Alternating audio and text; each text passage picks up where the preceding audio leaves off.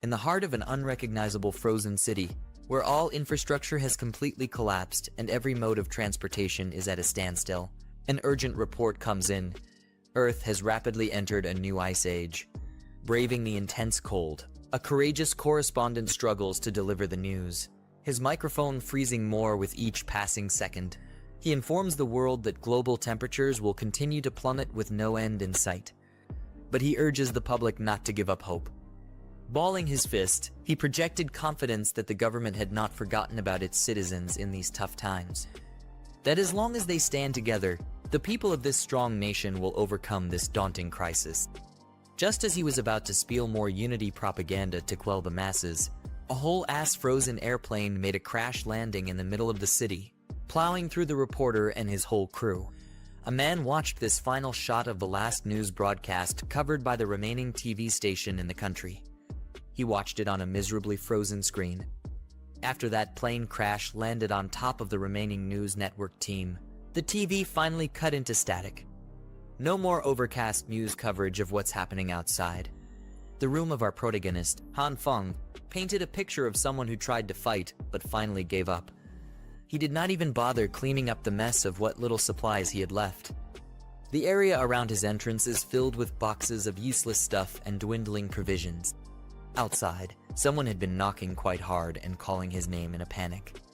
Finally hearing the incessant calling of his name, Han Feng stood up from his filthy, frozen apartment, took a steel bat modified with some nails, traces of blood still visible on its surface, and walked towards the door. Han Feng was gaunt. He had the combination of the thickest possible winter wear, but it was not enough to stave off the cold. He slowly and carefully peeked at the peephole to see who was on the other side of the door. Who he saw shocked him. It also excited him a little bit. It was a woman he was very familiar with before the Ice Age even kicked in. She also had her thickest winter wear on, but standing outside, exposed to the elements, made her face red and her body shiver uncontrollably. Han Feng opened the door with a slight flush on his face. The woman's name is Hyona, and he has no idea what she is doing outside of his door. Still holding the bat, he urged her to come inside where it was warmer and safer. These days, the outside world has turned into a dangerous, lawless land. Hyona swung the door open wider to enter Han Feng's relatively safer room. The next thing you know, she was already grabbing him by the collar and pushing her lips onto his. Her little bonnet even fell with how fast she moved. Han Feng was surprised, but he did not pull back, and his cheeks got even redder. This deep and passionate kiss went on for way too long, if you ask me. But let our boy get some of that sloppy kiss action in the middle of an abandoned hallway outside his home. When they separated, both Han Feng and Hyona were breathing heavily, their tongues still out, spit still dribbling. The world is ending, and this is what they're doing. Totally understandable. Realizing what just happened, Han Feng pulled back and asked what had gotten into this woman that she would just grab him and kiss him the second he opened the door. Still trying to catch her breath, she confessed that she had a realization that Han Feng was the man that she truly loved all this time. Tears were starting to form in the corner of her expressive eyes while telling him that he was the one she was supposed to be with all along. It takes a crisis to see someone's true colors, to see who really cares for you, who will be there for you, no matter how hard things get. Speaking of hard, Hyona wanted to prove that what she was saying was the truth by taking Han Feng's hands and putting them against her chest to feel how fast her heart beating. She promised that she would be willing to do anything just so they could be together now. Hearing the word anything wiped out any semblance of rationality in our boy's brain. All the red flags turned green. To finally seal the deal, Hyona started pressing her thighs against Han Feng's flagpole while grinding and pulling him closer. He did not stand a chance at all. The world might be encased in ice and supplies might be low, but he was heating up like never before and something was rising in the lower regions. Han Feng looked at Hyona's eyes as she caressed his cheeks tenderly. He confessed that those words she just said meant the world to him. However, the door frame is not the right place for them to continue this. Hyona gently shushed him so he would not say another word. All she wants right now is for Han Feng to close his eyes and feel the moment. Against his logical mind, Han Feng did what she asked. Now that his eyes were closed, he asked what was supposed to happen next. Well, that's when another guy comes in, gripping the door ominously. This mystery guy swung the frozen door wide open, locked onto Han Feng's head, and smashed a blunt weapon with killing intent. Poor Han Feng did not see it coming. His skull was crushed while his eyes were closed. It was a bloody and brutal mess. A cruel sneak attack splattered blood all over the apartment entrance. Hyona and the mystery man entered the apartment. She shivered and stuttered, seemingly shocked that her partner in crime would actually kill Han Feng. The man scoffed and told her to stop playing innocent, for she knew this was the only way this encounter could go. The world went to hell a long time ago. One less mouth to feed is not going to change anything. Enough about dwelling on the brutal attack. It's time to see what this Han Feng chump has been hoarding. If they play their cards right, they might even get enough supplies to survive until rescue comes. The messed up part was that Han Feng did not die immediately. He lay down on the freezing cold ground, trembling in agony, while all the blood that he was not really clear as to what happened. But he could not move. Maybe it has come. Perhaps he was finally dying. He can finally know what it feels like to lose his life. The last thing he saw was the mystery man and that evil witch, Hyona, flirting a few meters away from his limp body. He's been touching her in places he could only dream of as he promises to reward her for her best actress performance that made the whole operation possible. As Han Feng's eyes closed for good, the hatred he felt for that cold-hearted felt unbearably heavy. He swore that if there was a next life, he would never let himself be a lovesick puppy again. In the empty darkness that he was plunged into, Han Feng started seeing little droplets of light. It started from a little speck that started growing into something bigger and more substantial. As it got even brighter, Han Feng started questioning what the hell was happening. He subconsciously extended his arm. His skin was translucent, like it was an entirely different entity. The warm light attracted him after suffering through the endless cold of the real world. May this be the path to heaven, but the golden light suddenly changed its color to red. Now what kind of heaven has this crimson color? After being baited by the golden light and trying to reach out for it, Han Feng, or at least an abstract construct of his body, felt his limbs getting shredded like he was being put through a meat grinder. Nothing goes well for this man. It did not take too long for the crimson light to cover his entire body as he let out a miserable scream of agony. His translucent frame disintegrates piece by piece. The dark nothingness was filled with his scattered essence. And Han Feng was gone. Still feeling the pain of getting ground and deconstructed atom by atom, he woke up in a cold sweat, screaming for his life. The pain was way too real. He was seduced into closing his eyes, bonked in the head for being too horny, died a depressing death, woke up in an empty void, got tricked into being torn from an atomic level, and now he doesn't know where he is. He looked around, and the sun shone bright through his balcony. His soft and comfortable bed was nice and clean. The air felt fresh as it lifted his curtains up. Han Feng was far from the cruel world he had gotten used to. It took him 30 minutes to absorb the wild things that had happened to him over the past few hours. He spent those 30 minutes reveling in the perfect view of the residential area overlooking his apartment. Han Feng could not get over the fact that the sun was shining again. He missed its warmth and its light. He thought that he would never feel this type of comfort and warmth ever again. He just checked the date, and it seems to be that it's the morning of June 28th. As far as he could remember. The Ice Age apocalypse will start on July 15th. He was supposed to die after being ambushed, but he was somehow brought back in time half a month before the end of civilization. In other words, he has been reborn and given the ultimate second chance. Aside from the memories he retained from the previous timeline, there is something different this time. Something strange was happening inside his body, and it might have manifested in his hands. Ever since he woke up, there's been a red glow wrapped around his right hand the whole time. He tried wiping it off, waving it away. But nothing made it disappear. It doesn't hurt. It just feels warm. It did not seem to do anything else aside from the light, and he thought that he was just imagining things at first. Han Feng must have stayed so long pondering what was happening on his balcony that he started sneezing. As he wiped his nose of the mess, he noticed that the red glow in his right hand had mysteriously turned to a green one. Then something happened that made him panic. The hand that was wrapped around by the green glow started getting bigger, growing in length as if his bones, flesh, and skin were stretching out. Anyone will freak out if they see their hands doing that. Afraid and confused, Han Feng stormed into his room and slammed the balcony door shut as fast as he could. He managed to make it inside before anything more drastic happened. He was huffing and puffing for air, but the hand seemed to have turned back to normal. The green glow was still there, though lingering and seemingly inexhaustible. Han Feng looked at it helplessly. There were beams of light shooting out of his hand. How would modern science even justify or explain a mysterious phenomenon like this after the lengthening incident outside? Now it's shrinking very slowly. The green light seems to be an erratic thing. It shrinks and grows unpredictably, not like the stationary red one at all. But that's still a mystery, too. Sitting down on his couch, Han Feng suddenly felt a pang of unbearable exhaustion. He hasn't done much aside from running back inside, but he feels drained. This might be connected to the green light. Frustrated, he started swinging his arms all over the place, trying to get a semblance of a clue as to what this really was. Then it hit him.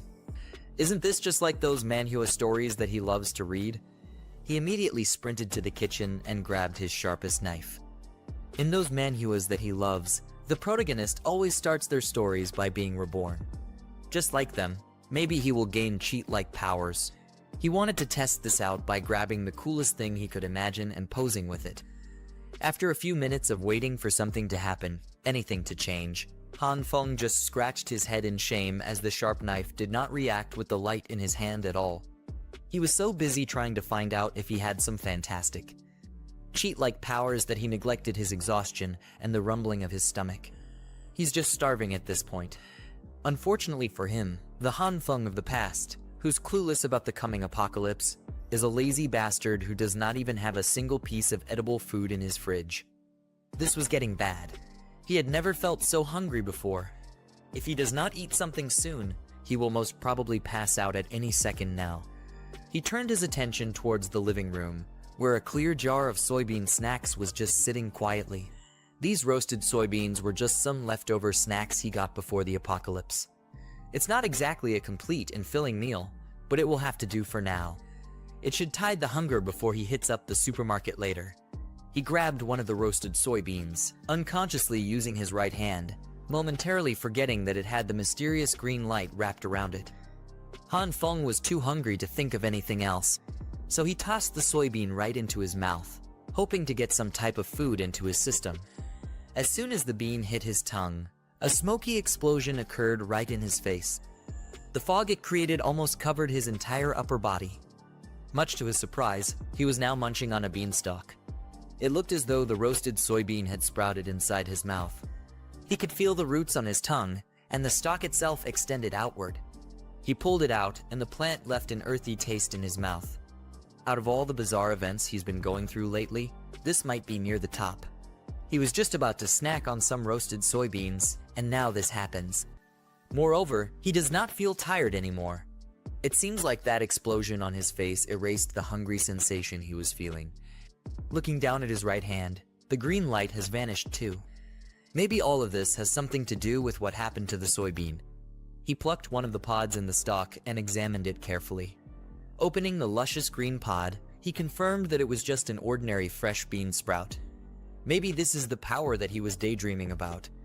No matter what, this is undoubtedly an incredible discovery that should be studied more. Still, he can't really research anything while worrying about dying of hunger at any moment. Right now, he has a bigger fish to fry in the form of stocking up on supplies before the end of the world. As everyone knows, for the first time in a long time, Han Feng could walk out of his apartment to feel the sun on his skin and hear the birds sing. He could walk amongst the bustling crowd of people in the commercial district, minding their own business instead of holing up in their homes, fearing the cold. Han Feng was in deep thought as he walked to his destination. Let's get this straight. First, the red glow around his hand has turned to green. The green light shrinks and grows his limbs, making his heart beat faster and super tired.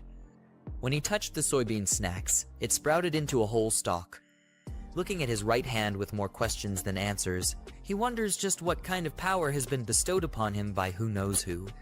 He continued his contemplative walks casually until he heard a familiar sweet voice calling his name that would have melted him before, but would make his blood boil now.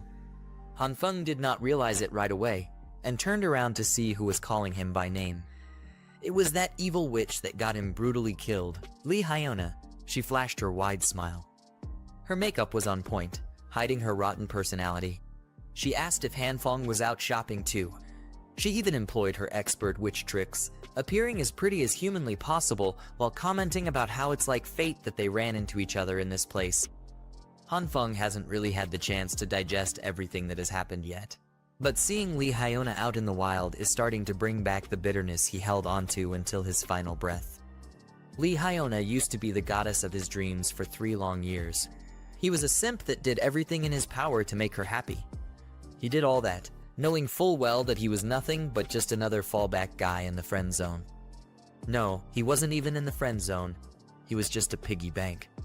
For all those years of devoting himself and his wallet to the wrong girl, he never would have thought that she would be the one that would get him killed. Before he could go out of control, Hanfeng pinched himself to stay grounded and calm. It took every bit of his willpower to do so. Thinking rationally now is not the time to take his revenge. Not yet, at least. First, he needs to take care of the supply problem, unless he wants to be miserable and hungry in the Ice Age again.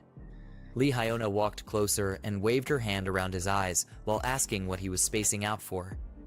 This has never happened before. It used to be that just hearing her voice would make the poor sap swoon. Hanfeng swallowed his hatred for the witch and faked a smile as he apologized for being speechless and for how especially beautiful she looked today. She was just so radiant that he got a bit lost in the moment. Now that's more like it. Lee Hyona coyly laughed and asked when he got so smooth with his lines like that. Her lips lifted to a slight and confident smirk, thinking that he got this boy eating at the palm of her hands. So, she went for the heart kill shot with the most adorable pose in her arsenal. Lee Hyona invited Hanfeng to go shopping together, but they had run into each other anyway. Now, there is a limit to how much time Hanfeng could face her without losing control of his rage. So, he just walked on and apologized that they wouldn't be doing any shopping together today. Lee Hyona was stunned. This was not how it was supposed to go down. She was supposed to get some free stuff from a pathetic simp. While walking in the other direction, Hanfeng couldn't help but praise the girl's technique. But he won't fall for it. He won't be used as a personal ATM again. He's not that foolish anymore. So, he went straight to the spot where he could get everything he needed. Waldemar Shopping Plaza. This Waldemar in a city is the most extensive and most well-stocked supermarket in the eastern region. It's like Walmart, but that brand's copyrighted. Of course, when the Ice Age hits, this place will be cleaned out overnight. Back in the previous timeline, nobody ever found out just who did it and how. Hanfeng had already started his shopping spree and filled up one cart with goods. He needs to stock up as much as possible before society crumbles under the sheer cold. He consulted some internet forums about some generic apocalypse survival guide, and it was surprisingly helpful.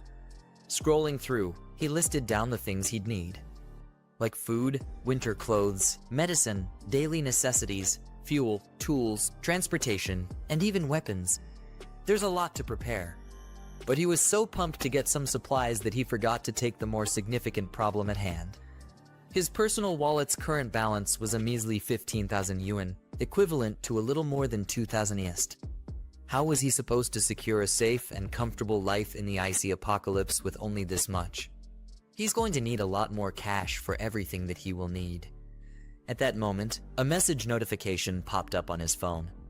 A notification that might be heaven's way of telling him to calm down.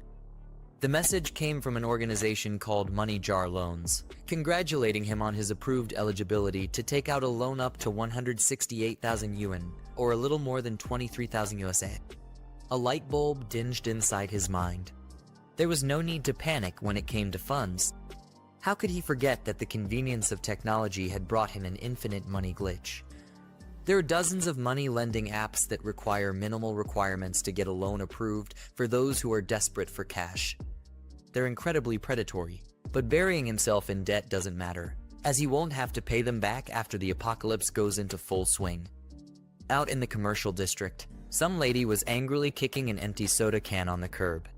She's obviously upset about something. It turned out to be Lee Hyona. She looks like she is not in the best mood at all. Her eyes were full of toxic vitriol as today. One of her many simps dared to refuse to take her shopping when she got all dolled up to get spoiled. She was seriously pissed off that Han Feng would just take off like that without letting her deplete his bank account like a worthless leech. She started insulting the guy in her mind for being a pathetic loser who doesn't even own a car. Lee Hyona vowed never to be nice to that simp again. Her angry walk was interrupted by some loud honking coming from the car coming up on the road. Curious, she turned around to see what's up.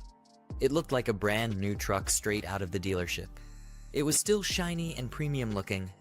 Han Feng was lowering the windows in the driver's seat. He just pulled up to greet Hyona as he just happened to pass her by while she was doing a walk of shame along the commercial district. Seeing the new wheels, Hyona's vow to never be nice to Han Feng again has seemingly melted out of her mind. All she saw were brand new leather seats and the smell of cash. Han Feng hopped off. When asked if the car was his, he answered affirmatively, adding that he just got it earlier. She came up to the witch and made up some story about how his dad has been killing it in the United States, business-wise, so he got some cash to blow. He even added that he just got out of the airport after dropping off his old man. Lee Hyona's face lit up. The only thing that could make that happen would be the possibility of striking it rich. So, she took a deep breath and put her game face on for Han Feng. This is the second time that she's doing this today. She looked to the ground and started trembling lightly. Knowing that Han Feng took his wealthy father to the airport today, she began apologizing for asking him to go shopping without knowing that he'd have a busy schedule. Then the waterworks came down. She started summoning those tears at the perfect time, while meekly telling Han Feng that he was so cold to her earlier. She thought he was ditching a good friend. Han Feng smiled with satisfaction. This academy-worthy acting would have worked wonders with the previous him, but things are different now. He could see through it all. This silly girl was a pro. He did not hesitate to hold her by the waist, pulling her closer. His other hand took hold of her chin, and they looked each other in the eye. Lee Hyona was taken aback by the fact that one of her simps was so confidently forward.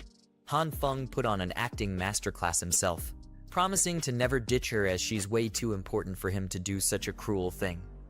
For a split second, there was an imperceptible twisted smile on her face, but she quickly wiped it off. Continuing with her sincere, sweet girl act, she brought out the big guns. Lee Hyona admitted that Han Feng's pretty special in her life too. She even invited him to have lunch and watch a movie today so she could get to know him better. Just as she was about to ask for his answer, Han Feng was already gone like the wind. It was the perfect, unnoticeable escape. Hyona was speechless.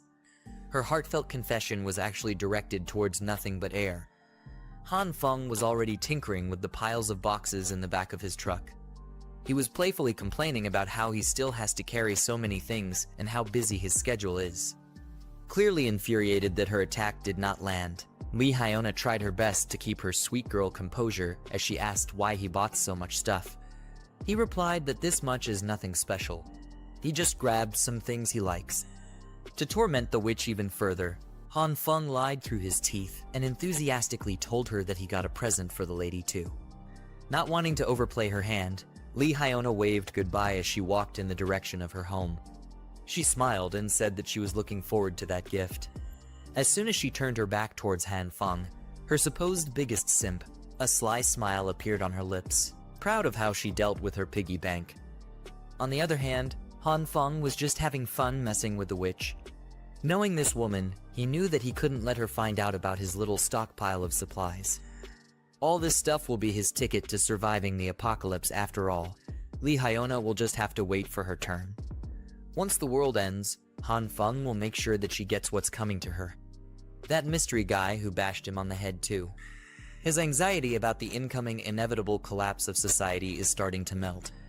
Han Feng is actually starting to look forward to what's coming now. The next day came, June 29th. Again, July 15th will be D-Day. It will be the beginning of the end. First comes the heavy snow, then the temperature will drastically plummet down to -20 degrees Celsius at an alarming rate.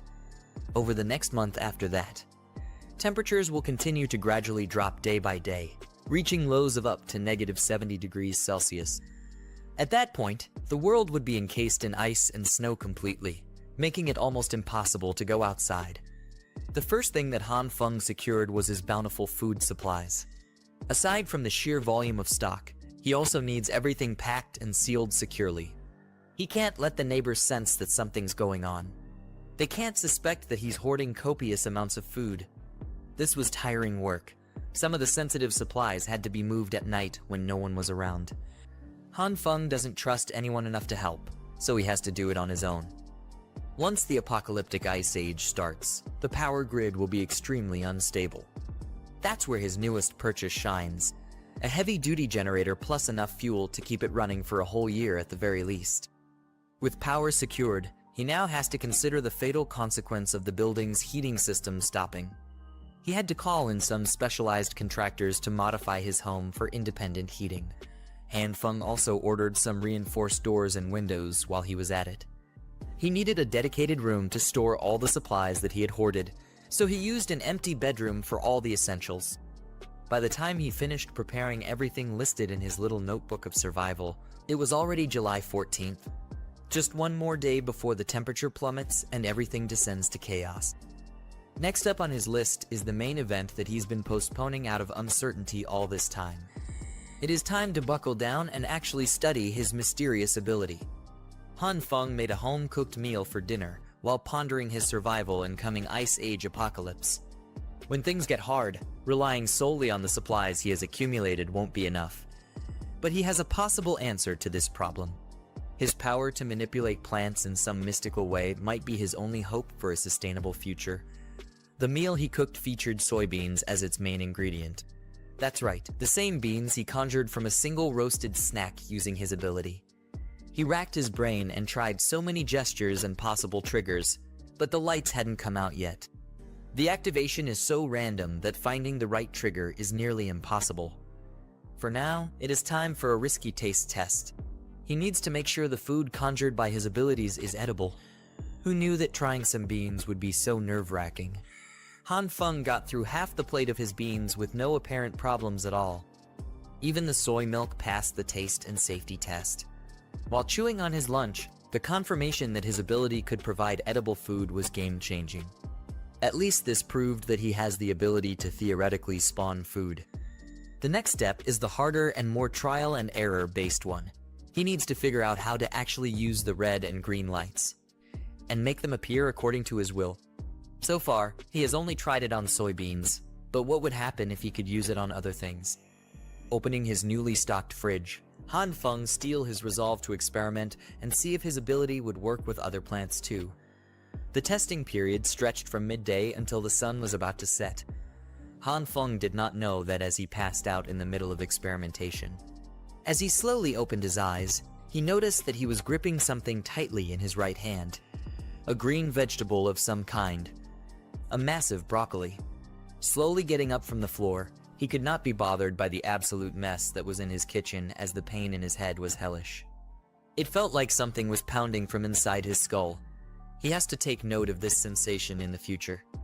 This power of his takes a severe toll on the mind and the body, and it cannot be used without restrictions unless he wants to pass out and wake up with a migraine every day. After getting up, he immediately got a spoonful of his beans to refuel again. He might have pushed himself to the limit today, but at least he learned something vital about this mysterious ability of his. A few hours ago, before he blacked out, he neatly arranged a diverse selection of produce on the kitchen floor. He tried using his power on a bunch of them after he managed to activate the green light. Some root crops like potatoes did not react to his green light at all for some unknown reason, but not all of them were duds. Some of the crops grew from the seeds into full-blown plants like the soybean stalks. Wheat was one of those, and some neither stayed the same nor grew into full-blown crops. They just exploded in his hands like mini-bombs. It was a frightening experience that caught Han Feng off guard. After those explosions, the plants would turn into a substance that looked like coal but was very light. This development was certainly outside of his expectations. Thankfully, he could find some decent use for these inedible black substances. They are used to heat the space like coal when put together in a container and lit up. Coming from a future where heat was a luxury, Han Feng would gladly take these little balls of warmth. No more worrying about staying warm in the future. After a bunch of explosions, he tried many more times and failed most of them. He just kept chucking those black balls into the bucket one by one. When he got into some seeds he bought, he chose to take a more meditative stance while forcing himself to focus on controlling his breathing. After a few minutes of intense concentration that left him sweating bullets, he finally got the most significant success in this experiment. A gigantic broccoli shockingly appeared in his grasp. Before his eyes gave out and his consciousness went lights off, he remarked that the success rate of this method was still way too random. Then his body hit the floor. Thankfully, he was sitting on the tiles already, so the fall wasn't too bad. Now he's awake and his belly is full of beans. He played around with the broccoli while thinking long and hard and still failing to find any patterns to this ability. But he can't give up. There has to be some kind of principle behind how this ability works. There are still too many unknowns, but he made some decent progress today. At least now he has some understanding of the activating conditions of the lights. Who would have thought that the key to activating the bizarre skill lies in his very own consciousness? All he has to do is enter a meditative trance. His method involves imagining himself out in nature in his bare form, free from the constraints of human civilization. In other words, buck naked. In his mind palace, he walks on the ground with bare feet. His soul's making direct contact with the soil where life grows. Sunlight kisses his skin as all life around him harmonizes. Just like Adam in the Garden of Eden, his body and mind are both part of the natural world. A peaceful resonance of all that has life. Once he enters that state of mind, he slowly opens his eyes and a familiar green glow appears once again. This ability of his is directly connected to his consciousness. Working from that concept, he could freely call on the green light. Now that he's done with all the plant samples with a low success rate, it's time to move on to a different type of specimen. The target of the second experiment would be all kinds of meats this time around. So he slowly brought his right hand wrapped with a green light towards a juicy slab of meat. He already half expected it, but it's still disappointing that there were no reactions at all. Maybe the green light only works on plants. Thinking that the gentle approach might not be effective, Han Feng grabbed his meat and squeezed hard while praying that his right hand would work its magic. After a few minutes, he had to accept that nothing would happen. You could see the defeat and dejection in his tired eyes. That was when he thought of the sensation he felt while meditating. In a trance, he could sense two distinct colors, the red and green lights. Throughout the experiments, he hasn't tried using the red one yet.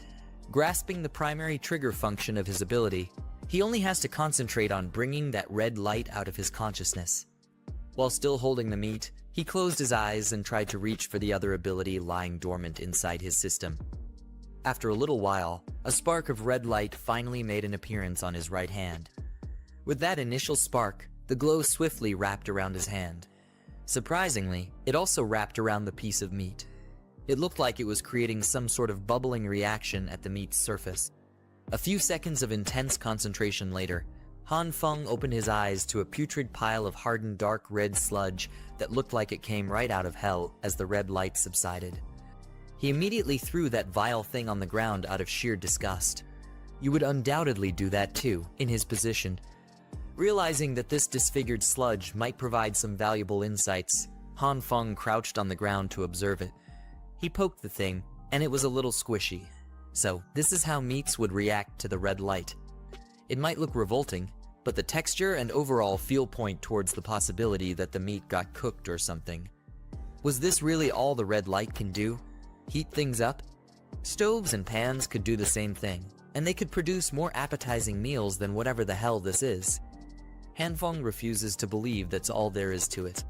Upon using his consciousness to trigger his abilities a fair bit amount, he could understand his capabilities on a deeper level. If he were to describe the red light sensation, it would be like a disintegration process. His next meat experiment looked a lot better than the first one. But if that's the case, understanding the underlying concepts of these two lights might be easier than he initially thought. He grabbed a bunch of soybeans from his bean pile and gripped them hard in his right hand. In his left hand was the red light and the cooked up meat. If the green light represents the evolution of matter, then the red light is the opposite, which would be disintegration. Since he's already testing out some confusing concepts, what would happen if he combined the green light grasping beans and the red light grasping meat? The result was an even bigger reaction than he was expecting. The combination produced a bright, blinding light between his hands. When the lights died down, it was revealed that his meat got a lot bigger as a result. The meat had been supersized, but where did the soybeans in his right hand go? Could it be that the two subjects merged together, producing this giant slab? Hanfeng meticulously inspected the big meat. No matter how you look at it, it's undeniably incredible. It looks, feels, and smells exactly like real meat, but even fresher somehow, gaining some confidence that he's getting a lot better at this superpower thing. He decided to go for some more experiments.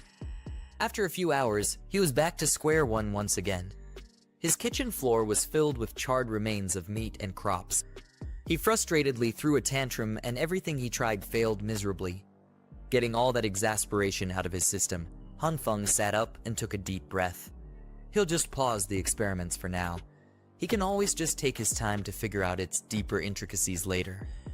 Anyway, today was still a productive one, even though he ended it on a bitter and charred note. Hanfeng can already see the future if he can just successfully master this mysterious power. There's no doubt about it. With infinite resources, he would be the man standing at the pinnacle of this post-apocalyptic world.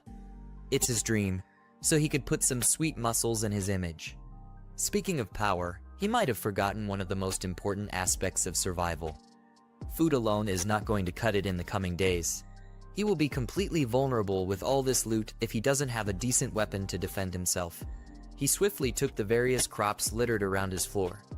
He has to hurry and find himself a weapon before the temperature goes on a nosedive.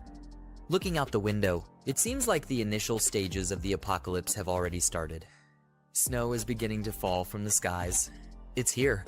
The public might think this is just a typical snowy evening, but it's not. Just like the previous timeline, it really is happening. The collapse of modern civilization is commencing. Heading outside, Hanfeng fears that the temperatures will drop to 45 below within the week.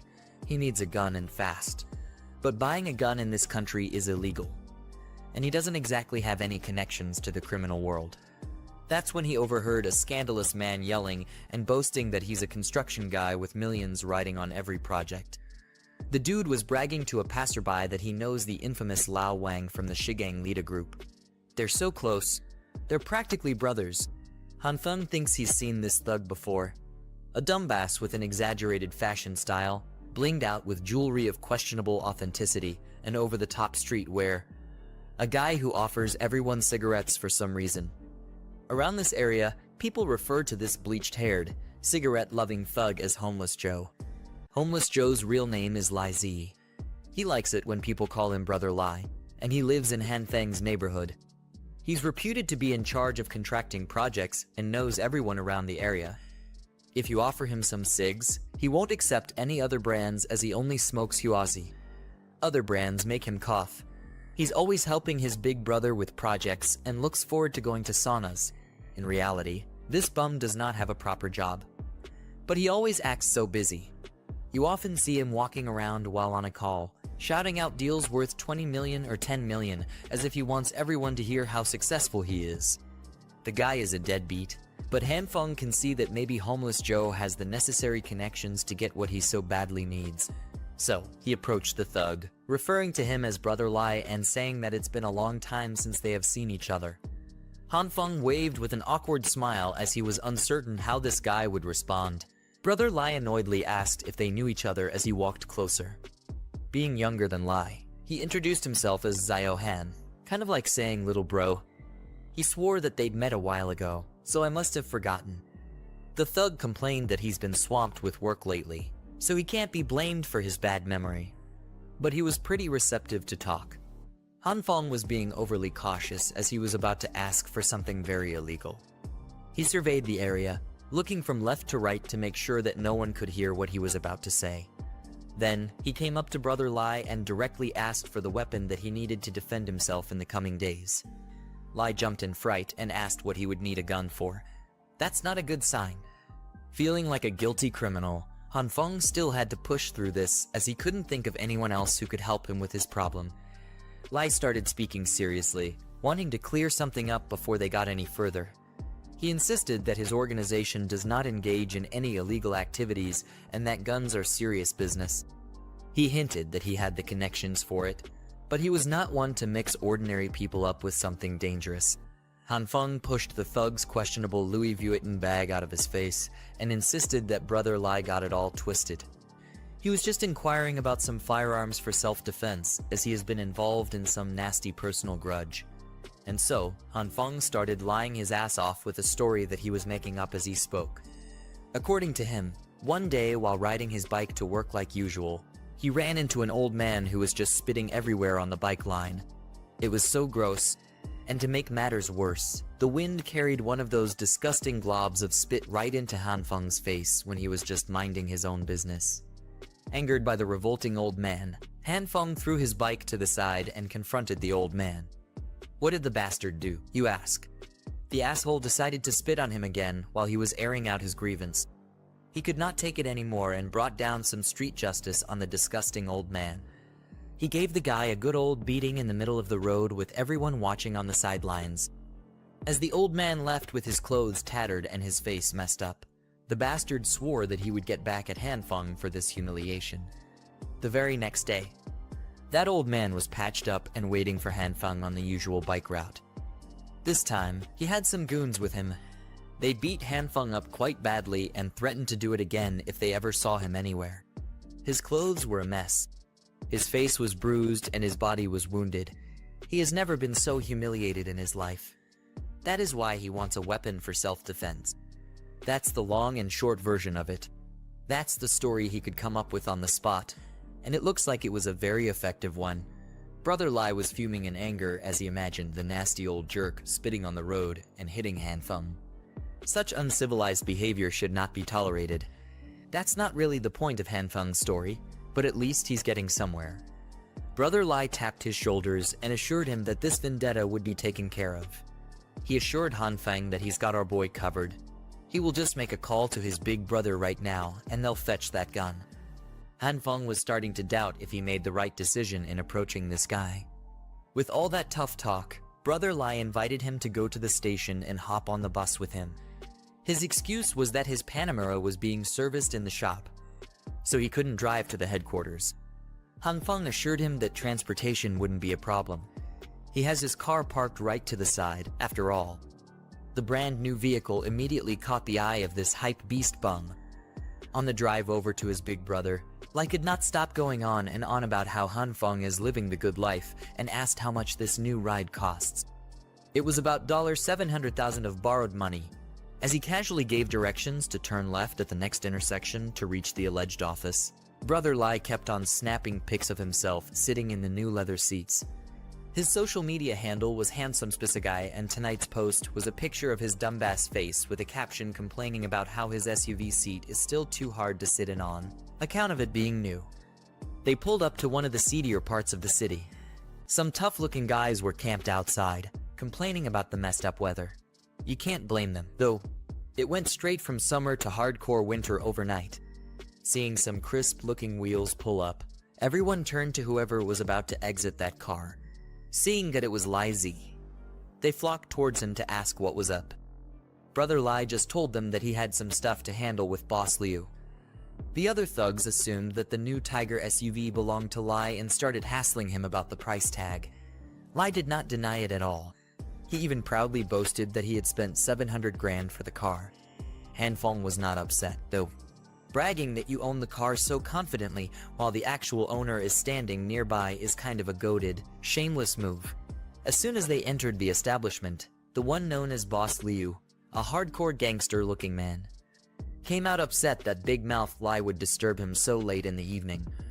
Brother Lai visibly turned a lot more reserved in front of the boss, even offering his cigs politely. The big guy does not have time for any of that filler nonsense, though. He's a busy man. Brother Lai introduced their little brother, Han Feng, as a buyer of something special, a gun. Boss Liu wanted to confirm if he heard that correctly. As soon as the big boss looked him over, Han Feng froze up in fear. He wasn't sure what would happen if he made the wrong move or said the wrong thing. Boss Liu just stared at him silently, cigarette in mouth, seemingly scrutinizing him from head to toe. Then the big guy cracked a smile. He was quite disappointed that Han Feng only needed a lousy gun when he was expecting something more interesting. He gestured towards one of his henchmen, Cheng Rumman 11. The henchman already knew what to do and rummaged through his jacket pocket. He tossed a pistol on the table, and Boss Liu quoted a price, 6,000 for the handgun. Easy to conceal and reliable. Han Feng humbly rejected it as he was thinking more along the lines of something a little longer and bigger. He was not looking for some low-caliber pea shooter. He wanted something that requires a scope to fire. Boss Liu's expression turned grave as he stared at Han Feng intently. Our boy might have crossed the line unknowingly. He immediately shut up as if he just swallowed his tongue. The big guy started yelling about how unrealistic it is to demand a freaking sniper rifle like it was nothing. He's running a discreet business here. This is not some goddamn shopping mall where you get to pick and choose what kind of illegal product you get. Boss Liu's final offer is the pistol on the table. Take it or leave it. Brother Lai had to run some interference to try to calm the boss down. His idea of convincing the big guy to listen was to invent a backstory for Han Feng on his own. A made-up story that allegedly happened 5 years ago involving Han Feng's non-existent wife. Lai is quite a mouthy but talented storyteller. Under the relentless downfall of snow, the boss listened to his lies all the way to the end. The story must have been phenomenal as Boss Liu was so angered that he almost snapped the table in half. He kept repeating how disgusting those who had wronged Han Feng were. Apparently Han Feng had 3 kids with a non-existent wife, but it turned out that none of them were his. Han Feng just stood there and went with all the lies. Even for someone nicknamed Homeless Joe, this ridiculous story was too over the top, but it worked. Boss Liu gave his personal guarantee that Han Feng would get his sniper rifle as soon as possible. He promised that he would personally make it happen, but it might take a few days. Once again, the henchman Changzi will be arranging everything. Boss Liu wanted something semi-automatic with loads of ammo too so Han Feng could have what he needed. It's unexpected, but Brother Lai definitely came in clutch. The big guy also handed Han Feng the handgun. He wanted to give it for free. A gift from one man to another. Han Feng was speechless. The made-up story was so good that the boss had formed some kind of one-sided bond with him. Now that it was taken care of, the big guy got back on his phone to take care of his other, more pressing businesses. Before leaving, Han Feng wanted to return the favor a little bit. He stated that a buddy of his who works for the government had told him that due to the abnormal weather, purchase limits for supplies will be implemented soon, so it's best to stock up before that happens. Seeing the serious look in the young man's eyes, as if he actually knew what he was talking about, Boss Liu could not help but take the tip seriously too. He nodded in understanding and remarked that he got it. And so, Brother Lai and Han Feng exited the center of the city's underbelly with one firearm secured. On the way back, Lai could not stop bragging about how he handled business like a boss, and it went beautifully. Now that his big brother, the big boss, is in a good mood, they could even ask that guy for a cannon, and he'd say yes. Han Feng wanted to thank the thug by buying him some cigarettes. Brother Lai tried to be humble and insisted that he did what he did just to help him, but he would gladly take about 7 to 8 cartons of his beloved Huazi cigs. He even promised to take Han Feng to a sauna once he got paid for his so-called project. Our boy was already thinking about his next logical move. Supplies are secured and the weapon is obtained. He should be set for the early days of the apocalypse at the very least. He can focus on studying his abilities. Fully solving the food problem would make his long-term survival chances skyrocket. He was so absorbed in his own world while walking that he didn't notice an icy part on the ground and slipped. Han Feng was so concerned with survival that he failed to follow one of the ironclad rules in the upcoming Ice Age. Do not get injured. He fell quite badly. His leg must have absorbed the impact of the slip and had been damaged severely. Brother Lai didn't know what to do as he ran towards his new pal's side. This is bad. From the sharp pain he was feeling and the awkward landing, there was a very real possibility that his leg was broken. He shakily took his car keys out, handed them over to Brother Lai and requested to be taken to the nearest hospital as soon as possible. Lai just scratched the back of his head and admitted that he actually doesn't have a driver's license, insisting that he can't drive without one. But it's safe to say that this bum just can't drive. Period. At least he didn't leave Hanfeng on the floor to writhe in the pain of a broken leg. He offered his shoulders to lift Hanfeng up, but he struggled hard to do so. Both of them wouldn't make it to the hospital alive at this rate, so Hanfeng just called a taxi that he had to pay for since Lai is a broke bastard. Even the hospital, an essential establishment, was starting to freeze over under the intensifying blizzard. In the nurse's office, someone named Jian was left to take care of the night shift on this whiteout night. The snow was getting heavier and the roads were starting to get buried deep. Head nurse Jian had only just started her night shift, but calls coming from the hall were already flooding in as the emergency section was severely short-staffed. The pretty nurse had no other choice but to step up. Upon getting an X-ray in the hospital, it was confirmed that he had really broken his leg. The doctor explained that there was a stable fracture on his right tibia. It would be easy to set, but he'd need to stay for an hour of observation before going home with his meds. This accident could not have happened at a worse time. It just had to occur before the apocalypse went into full swing. While looking at his X-ray results, Hanfeng regretted being so careless. Brother Lai accompanied him for most of the process, but the dude had to leave as he apparently had a few deals to handle. He's a real one though, and he even left his number in case Hanfeng needed anything else. Now that he was alone in the hospital lobby, Hanfeng sighed heavily. He wondered how he could make such a stupid mistake at such a crucial time. Looking at the chaos around him was stressful. The hospital quickly overflowed with patients, victims of accidents caused by the sudden blizzard and quickly plummeting temperatures. Emergency beds lined the hallways as a grim testament to the worsening conditions outside. As for him personally, he just wanted to get his meds and leave this place as fast as possible before the roads closed for good. Thankfully, his idle time would not be boring as a goddess had just walked right in front of him. Head nurse Jian had come to bolster the understaffed emergency room. The first bed she checked had a patient with heavy wounds. Next on her rotation was bed 5, where a patient's wounds had just been cleaned. Thankfully, the vitals were stable. Bed 5 just needed another dose of glucose in 10 minutes. She advised the attending nurse that if the patient's heart rate dropped below 80, epinephrine must be administered immediately. Throughout the rounds of the head nurse, Hanfeng could not take his eyes off her. She was just amazing. Being a head nurse at such a young age, she must be a generational talent. On top of that, he saw how she dealt with all kinds of patients. She was kind and incredibly skilled. She looked like a radiant being in the middle of a hopeless place. Moreover, she was incredibly beautiful. She was working the hectic night shift, but her smile never faltered. She was basically an angel.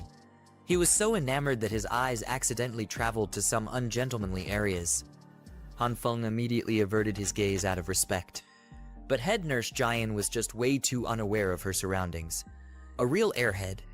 Suddenly, the old man sitting beside him started calling the attention of the pretty head nurse. She was not really required to tend to the patients outside of her rounds, but she still took the call with a smile. Head nurse Jian politely apologized to the old man and asked if she could come back a bit later to help, as she still needed to provide urgent care to some patients to cover for the staff shortage. The old man complained that his back hurt too much. He explained that the back pain had been worsening lately and wanted the head nurse to take a look to see what was causing it. In reality, this bastard was just a dirty perv trying to film below her skirt. Not noticing what was really happening, Jian just smiled and apologized once again, saying that for such back problems, they might need to schedule an X-ray just to be sure. The old perv started getting pushy, urging her to just take a quick look as he pointed to where it hurt. The bastard even got up from his seat to touch the angelic nurse inappropriately. Being the airhead that she usually was, Jian just laughed as she was naturally ticklish. For back problems, it's really advisable to wait for the resident physician's exam. The perv started pushing it, his hand crawling even lower from her waist. This disgusting act would have continued longer if something or someone had not made it stop. A freaking flying crutch forcefully smashed against the old perv, giving him some real back pain and knocking the phone away from his hands. Ever the kind-hearted healthcare worker, Jian wanted to check if the old man was. Thankfully, Hanfeng came to her rescue, humbly apologizing for his crutch flying to the side, as this was the first time he was using one. He bent over and went straight for the old perv's phone while blatantly questioning if it was broken or not. Just as he was about to touch it, the perv started sweating nervously and screaming at him to stay away from the phone. Han Feng did not listen. He walked all the way to the side of the room, got his bandage all messed up, and wouldn't let this freaking lecher get away with doing something so disgusting. As soon as he opened the phone, his suspicions were proven right. He looked at the creep directly in the eyes. If looks could kill, the geezer would have died by now. The proof was already there on the home screen. This perv had some nerve filming up a hard-working nurse's skirt and even assaulting her. There's no good reason why Han Feng shouldn't call security and have them escort the bastard to a jail cell where criminals love putting pervs in their place. Han Feng would be keeping the phone, and the next time he saw this old creep again, he threatened to ruin his miserable and revolting life. The old bastard knew he had no other choice but to flee and never show himself near this place again, and it infuriated him. The first chance he got up from that hospital floor and bolted out of the door like his life depended on it.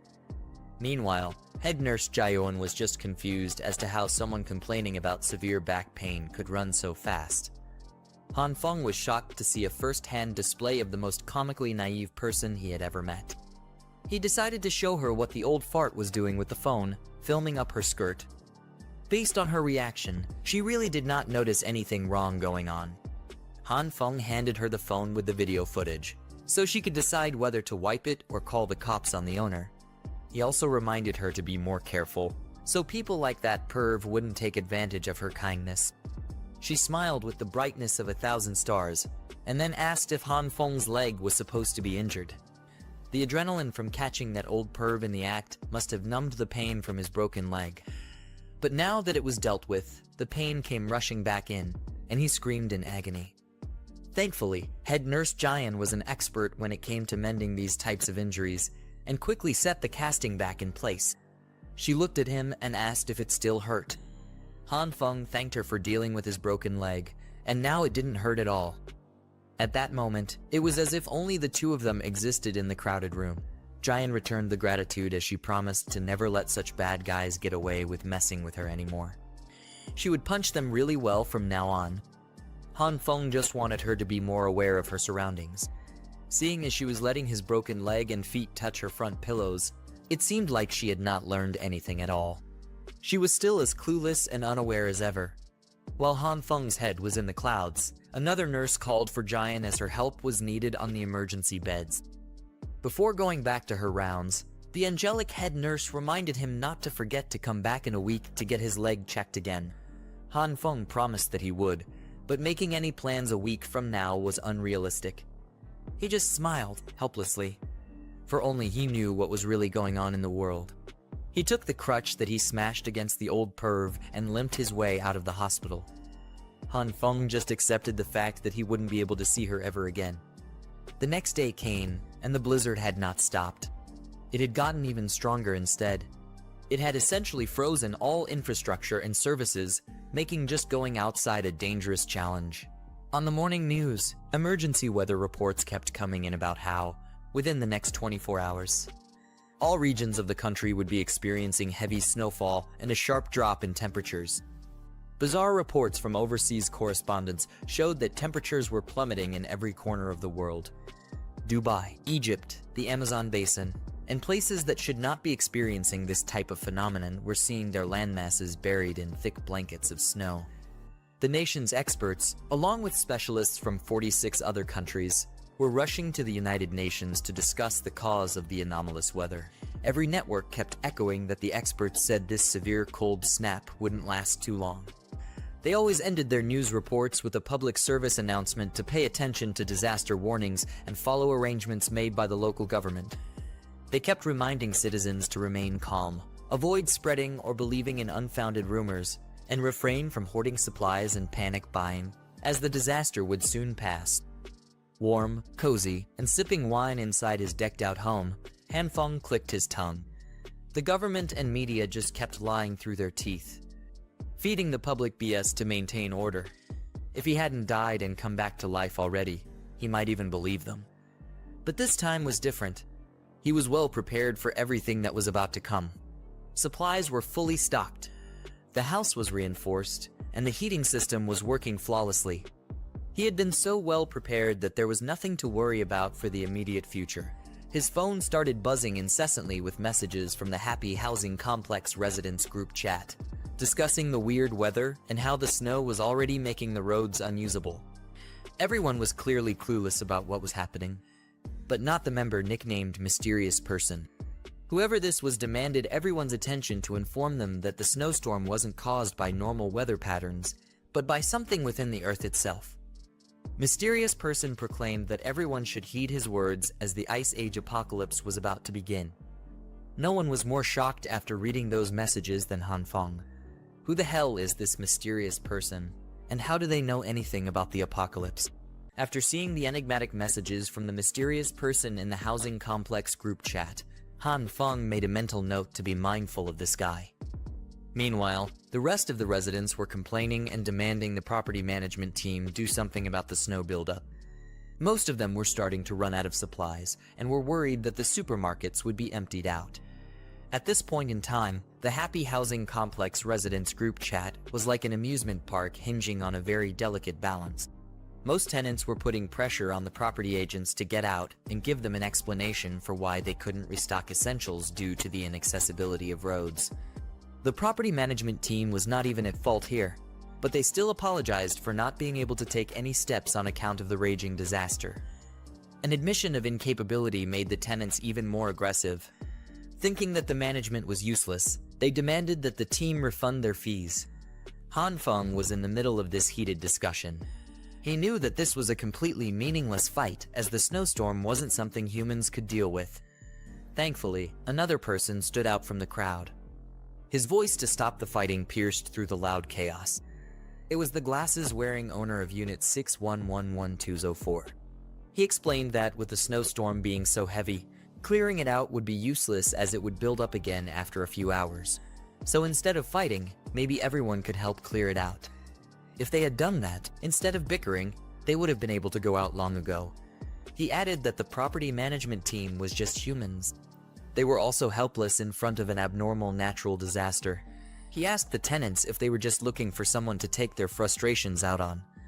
The angry mob immediately turned on him for lecturing them about decency. They even accused the Glasses guy of being one of the useless members of the property management team. Glasses cleared up that he was not speaking on behalf of the property management team. He was just speaking objectively and realistically. Pushing management into a corner would be meaningless and would only prolong the problem. It wouldn't get them the result everyone desired. Now that he put it like that, the people turned to Glasses for the next move. He asserted that with the current conditions, driving a car to the supermarket would be impossible. Even if they cleared the neighborhood's snow, the main roads outside might be unusable. He suggested clearing footpaths and walking over for supply runs. Han Feng couldn't quite put a finger on it, but he seemed to have some recollection of this Glasses guy, owner Zhang. In the previous life, he was a very lively person. You could see his charisma working on the group chat. Some of the tenants agreed with Zhang's suggestions, thinking that they shouldn't complicate the matter. Those who wanted to go out should clear the roads. Those who didn't should just shut up. Fighting and acting immaturely in the chat for half a day just to clear some snow was very annoying. Once everyone realized that what they were doing was cringe, the GC finally quieted down. Another person stepped up to volunteer in the clearing operation. He said he needed to hit the roads to go to his brother to discuss business worth a few million. Han Feng might not have seen a profile picture or a voice message, but that guy's manner of speaking seemed very similar to that of some gangster he knew. As soon as the first volunteer stepped up, more and more people raised their hands to join the operation. As most of them were running out of food, there was even a dazzling young lady who would brave the snowstorm, even though she was a little weaker than an average person.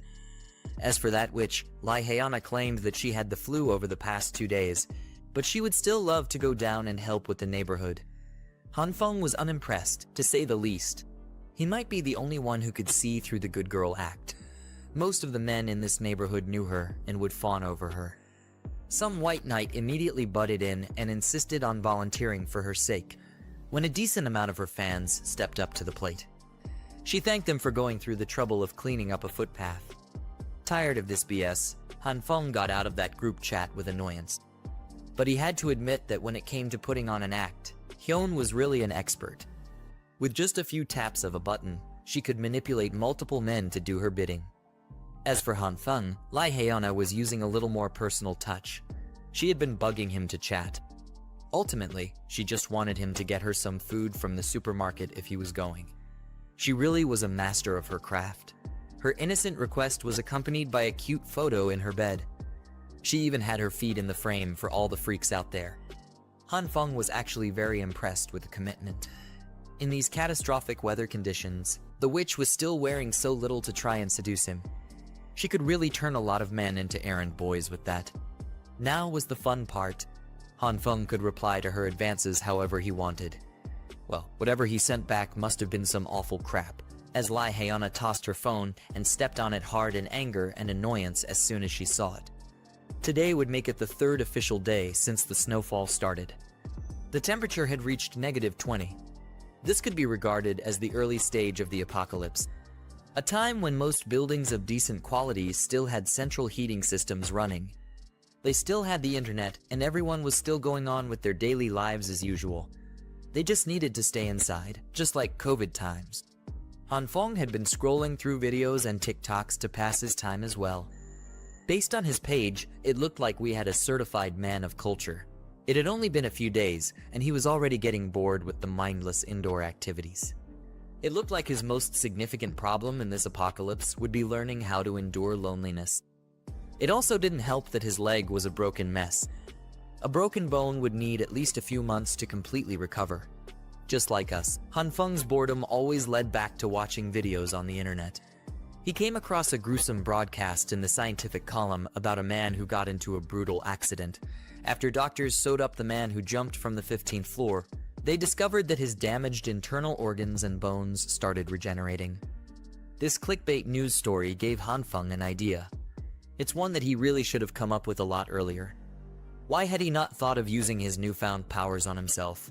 He activated the green light in his right hand and carefully touched his broken leg with it. After a few seconds of nothing happening, the green light started dissipating. Han Feng refused to believe that it was a bust, so he tried again. He activated the green light harder than he did before. But just like earlier, the light eventually died down with no change in his leg. It looked like he was just overthinking things. He really thought that the green light would be able to help his injury recover faster. But it seemed like the only thing it brought was irresistible sleepiness. Han Feng eventually succumbed to the heaviness of his eyes and took a nap on the couch. He woke up to some freaky-ass ceremony that involved goats and Native American headdresses. Under the transcendent light of the night skies, Han Feng rode on the back of giant goats with a bloody whip in his hands. Goat heads flew alongside him. In this freaky ceremony, Han Feng is riding at the forefront of a goat herd on top of a bloody red grassland. There are totem poles scattered along the land, and he is having fun whipping his whip all around the place. Well, that fun only lasts for a minute before he is tossed off the goat's back and into the herd. He eventually lands on the blood-red grassland, and he lands badly. His foot is at an awkward angle, and a crack can be heard. It makes him shiver in pain.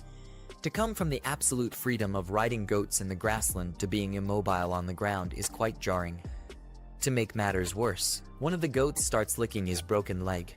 Disgusted, Han Feng tries his hardest to shoo the goat away from him and his unfortunate injury. He pushes the goat over and over again until the animal finally snaps. It extends its tongue like a frog, wrapping that slimy piece around his affected leg. Then the goat raises its head and Han Feng's whole body comes along helplessly.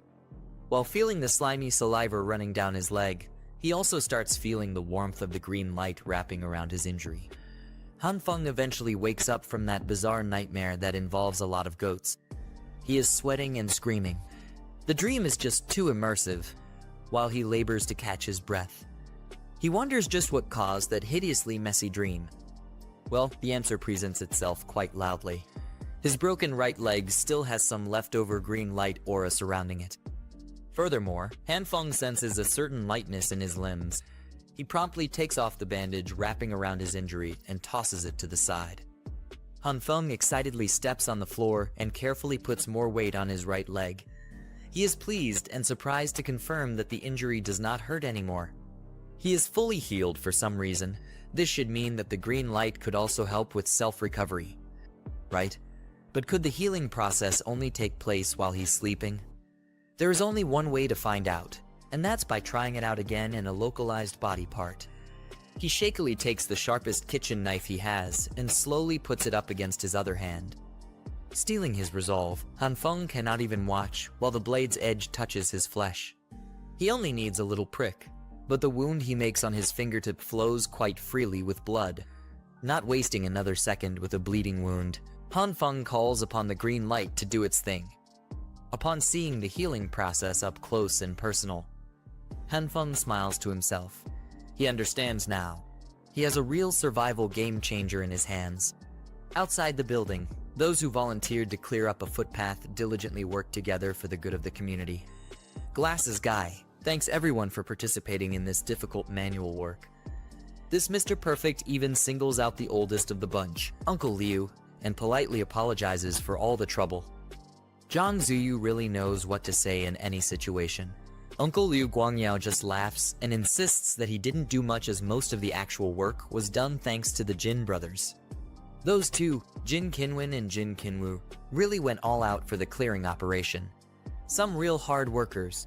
While they are busy finishing up the final touches, a young lady wearing a thick pink coat slips on the ice. The Jin brothers immediately rush toward the lady to check if she's okay, and remind her to be more careful. This pink girlie is known as Jin Jian. She's a real doer, unlike that witch Lai Huna, who didn't even leave her room after playing sick. The Jin brothers still have a lot to do, so they just remind Jin Jian to call for them if she needs help. She assures them that she'll be fine. Well, the snow is getting heavier. Those who are planning to buy some supplies later will have to move quickly. Speaking of supplies, Uncle Liu is reminded of something that he noticed a few weeks ago. Uncle Liu stops himself from babbling, thinking that what he has to say wouldn't be anything significant. But Zhang Zuyu curiously presses him on. The old man has been hearing that for the past few days or weeks. An owner in the neighborhood has been bringing back supplies on a small truck, like he's moving houses. Zhang Zuyu thinks that this is a common sight, as there are always people moving into the neighborhood and houses undergoing renovations. But Uncle Liu got different vibes from this one. He saw gas tanks and a whole fireplace being shipped in. It's not normal for someone to move in or anything like that. It's just a hunch. But Uncle Liu thinks that the person was making preparations to get through a harsh winter. This conversation is interrupted by the Jin brothers, who have just finished clearing the main path. People should be able to go out now. Uncle Liu promptly thanked them for going all out. But unbeknownst to everyone, there's another tenant listening in from earlier. He heard talks about making preparations for the winter, and his morbid interest has been piqued. This weirdo is quickly neutralized by a snowball landing on the back of his head. Wu Kuanyu is brought down a peg by this gorgeous woman, Liu Yan. The weirdo tries to argue that he's been doing everything alone since earlier, and she's just been watching from the side. But Liu Yan just dismisses him as an unruly child. Zhang Zuyu breaks up the fight between the two and informs them that the main path has been cleared and is now good to go. This means that the volunteers can stop shoveling and get ready to head out to the supermarket for supplies instead. Looking at their shopping list, it seems like the Jin brothers have a lot to buy. They even want to buy some for their mom, thinking that she's going to need it. These two are good sons. For someone who didn't want to share the story earlier, Uncle Liu seems way too curious about Zhang Zuyu's thoughts on the matter of that tenant who brought in a ton of supplies. Truthfully speaking, Zhang Zuyu doesn't feel too concerned about hearsay. He still believes what the government and the authorities say, that this is just a brief snowstorm that will stop very soon. They only need to endure for a bit. Then they can return to normal. So, he's not too worried about those mysterious deliveries. But even if they step back and assume that this snowstorm is here to stay if someone in the neighborhood is hoarding a massive stockpile of resources, isn't that a good thing for everyone? Uncle Liu immediately understands what Zhang Zuyu is implying. He praises the young one for being brainy. Under the ruthless snowfall with no signs of stopping, Zhang Zuyu leads some of the tenants to the supermarket. He makes sure that everyone queues up properly. With the snow getting heavier, they need to try and get back within 3 hours. If they get past the 3-hour mark, who knows if they'll even have a road to walk back on. While those brave souls enter the unknown and endure the harsh environment, Hanfeng is passed out in his warm and cozy living room, drooling on himself. He would have stayed holed up on this couch forever with all the soda and junk food to tide him over the dull day, if not for the annoying voice calling him to the door. Hanfeng lazily opens his door. He wipes the sleep from his eyes and sees Brother Lai. Well, the smooth-talking gangster has come in clutch once again. Hidden inside a big bag is a semi-automatic rifle complete with a proper crosshair. It's precisely what Hanfeng wanted. This was the promised gift from Boss Liu.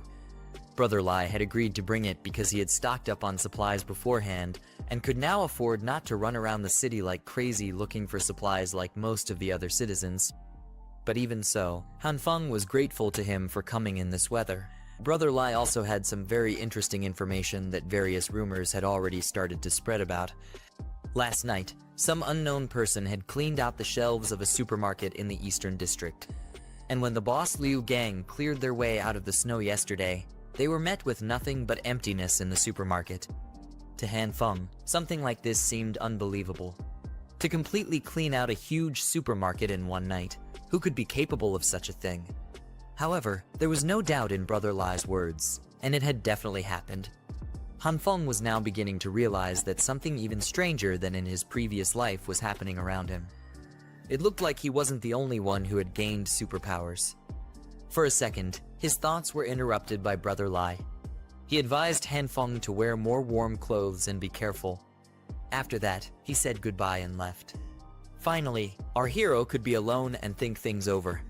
He kept trying to think of a logical explanation for what had happened last night. How could someone clean out a supermarket in one night? The only explanation he could think of was the theory that it could have been done by someone with superpowers from novels and comic books. Someone capable of hiding unlimited amounts of supplies in his personal subspace. The only question was, could people with such abilities exist in this world? And the answer to that question was quite simple. Since he himself had superpowers, someone else could too. This was a disturbing discovery. Now Hanfeng couldn't waste a moment. He needed to examine his superpowers more thoroughly, so that when he encountered other superpower holders, he would have his own strategy to counter them. He simply had to know his strengths and weaknesses, as well as the limit of his superpowers. To do so, he opened his diary. His words naturally instilled fear in everyone who heard them. Returning to the group chat, where all the residents of our hero's apartment are gathered, Old Man Liu reiterated that the military was likely preparing for war given the mobilization of military vehicles in the city. Naturally, everyone panicked upon hearing this news. Their resource situation is already dire, and now the threat of war looms, which would only exacerbate the scarcity. At that moment, Zhang steps in, suggesting that if the old man's prediction is accurate, they must take immediate measures for their survival. The government, likely overwhelmed by the crisis, won't have the capacity to aid everyone in need. The man with glasses notes that some neighbors have already depleted their food supplies due to insufficient stockpiling. Furthermore, there is no confirmed timeline for the arrival of government aid. He proposes that they should begin by organizing themselves and assisting the owners who are struggling. With determination, he asserts that those with ample food supplies should donate some of their own to those who have run out. Zhang announces that this charity will begin with him, boldly stating he will donate half of his food supplies to anyone in need. This astonishing declaration from Four Eyes elicits mixed reactions from the crowd, mostly positive. While they remain skeptical of his generosity, his public proclamation lends it some credibility. Ku voices his support for Zhang's idea, stating that everyone in the neighborhood should help each other to get through this crisis together. They can't allow some families to starve in such cold weather. He also announces his own participation in the donation and asks Yona if she will contribute as well. Behind the scenes, Yona is losing her patience with Ku for putting her on the spot. This greedy woman doesn't want to waste any of her supplies on others, but she can't reveal her true feelings because it would ruin her reputation. So, she puts on an act, claiming she can't spare any donations because she's in a difficult situation herself. Not surprisingly, some of her admirers quickly come to her defense, urging Ku to back off. This only angers him, leading him to declare that he would cease his donations if people could not ensure unity among themselves. This interaction caused the community to split into factions, those willing to help others and those who did not, and those focused on self-preservation. After a lengthy discussion and much contemplation, unity ultimately prevailed. Inspired by Zhang, many individuals began offering their surplus goods to those in need, including medicine, clothes, food, and other essential items. As a result, Zhang was deeply touched by the cooperation of his neighbors. He expressed his thanks to the generous contributors, appreciating their understanding. With many people now eager to assist, he proposed appointing individuals to oversee the donations. He suggested forming a temporary emergency committee responsible for organizing and managing the donated supplies. Unsurprisingly, Zhang already envisioned himself as the head of this committee. Meanwhile, Han Fong couldn't help but laugh at this naive effort to help one another, recalling a similar situation from his previous life. As we anticipated, it was all a scheme to seize others' resources. Today, July 19th, marks the 5th day of the icy apocalypse. The temperature outside has plummeted to -40 degrees. The central heating system has failed due to the extreme cold, and everyone is now focused on finding ways to stay warm and maintain their body heat. This situation mirrors our boy's past life, convincing him that things will only deteriorate further from here. Everyone will struggle to cope with the unexpected crisis, everyone except Han Fong. While the others conserve their energy to maintain body heat and avoid freezing, Han Fong leisurely enjoys dessert and even sips ice-cold drinks. Thanks to his excellent heating system, he is clearly enjoying himself, energetically shifting on his couch while playing video games. Suddenly, Han Fong's phone rings. Answering the call, he is informed that as the person in charge of Block 8, he and his team will need to head out to clear the roads in 20 minutes. He is told that once he is finished with his task, he must go down to the basement car park. This directive infuriates Han Fong. The snow outside is so heavy that the last thing he wants is to venture out into the cold. He wishes he could argue with the man on the phone, but knows that doing so would attract unnecessary attention. Thus, in the next scene, we find a reluctant Han Fong in the main lobby's first floor. He has no choice but to comply with those in charge to avoid unwanted animosity. Additionally, he knows he must minimize the risk of anyone discovering his secrets. As they step outside, the volunteers notice that the entrance on the first floor is completely blocked by snow. Just yesterday, they had cleared the pavement, but now all their efforts have been undone, leaving them in a worse situation. Two of the volunteers ask our hero for help in pushing the snow-blocked door. From his expression, it's clear he isn't keen on this futile task, but he has no other choice. The three men lean against the door, and on the count of 3, they put all their strength into pushing it open. Through their combined efforts, the 3 managed to open the door. And as soon as it swung open, a bone-chilling gust of wind swept into the apartment complex. The intense cold made everyone shiver uncontrollably, but of course, our hero was the only one prepared for such frigid conditions. The cold was so severe that it was difficult to even keep their eyes open. Our protagonist quickly ducked down and curled up to conserve as much body heat as possible. Initially hesitant to venture downstairs, he now had no desire to step outside at all. With the risk of severe frostbite in this weather, staying inside seemed like the only sensible option. Things could get even worse, possibly resulting in death. Fortunately, our protagonist isn't the only one who had this thought. The others have also started voicing their frustrations about the seemingly impossible task they've been assigned. Now, nearly everyone is protesting against clearing the path. Suddenly, a familiar voice breaks through the commotion, announcing the arrival of someone. Han Fong reacts with a start at the sound of the voice, and his earlier expression of despair fades away. The voice belongs to none other than Brother Lai, our favorite KH artist. He strides into the room with an air of arrogance, questioning why everyone is acting like cowards. Han Fong immediately realizes that Lai's arrival is unlikely to bring good news. He will undoubtedly urge everyone to clear the path, but the others are unwilling to act in such harsh weather. Without a second thought, they politely inform Lai that moving in this intense cold is impossible and suggest waiting until the snow lightens up. Unfortunately, Lai doesn't pay much attention. He remains undeterred, with his usual confidence. He dives into the snow and begins digging.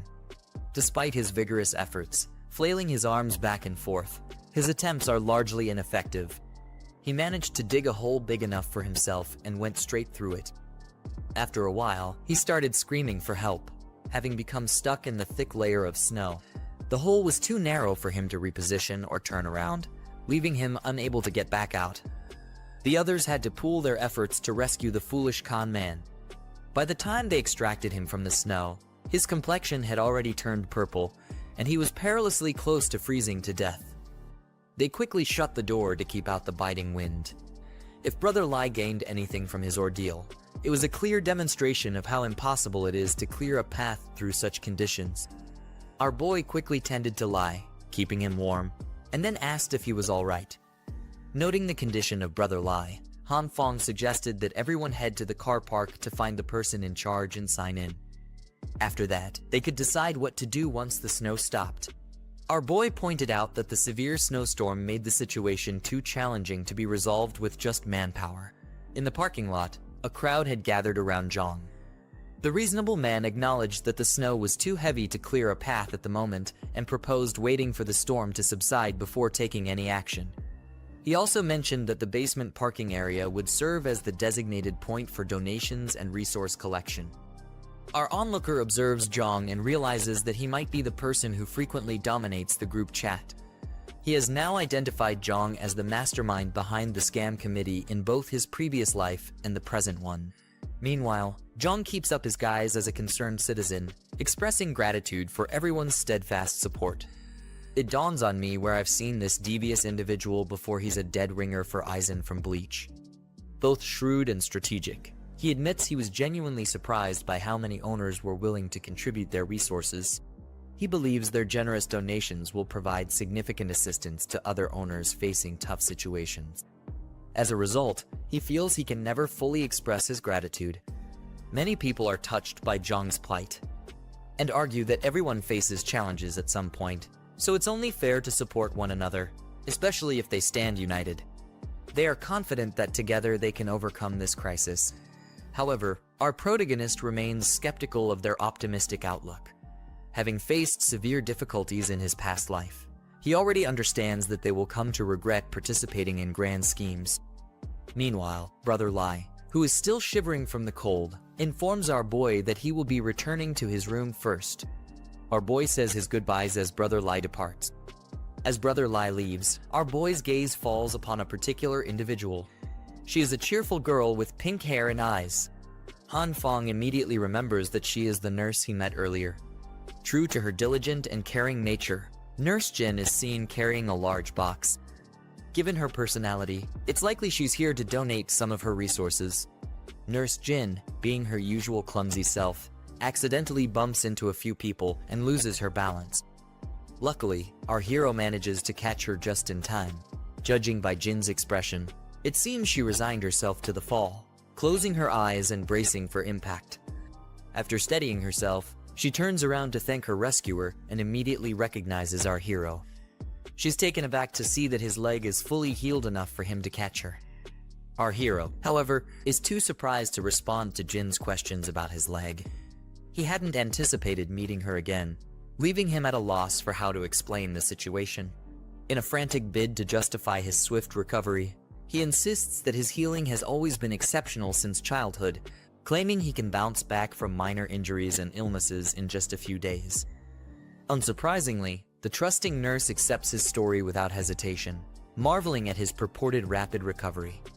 Eager to steer the conversation away from his injury, Han Fong offers to help carry Jin's package. At first, the nurse politely refuses, not wanting to impose, but our hero insists, saying it's his way of repaying her for taking such good care of him. Han confidently claims that he's strong and can easily handle the package. However, when Nurse Jin hands it over, he nearly collapses under its weight. Trying to maintain his composure, he asks what's inside the box. Nurse Jin explains that it's mostly medical supplies, and she's planning to donate them to those in need. She then inquires if the package is too heavy and offers to take it back if necessary. Despite Han Fong's clear struggle, all the weariness melts away at the sight of the nurse's sweet smile. Jin then mentions that she's actually stronger than most guys, so it's perfectly fine for him to let her handle the boxes. Han Fong, however, isn't immediately convinced about handing over the package, but he's genuinely curious if Jin has always been this strong. The nurse blushes and looks down, admitting that she wasn't particularly strong as a child and that there's a reason behind her current strength. As she fidgets with her hands, she confesses it's something she can't quite explain. She quickly shifts the topic, asking him for his name. As she reflects on it, she realizes they never really had the opportunity to get to know each other. Blushing, Han Fong introduces himself. In response, the nurse offers him a heartwarming smile and introduces herself as Jin Soo. As they walk together, they chat casually about their lives and work. Suddenly, someone bumps into Jin, causing her to stumble and fall into Han Fong, pressing her large package against his arms. Nurse Jin quickly recoils, apologizing for her clumsiness. Han Fong doesn't really mind. If asked, he'd actually prefer they stayed like this a bit longer. Suddenly, Huna appears from behind and calls out to him. She mentions that he didn't let her know he'd be here, and then wraps her arm around his, pressing close. With a sly look, she questions if Jin is his. Her eyes flash with the look of someone who's just had their toys snatched away. Noticing Huna's hostility, Jin decides to step back, apologizing for interrupting their moment. Huna swiftly takes the boxes from his hands and walks off. As he watches Jin dash away, our boy turns to Huna and asks her about her plans.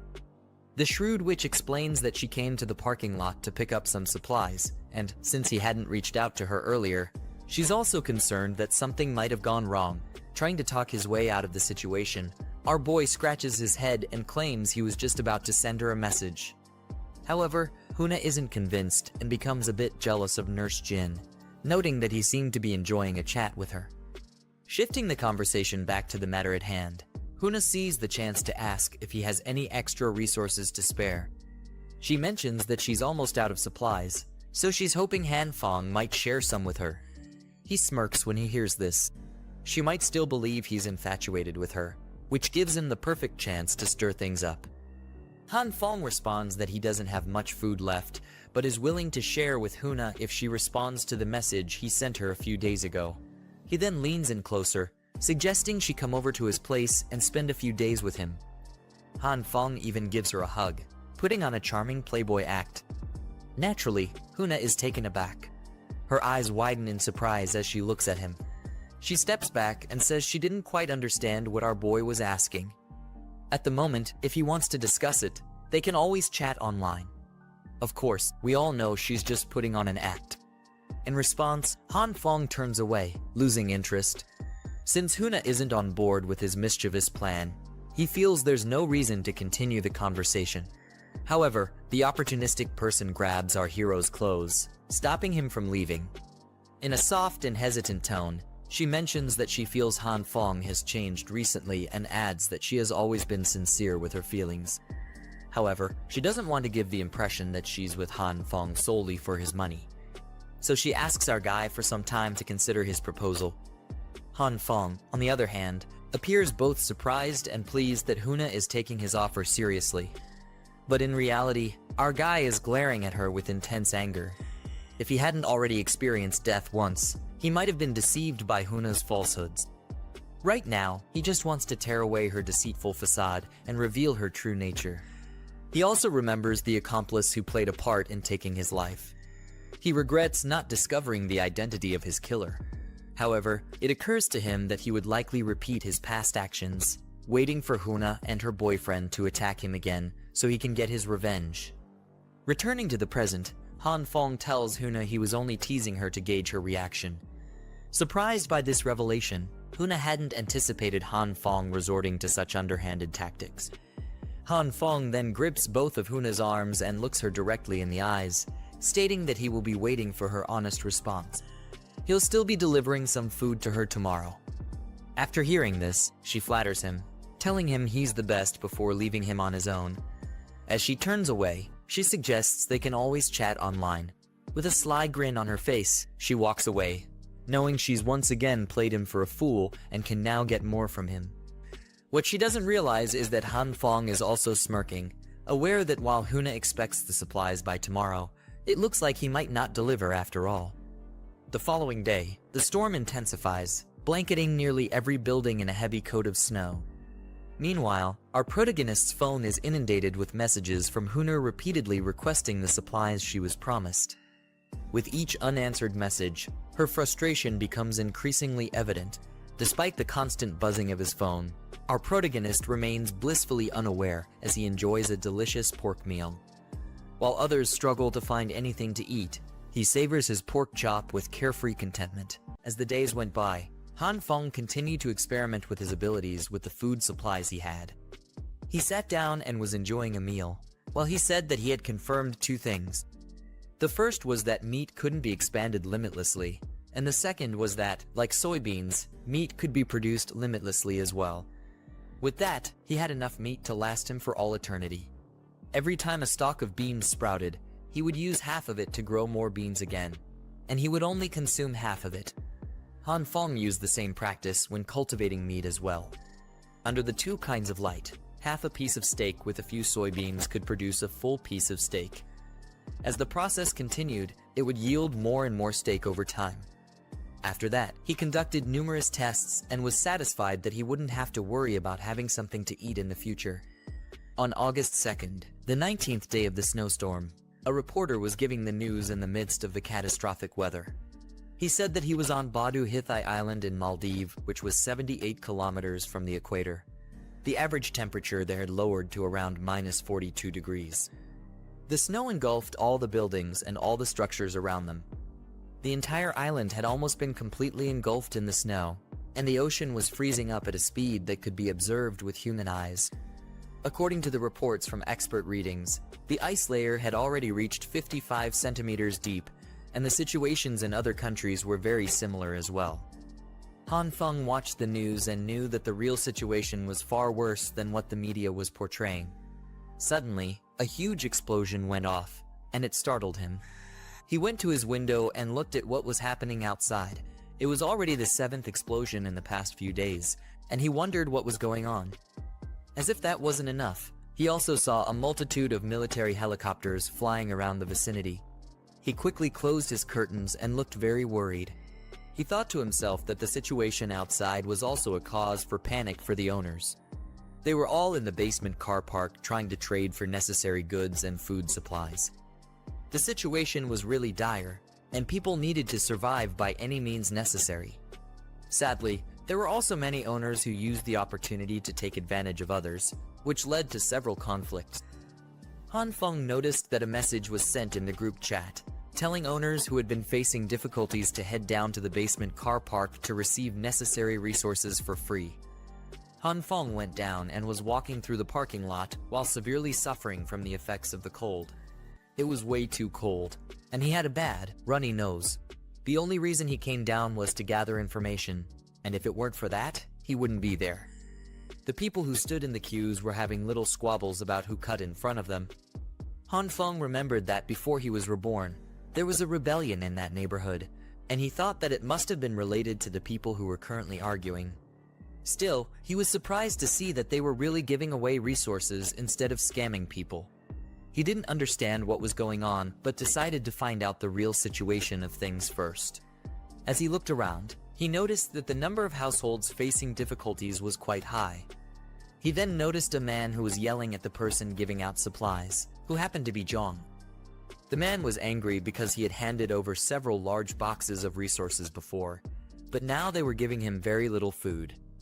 Zhang then tried to explain that everyone was given an equal amount of resources.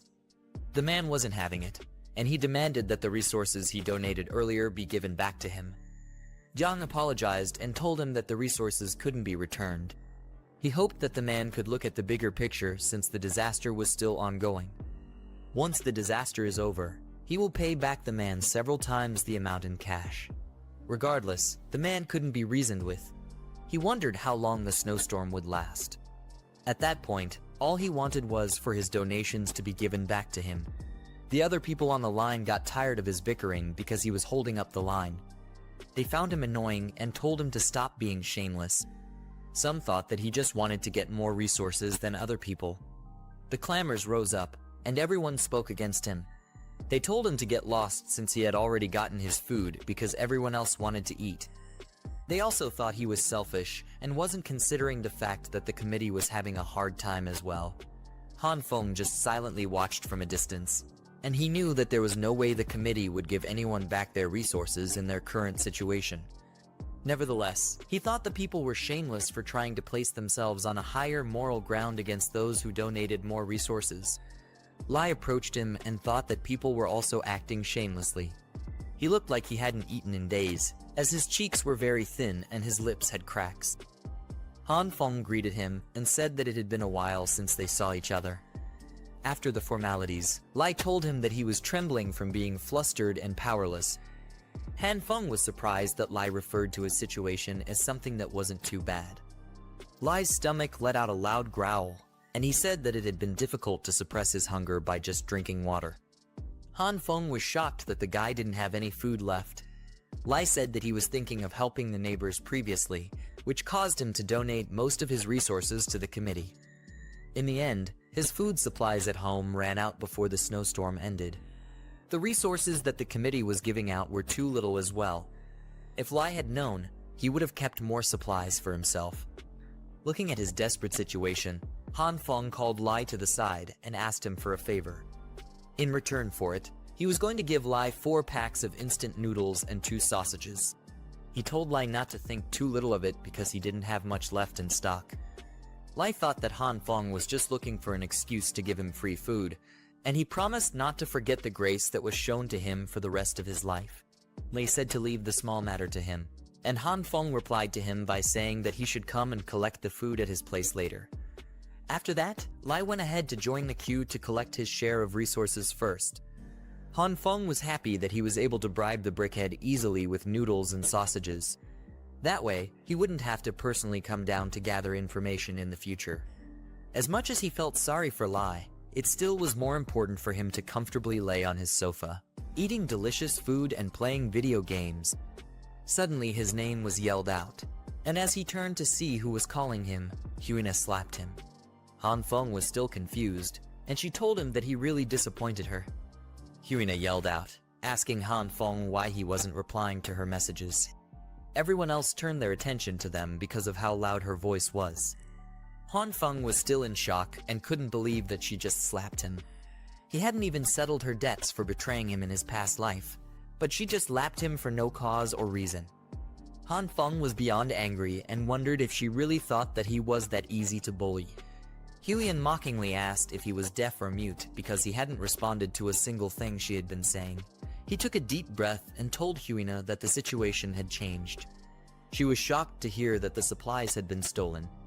Han Feng was doing a really good job at lying to her and making her look like a fool. He told her that he placed the resources outside his door and went back in to get his keys, but they were gone by the time he came back out. Huina was still persistent and asked if he had looked for it, but he told her that he hadn't found any clues since then. She still tried to act like a good person and asked him if he still had any resources at all.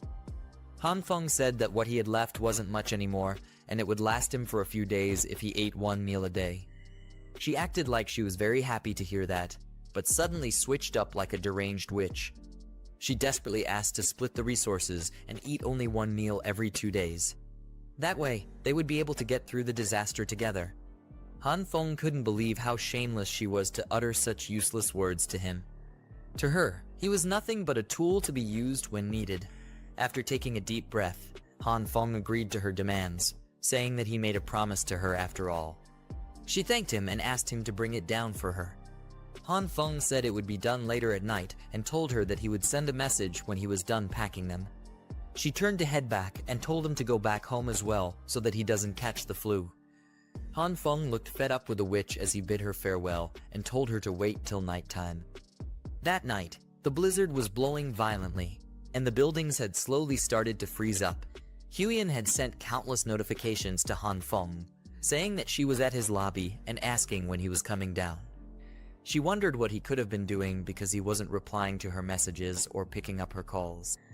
She sat by the wall and was slowly freezing to death while waiting for him. Huiyan wondered if she was going to get stood up again, but hoped that it wouldn't be the case. Her terrible situation doubled down because the lift had also stopped working. With no other choice, she took the stairs and started climbing up to Han Feng's apartment. She cursed him out and said that if it weren't for the resources, she wouldn't be looking for him. Huyen barely had any strength as she climbed the stairs because she had been starving for a few days. She got to the 16th floor and was almost there when she noticed that the emergency lights were also broken. She looked up and saw a strange, shadowy figure above her, and the person was holding on to something. Clenching her chest and calming her racing heart, she asked the person to identify themselves. The person then dropped the bag that they were holding, and it went straight for her head. As it landed on her, the lights suddenly came back on. She called Han Feng's name, and there he was, standing in front of her with some bags. He apologized to her and said that he fell asleep. When he saw her messages, he came running down with the resources, but he didn't expect the lights to suddenly go off. He said that he bumped into a rail and mistakenly dropped the flower on her head. Huena was furious and asked if he was a pig, also saying that he couldn't do anything properly. She was completely disgusted at her state and at him. Han Feng secretly smiled to himself because this was something he had specially prepared for her. Slowly but surely, he was definitely going to get back at her. He then offered her the 2 leather bags he was with, saying that those were his remaining supplies. She opened the bag and saw that every item was spoiled and already moldy. It was basically trash. Han Feng then said that he had to eat carefully to keep so much of the leftovers in stock. Huyen, on the other hand, couldn't believe the filth that he handed to her. It was so dirty, and she wondered if any of it was edible. Han Feng grabbed the bag and told her that if she didn't like it, she should give it back. Huyen was beyond desperate because she had been starving for a while. She snatched it back and told him that she never said that she didn't want it. He looked at her with pity and couldn't believe that she was the so-called goddess whom he had been pursuing with all his might. Huyen continued analyzing the items and figured that their insides should be fine even though the outside was black. She said that she should be able to eat the apple if she peeled it with a knife. There was barely anything left of the flower, but she still took it from him. At least there was still half of it left. As Han Feng went back up the stairs, he stopped to look at the foolish girl and said that the spoiled food should be enough to give her an upset stomach for a few days. It also wasn't possible to take a shower in that weather, so he said that she should let the flower stay on her for a while. As he walked back to his apartment, he noticed that there was something strange about the air. A shadow was slowly following him, so he stepped into a corner. As the person approached, he grabbed them by their jacket and slammed them into the ground. He was about to feed the person a knuckle sandwich when he noticed that it was a cute girl wearing glasses. Han Feng asked her what she was doing and if she was following him. The poor girl just lay on the floor and couldn't wait for this creep to get off of her. She didn't utter a single word and instead just stared at him. Seeing that she was refusing to speak, Han Feng threatened to tear off her clothes if she didn't say anything. Still, the girl just innocently looked at him and was silent. Han Feng saw there was no hope, and he got off her, also saying that he would let her go this time. As he walked away, he told her to get back home quickly and to stop playing pranks and being mischievous. He suddenly stopped and noticed the girl was tugging on his jacket. He asked her what the problem was, but the girl still didn't utter a word. Han Feng told her to stop staring like a creep, and if she wasn't going to say anything, then he would leave. The girl then pointed in the opposite direction, and he figured that she was asking him to follow her. The two of them got to her room, and he couldn't believe how huge the place was. He was also completely baffled at how much supplies the girl had prepared beforehand. She confirmed to him that she already knew the snowstorm was going to happen. The girl spoke like a dumb neat and told him that her calculations resulted in the fact that an ice age would occur. She said that she had mentioned it in the group chat, and Han Feng realized that she was the strange outcast in the group who knew about the snowstorm. He said it was awesome, but then asked if she brought him to her house just to talk about her calculations. The girl pointed towards some screens, and Han Feng saw recordings of himself that showed when he was purchasing supplies. He got nervous and asked the girl if she had been monitoring him. As she undressed herself, she gave him the same affirmative answer. Han Feng was shocked to see the young girl's unclad body. He asked her why she was suddenly taking off her clothes, and she said she felt hot. He obviously misunderstood her and then asked her to put her clothes back on. The girl wore a big shirt instead. and they both sat down on the sofa while she used her laptop. He then confirmed that she was monitoring him because she was suspicious of him hoarding resources before the snowstorm. The main purpose of his being monitored was so that she could check if there was a possibility of cooperation between them. Han Feng then asked what the whole cooperation was meant to be. The weird crawled over and was in between his legs, which made him very uncomfortable. His face went red when he saw that her clothes were nearly revealing her backside, and he asked her what she was doing. She dragged out a generator and asked him to teach her how to use it. Han Feng was dumbfounded at the girl's request. After a while, the generator was put on, and he showed her the basics of operating it. When he was done teaching her, he asked if there was anything else that she needed. She pointed over to the other side of the room, and Han Feng began lecturing her on different equipment.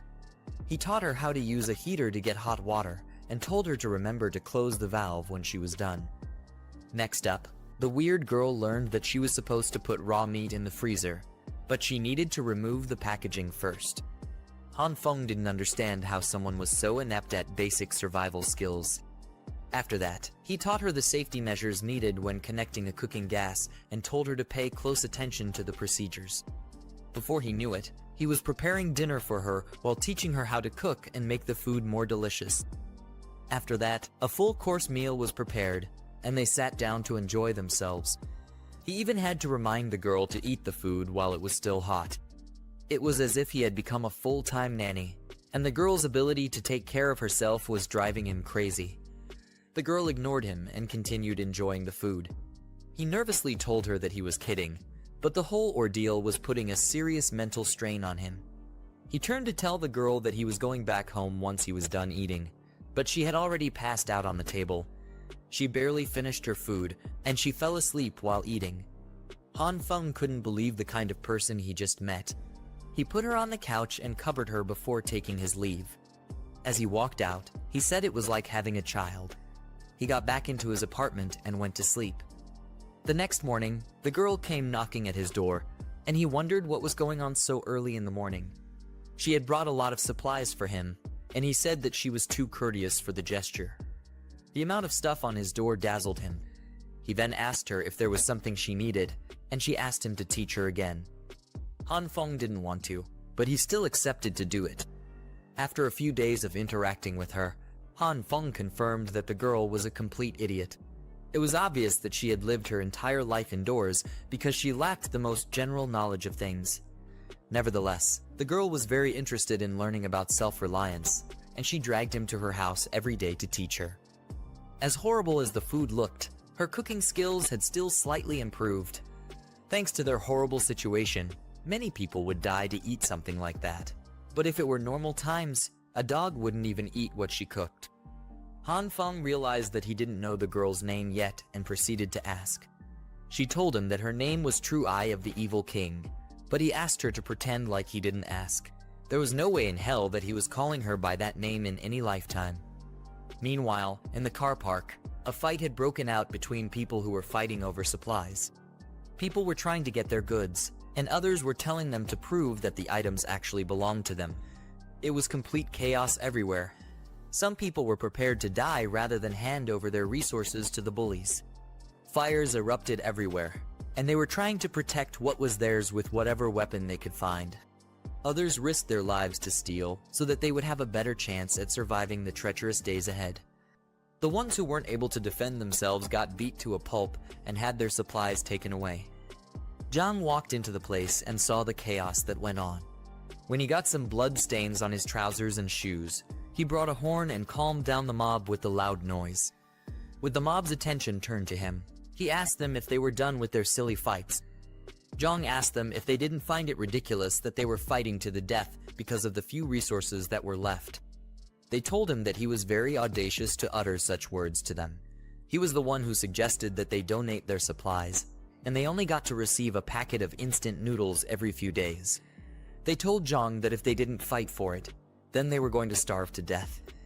Zhang confirmed the situation by asking if they were fighting for the last remaining supplies because the distributed resources weren't enough and the donated resources had run out. He called them ridiculous and implied that they were supposed to starve to death for their actions. He asked them to think carefully about the one who brought about the situation, and they said it was him. Jung picked up a loaf of bread on the ground and said he would help them remember. The bread, which was originally a few dollars, had been raised to tens or even hundreds of dollars by those who had abundant resources. To squeeze the people dry, a piece of bread was split into 5 or 10 pieces to auction. Jung told them that those people managed to get rich due to the disaster. Not only did they use up all their money, they were even having internal strife due to the few remaining resources. Jung said that it was ridiculous because the people who increased prices were the ones who had plenty of resources but did not donate any. They raised the prices with malice, but it was the rest who were going to starve to death. In an attempt to stir up the crowd, he asked them if the situation was fair. He used his charisma to raise their spirits and told the people to stand united to get back the resources that belonged to them. The mob felt that his words were right and that they weren't being treated fairly at all. They wondered why the ones on top had to benefit while the rest of them were being starved to death. Jung watched the mob as they got riled up and decided that they needed to get back their share of resources. They didn't see it as anything wrong. Instead, they felt that they were just taking back what rightfully belonged to them. Jung had a sly smile because he knew that his plans were working exactly as he wanted. Lai saw the chaos that had ensued and concluded that everyone had gone mad. He picked up his phone to text Han Feng and tell him that something big was about to happen. As time went by, the temperatures got worse and the ice engulfed the building. While Han Feng was lying on his couch, he heard the sound of notifications on his phone. Lai had texted him and told him that the people had gone mad. He told Han Feng that Jung was inciting the owners to snatch resources from the rest, and they had started going from door to door, prying people's locks. Han Feng panicked because he knew that his life would be over if they found out how many supplies he had stored in his room. Lai told him not to face the mob head-on because they all had weapons. He suggested that Han Feng should hide and lay low. Han Feng nervously opened his curtain to see what was going on outside. He didn't expect things to turn out so badly, but at least he had 2 guns in case of a crisis. Since it was such an organized operation, if his resources were to be revealed to the crazy mob, they would definitely eat him up, leaving nothing but bones. He went to where he kept all of his supplies and told himself that he needed to be ready for it. Han Feng brought some items and started preparing his defenses to face the worst possible scenario. He connected some wires and tin foil to his door, but the lights suddenly went out as he laid down the wires. The snowstorm had finally caused a full power failure all over the city. People in different buildings noticed that those who were opposite them didn't have any power as well. They tried to contact management, but they couldn't because there was no signal as well. Han Feng figured that the outage would have happened sooner or later due to the overload usage of power trying to keep people warm. Moreover, the buildup of snow and low temperature made it difficult for any kind of maintenance to be done. As he carried a fuel gallon to refill his generator, he said that the situation meant the power failure and signal loss might be permanent that time around. While cranking the generator to come on, he also said that once the owners realized that power would never come back, the feelings of panic would lead to an even more insane rebellion. That's when the real hell would begin. Meanwhile, 30 minutes before that, we see Huiyin slurping on some noodles while having a conversation with someone. The person mentioned in the group chat that they would buy all resources at 50 times the regular market price. Because of that, the underprivileged paupers shut their mouths. The man told Huiyin that he only spent about 500,000 for all the resources he had. He also took out some of them to auction for a high price, and this caused the others to get into a fight as they tried to buy the items. Due to that, he managed to earn quite a bit of money. The man then caressed Huiyin's cheeks, proving to her that following him was the right choice for her. Huiyin agreed because she was desperately hungry. On the other hand, the man was glad that he could do anything he wanted with her, as long as he had resources. It became noisy outside, and they heard voices asking what the situation on their level was. The people outside gathered their tools and got ready to pry open the door of the room. The man stood up to check on things and wondered why it was so noisy in the middle of the night.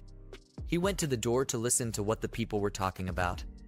As they prepared to break in, some said that they remembered the man was buying resources from a lot of owners. He was the one who spearheaded the whole talk in the group chat about raising the prices of supplies. As they kicked the door, the man was pushed off. They continued trying to kick his door down, and he became clueless.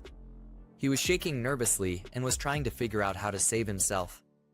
Finally, the crazy mob broke down the door and got ready to raid the apartment. Meanwhile, Han Feng was using his generator to heat up his room. He was trying to test out the trap he had set up on his door, but he found it weird that there was no power. Suddenly, the wires sparked, and there was a little explosion that went off. He quickly dropped the sparking wire before it would send him to the pearly gates.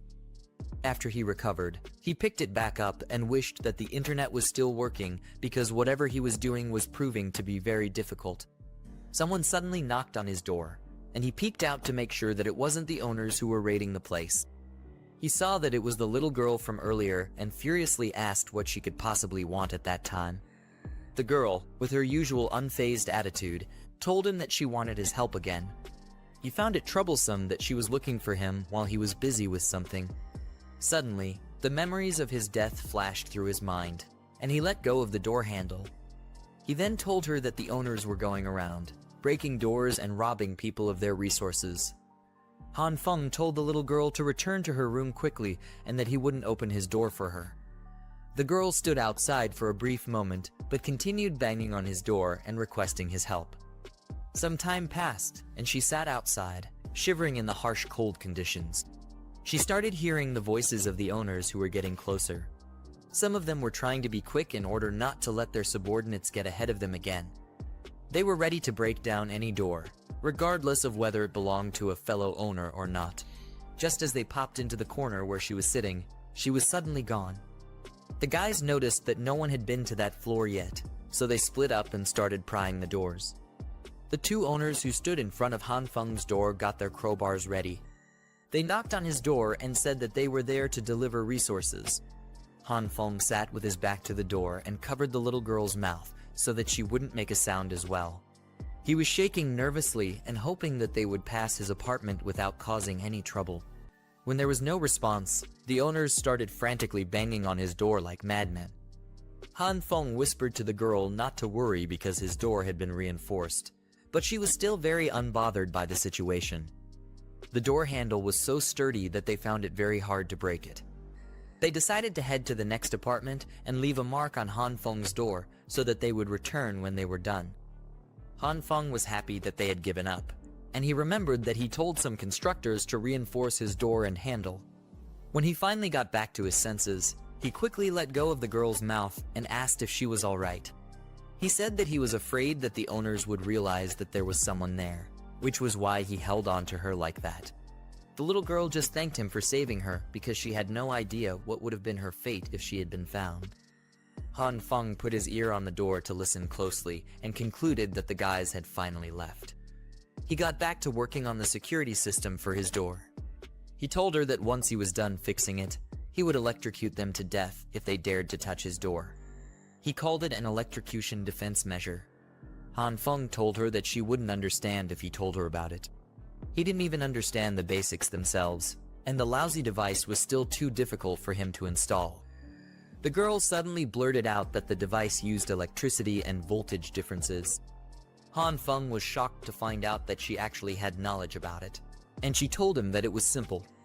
The girl then started to guide him through the installation process. He told him that after he cuts off the power supply, he should wrap the bare wire around the door handle and make sure not to touch it if he loves his life. After that, he needed to connect the earth wire from the circuit box to the door handle and, lastly, turn on the power supply. Han Feng diligently followed her instructions, and the defense mechanism finally started working well. He couldn't believe it, and he asked her how she knew stuff like that. The girl started her useless rambling about the true eye of the evil king being able to see the truth of everything in the world. Han Feng cut her off immediately and told her to pretend like he didn't ask. He started putting the rest of his items in place and asked her to quickly state what she needed because he was very busy. The girl ignored him and dropped a lot of items from underneath her dress onto the couch. He called her attention again, and she told him that she would be staying with him from then on. It took some seconds for her words to click in his head, and he asked her what the hell she just said. He took it as a joke and said that it would never happen. Han Feng quickly told the little brat to return to her home at that moment, but she continued with whatever she was doing. His legs got tangled up in the wires, which made him trip and fall to the ground. His hands were suddenly glowing with a purple color, and he was surprised that the fall didn't hurt at all. He touched his coffee table with his enchanted hands, and it suddenly became as soft as a blanket. Looking closer at his hands, he noticed the purple light and wondered if that was what caused his table to become soft. Even the toolbox and everything else he touched at that moment became as soft as a marshmallow. He started fiddling around with his hammer and wondered how the purple light caused items to turn soft. Moments later, Han Feng realized that the little girl was still in the room, and she was just watching him silently. He quickly panicked, but she was intrigued by the ability he just displayed. After his powers were exposed to her, the strange little girl looked at him seriously and assumed that Han Feng was also an emissary chosen by the true eye of the evil king. She looked very happy and enthusiastic as she spewed complete nonsense from her mouth, and Han Feng was completely confused. Seeing that the girl's brain was nothing but silly, he decided to go with the flow.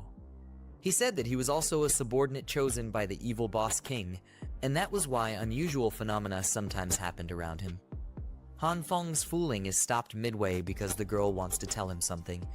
She said that since they were both fellow emissaries, then it was only right that they helped out each other. The girl wanted him to share his apartment with her, but this just made Han Feng more confused. As he tried to make her understand that it was weird for such a young girl to stay with an older guy, she quickly bolted out of the room. Han Feng's flaccid hammer was still in his hands as he heard the door slam shut. He hadn't agreed to her request yet, and he didn't get a chance to tell her his mind. He wondered if she really thought that his room was the lair of the evil king, but he decided to forget about it and leave the girl to her crazy fantasies. Han Feng turned his attention back to his hammer and asked himself what the purple light meant. The thought of the power of being able to turn things soft made him quite worried. With that in mind, he realized that the lights that he possessed were more than two kinds. This meant that there were still others that he hadn't discovered, and maybe he was way more overpowered than he thought. As he thought deeply, he remembered that the purple light showed up when he tripped over the cables and almost crashed into the coffee table. This book would have ended so fast, but I guess there were other plans in store for him. He tried to recall how he felt at that moment when he nearly lost his life. His body shook with fear, but suddenly the purple lights appeared around his hands again. He was shocked that he was actually able to activate the ability by recalling that past moment. Almost like he didn't even have faith in himself. The wires in his hands started to become very soft as well, and he realized that the purple light could also affect the cables. Han Feng decided to find out what else he could possibly turn soft with his abilities. He went to his kitchen and picked up a knife there. Then he activated the ability, and the steel swiftly became like jelly. The more he saw what he was capable of, the more he marveled at how his life had changed so much. He tested the blade on himself and highlighted how it had become so much like jelly. Nevertheless, his experiments didn't stop there. He went ahead to try out the purple light on many other items in his house, and he started to understand it better. So far as he knew, the longer he used the purple light on an item, the softer it became. Other than that, there was no other significant change that he had noticed.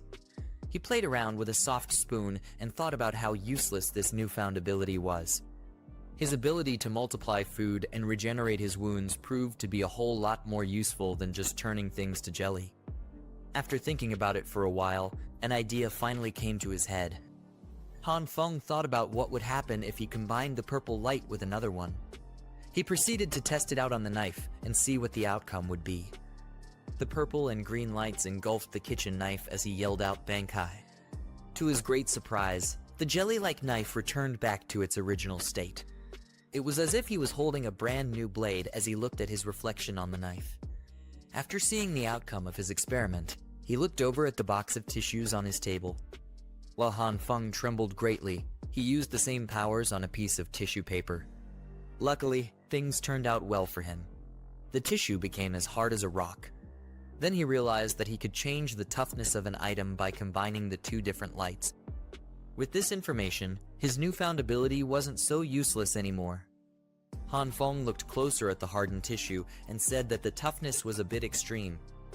In that brief moment, another idea popped into his mind, and he figured out how to make use of this power. Meanwhile, the owners who previously came to raid his apartment were on their way back from their raiding journey. As they walked down the stairs, one of them asked his comrade if he was really going to hand over the resources that they stole. The other guy replied by saying that only a ghost would do something as stupid as that. He also said that he didn't have enough resources for himself. If they do split up the resources, they would have to split it with the women and the elderly. They didn't see any justifiable reason to do that, but they had to keep the matter a secret. They would be screwed if someone found out that they were hoarding supplies for just themselves.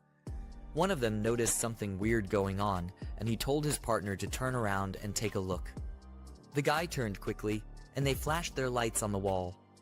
The guys noticed that the wall was wriggling, and they found it very weird. As if it were straight out of a classic horror movie, a horrid face slowly emerged on the wall. It looked as if someone was trapped inside as the face slowly pushed itself out. It came very close to one of the thief's faces, and he was frozen and scared on the spot. While they were still trying to understand what was going on, the scary face brought out its arms to grab them. They trembled at the scary creature in front of them and thought it was a ghost. Before the ghost could do anything heinous to them, the guys ran away quickly like little wimps. The ghost looked uncomfortable and was struggling to breathe as it tried to pull out its face. Finally, Han Feng was revealed to be the mastermind behind the scary prank.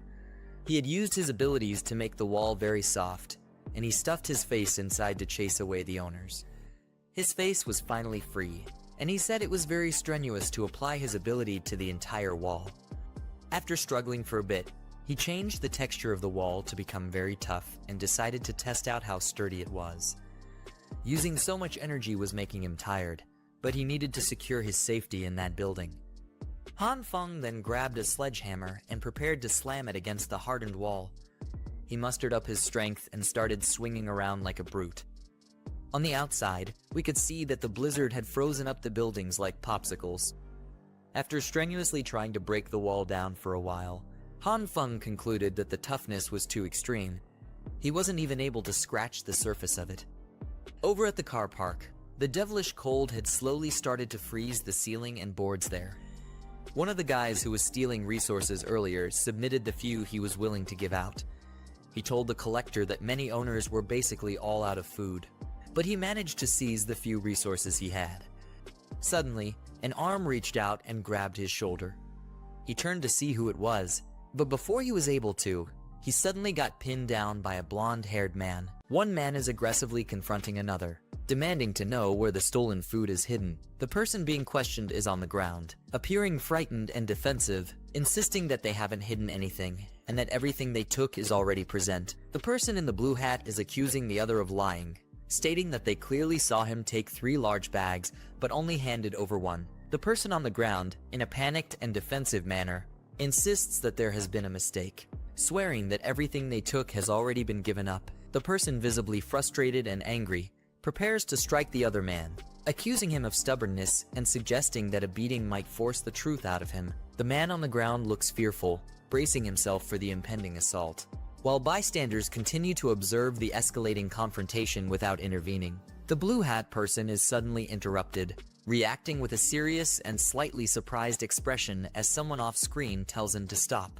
The tension is interrupted by the arrival of Wangs, who seems to hold some authority or respect. The person in the blue hat looks surprised and slightly worried as the Wangs addresses him, questioning why he is there. Wangs, who seems calm and rational, asks the person in the blue hat to release the man on the ground, suggesting that they can discuss the issue peacefully. The person in the blue hat reluctantly responds, expressing his concern that the man on the ground might be hoarding food meant for everyone, implying his actions are driven by a sense of injustice rather than mere aggression. Wangs kindly offers to take responsibility for resolving the issue, asking the person in the blue hat to leave it to him. His calm and reassuring demeanor suggests he is confident in handling the situation peacefully. The person in the blue hat, although still visibly anxious, agrees to step back, showing a mix of hesitation and relief as he decides to trust the Wang's approach. The person in the blue hat reluctantly decides to let the man on the ground go, stating that he is sparing him only because of the intervention of the Wang. The man on the ground reacts with a mix of relief and wariness as he is released. Man on the ground is being helped up by the Wang. His expression shows a mix of pain, exhaustion, and a hint of suspicion or defiance. Wang kindly offers his hand to the person on the ground, reassuring him with a comforting statement, likely telling him that everything is alright. The man on the ground, visibly moved and possibly relieved, begins to respond, addressing Wang respectfully. Wang is shown smiling softly, his expression exuding warmth and reassurance. 2 large bags filled with food and supplies, with one bag tied shut and the other open, revealing various packaged items inside. The man is now explaining his situation to the Wang, apologizing and revealing that he has a family of 5 to feed, implying that the food rations they received were insufficient. His posture is defensive and remorseful, indicating his desperation and the difficult circumstances that led him to take the extra supplies. Wang offering his own rations to the man. The man receiving the food looks surprised and confused by this gesture, questioning why the man with glasses is doing this. He explaining the rules, emphasizing that collected items must be handed over and redistributed according to the number of people to ensure fairness. However, he also acknowledges the difficulties and challenges faced by the man with the family. The man expresses his gratitude, thanking the man multiple times, showing his deep appreciation and relief. He looks visibly emotional, holding the food close as he is told to quickly return home. The man who received help assures the Wang that if there's ever anything he can do in return, he should not hesitate to ask for old Wang's help, indicating his gratitude and willingness to support in the future. Wang responds warmly, encouraging him to reach out if he faces any difficulties, reinforcing a sense of mutual support and community. Wang addresses the group, advising everyone to collect their supplies quickly and return home. The group responds positively, acknowledging his instructions and expressing their respect and gratitude by addressing him politely. Some even suggest that he should also head back early, showing their appreciation and concern for his well-being. Group are questioning to Wang, curious about how he managed to persuade the person to surrender the hoarded food. They also express their confusion about why he chose to share his own rations with the man who took the supplies. He explains modestly that he didn't do much. He simply helped the man understand a principle or reasoning. The twins, reacting with surprise and curiosity, question what kind of reasoning he imparted. Their expressions suggest intrigue and a bit of awe, indicating that the approach of Wang. He mentioning that in the history of Country M, there have been several instances of violent conflicts caused by clashes of interests among different social levels. His serious expression and the way he adjusts his glasses suggest he is making a critical point about the importance of understanding. A chaotic and fiery setting likely depicting a riot or large-scale conflict. Such behavior is defined as a collective social action, and implies that as long as participants are not caught in the act, they are not held accountable for their involvement. He explains his reasoning, stating that he told the individual that if he breaks the rules, the collective will not tolerate him, and he would simply be seen as a thief. His serious and shadowed expression underscores the gravity of his message. Wang explains that beyond the potential legal repercussions after the disaster ends, those who stole may also face retaliation from the original owners of the stolen goods. The group, particularly the twins, reacts with a sense of realization and concern, understanding the broader consequences of their actions beyond just immediate punishment. Wang is seen interacting amicably with the group, creating a sense of camaraderie and relief among the people. However, the old man in the foreground, partially hidden and observing from the shadows, watches the scene while smoking a pipe. The older man explains that within chaotic groups, there is often a leader who directs and influences the actions of the crowd. His expression is stern and contemplative, suggesting he has experience or insight into the nature of mob behavior. Wang is walking confidently with a cheerful expression, accompanied by the twins and other group members. Observing from a distance, the older man with the pipe remarks that times of chaos often give rise to heroes, suggesting that the young man with glasses is no ordinary individual. Han Feng striking hammer on a surface, likely a window or with significant force. He holding a sledgehammer, appearing exhausted and determined as he tries to break through a window. His heavy breathing and tense posture indicate that he is in a stressful or urgent situation. Han Feng examines a tool or piece of equipment, commenting on the reinforcement of the basement, noting that it has been fully completed and the durability is confirmed. He is startled by a sudden noise in the background. He turns his head quickly, appearing alert and slightly tense. Still holding the tool, he rushing toward the source of the noise, with the thought running through his mind that it might be neighbors coming to steal supplies again. His posture and movement suggest urgency and readiness to confront the potential threat. Han Feng is cautiously approaching a door with a sledgehammer in hand, ready to defend himself. He peers through the peephole while demanding to know who is on the other side. Hyuna, dressed warmly in winter clothing, stands outside. Looking up with a determined yet emotional expression, she addresses Han Feng, revealing her presence and declaring that she has thought things through over the past few days. She admits she cannot ignore his feelings for her, indicating a significant and heartfelt conversation. Her tearful eyes and earnest demeanor suggest a moment of vulnerability and sincerity. Han Feng listens intently through the door. He is surprised by what he hears, as indicated by his expression and the exclamation mark. He reflects on the difficulty of discerning true intentions, stating that only those who truly love him would offer their affection unconditionally. His memories flush through his mind, where the man strikes land with brutal force, taking everything from him. His eye is filled with a mix of pain and realization as he recalls past words that mirror the present situation. A menacing figure cloaked in darkness looms behind Hyuna, wielding a large weapon with a sinister smile. Hyona's expression is serious and determined.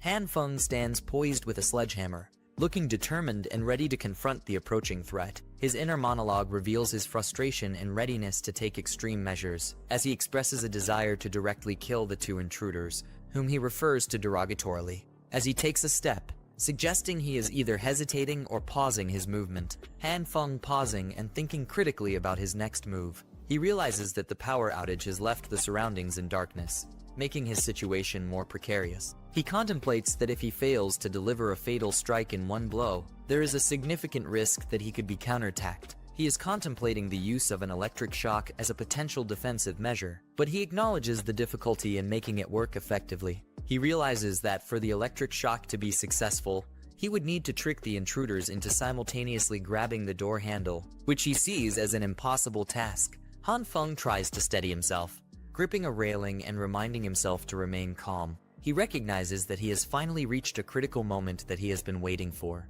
and emphasizes the need to maintain composure and carefully assess the situation. He is deep in thought, gripping his weapon as he reflects on the situation. He identifies that his greatest threat is not Lai Huina, but the man hidden in the shadows. Han Feng is strategizing his next move, contemplating how to accurately determine the enemy's position within the confines of the house. He understands the urgency of the situation, recognizing that he needs to strike decisively and swiftly. His thought bubbles reflect his internal struggle to find a way to locate the hidden threat without exposing himself to danger. His reaction suggests that he has just realized something unexpected. He believes the man is hiding in a blind spot near their door. Han Feng is cautiously feeling along the wall, trying to locate something specific. He indicates that they believe they are close to finding it. He thinks that they acknowledge the need to spend some time on whatever task they are about to undertake.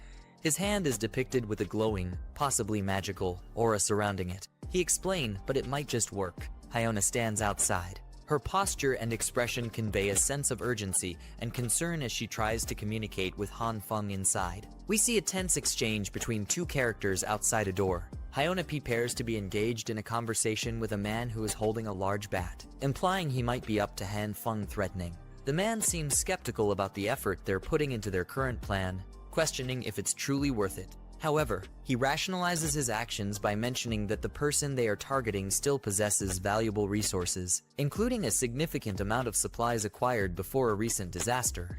The man with the bat, still standing outside the door, he remarks that the resources possessed by their target will be sufficient to sustain them for several days, implying they intend to take these supplies by force. The glow of a mysterious purple symbol in the background suggests something unusual. The mysterious purple glow has taken on a more defined and menacing shape, resembling some sort of energy or entity emerging from the wall. The hooded man, appearing cautious, asks if the other person hears any noise, indicating that he is starting to sense something off. Hyuna responds with confusion, asking, "What noise?" The tension is evident on her face, with beads of sweat highlighting her anxiety. The hooded man expresses a growing sense of unease, stating that he hears something coming from behind him. The hooded man is struck violently by a powerful force, depicted by the vibrant and erratic streaks of purple energy. The force appears sudden and unexpected, indicated by the character's wide-eyed expression and the dramatic impact lines surrounding them.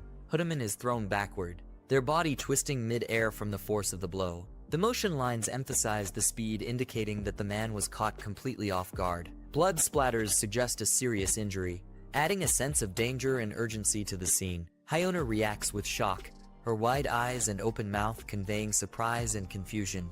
Hayona's body language shows her hesitation and unease as she tries to understand what has happened. She leans slightly back, her hand near her chest, as if bracing for another unexpected moment. He hesitantly reaches for the door, her expression a mix of fear and determination, as she braces herself for whatever might be lurking behind it. The cold air and her visible breath heighten the tense, suspenseful atmosphere. Han Feng confidently steps forward, holding a fire extinguisher and wearing a sly grin, ready to take action as smoke swirls around him, hinting at his intent and determination. Hayona looks stunned, her eyes wide with shock and uncertainty. As she tries to comprehend the unfolding situation, he is suddenly struck by a powerful blast, sending her flying backward as she screams in pain and surprise, enveloped in a burst of energy and debris. Hayona stands shivering in a snowstorm, her pink coat and winter hat barely shielding her from the biting cold. She crouches down, coughing violently as she struggles to breathe, her breath turning to mist in the frigid air. Frost clings to her eyelashes, and with a look of desperation, she whispers softly, her words lost to the howling wind. In the next moment, Hayona notices something that stops her in her tracks. Someone lying motionless on the icy ground. Her eyes widen in shock as she slowly approaches, realizing the person is barely conscious, shivering uncontrollably in the cold. Someone's face is twisted in pain, his breath shallow. Hayona's expression is filled with worry and urgency, her voice trembling with the cold and fear. Suddenly, from within the swirling snow, a mysterious hand reaches out towards her. She gasps, her eyes widening in shock as she instinctively recoils, caught off guard by this unexpected and eerie presence. Hayona, now sprawled on the icy ground, recoils. Han Feng reaches towards her with gloved hands. She scrambles to her feet in a panic, letting out a terrified scream as she sprints down the snow-covered hallway, her footsteps echoing loudly. Han Feng watches her retreat with a mix of surprise and amusement, noting how quickly she fled.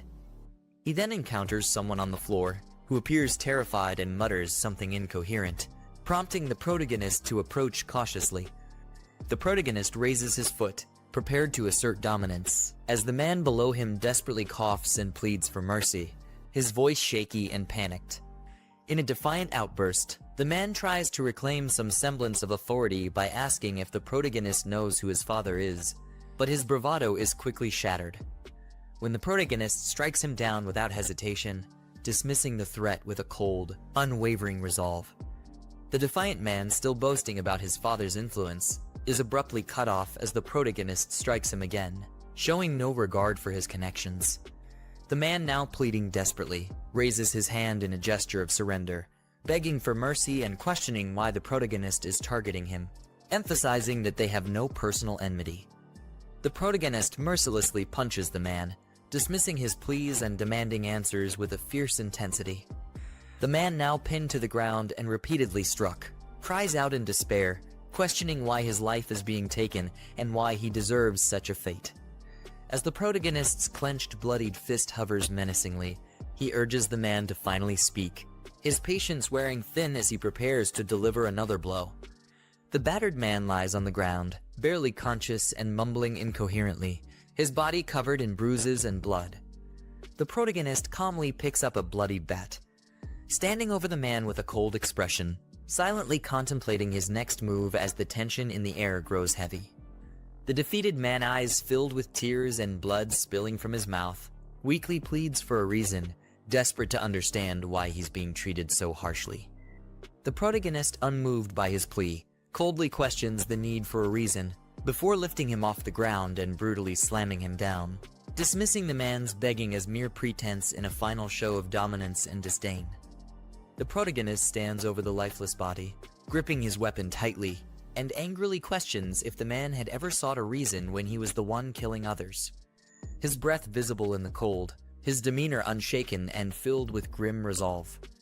The protagonist, visibly shaken and clutching his bleeding fist, breathes heavily as the weight of his actions begins to settle in. He collapses to his knees, overwhelmed by the intensity of the moment, while the echo of his desperate coughing fills the empty hallway, a stark reminder of the violent path he has chosen. As he struggles to regain his composure, he forces himself to rise, resolute but visibly burdened by the haunting reality of what he's done. As the protagonist turns, he notices a little girl sitting against the wall, calmly observing him with an unreadable expression. The little girl asks if he needs help, breaking the tense silence with an unexpected offer of assistance. In the safety room, the protagonist and the mysterious girl sit across from each other, the tension of their recent encounter still palpable. He expresses his unease at her calmness despite the terrifying events they just witnessed, suggesting it's too dangerous for her to stay with him due to the threat of retaliation from his enemies. She unfazed sips her drink calmly, seemingly indifferent to the dangers he warns about, adding a layer of mystery to her true intentions and identity.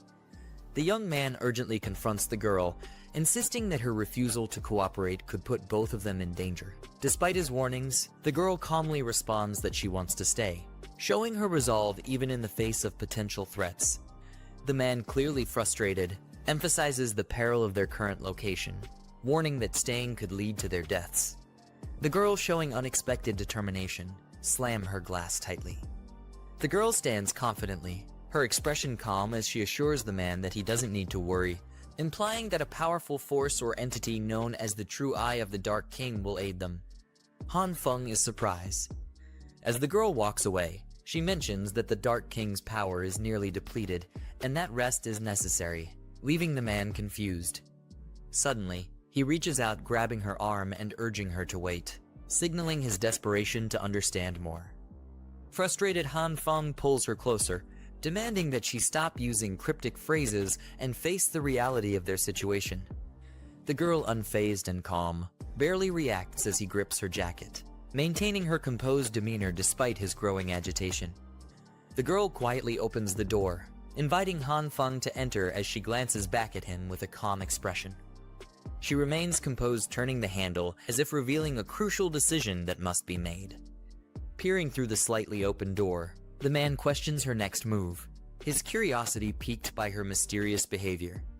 His expression shifts to one of shock and disbelief as something beyond the door catches his eye, leaving him speechless and visibly shaken.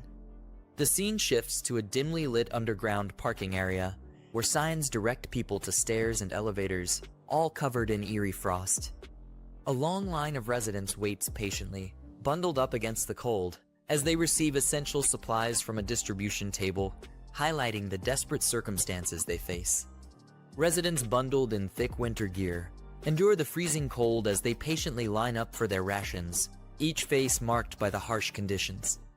A young woman, Hyuna, steps forward to receive her allocated supplies, confirming her apartment number to the distributor, who hands over her share with a nod of acknowledgement. As Hyuna steps back into line with her supplies, someone points out that another resident from the same apartment number had just collected rations, raising suspicions. Hyuna, lost in her thoughts, recalls a troubling scene where a man collapsed unexpectedly, questioning if someone had set a trap, possibly Han Feng's associates, hinting at deeper tensions and distrust among the community. Liu's eyes warmth emanating from Han Feng's apartment, suggesting he has electricity and possibly other hidden resources. She ponders whether Han Feng had secretly prepared for the harsh winter in advance, suspecting that he might have stockpiled supplies, raising questions about his true intentions. Frustrated and angry, Hyuna clenches her fist around her ration, cursing Han Feng for secretly preparing for the cold without sharing or informing her, leaving her with worthless scraps. Determined to uncover the truth, she swiftly bumps into a passerby, her mind set on investigating Han Feng's hidden stash and confronting him. As Hyuna storms off, someone calls out to her, asking her to wait, causing her to pause. Turning around, she recognizes the person and responds with a hint of familiarity, masking her frustration as she prepares for the unexpected encounter. As person tells joining them by the fire, Hyuna hesitates while considering the offer amidst the cold. Hyuna decides to decline the offer, preferring to return home for warmth instead. The atmosphere remains tense as they make their way through the crowd. As Hyuna begins to walk away, a hand suddenly grabs them from behind, halting their steps. The person in the blue coat walks alongside Hyuna, offering them food and urging them to stay with him for a few days. The man tries to charm Hyuna, hinting that he has always been fond of them. However, Hyuna is uncomfortable, their expressions stiffening as they nervously sweat, clearly not welcoming the man's advances.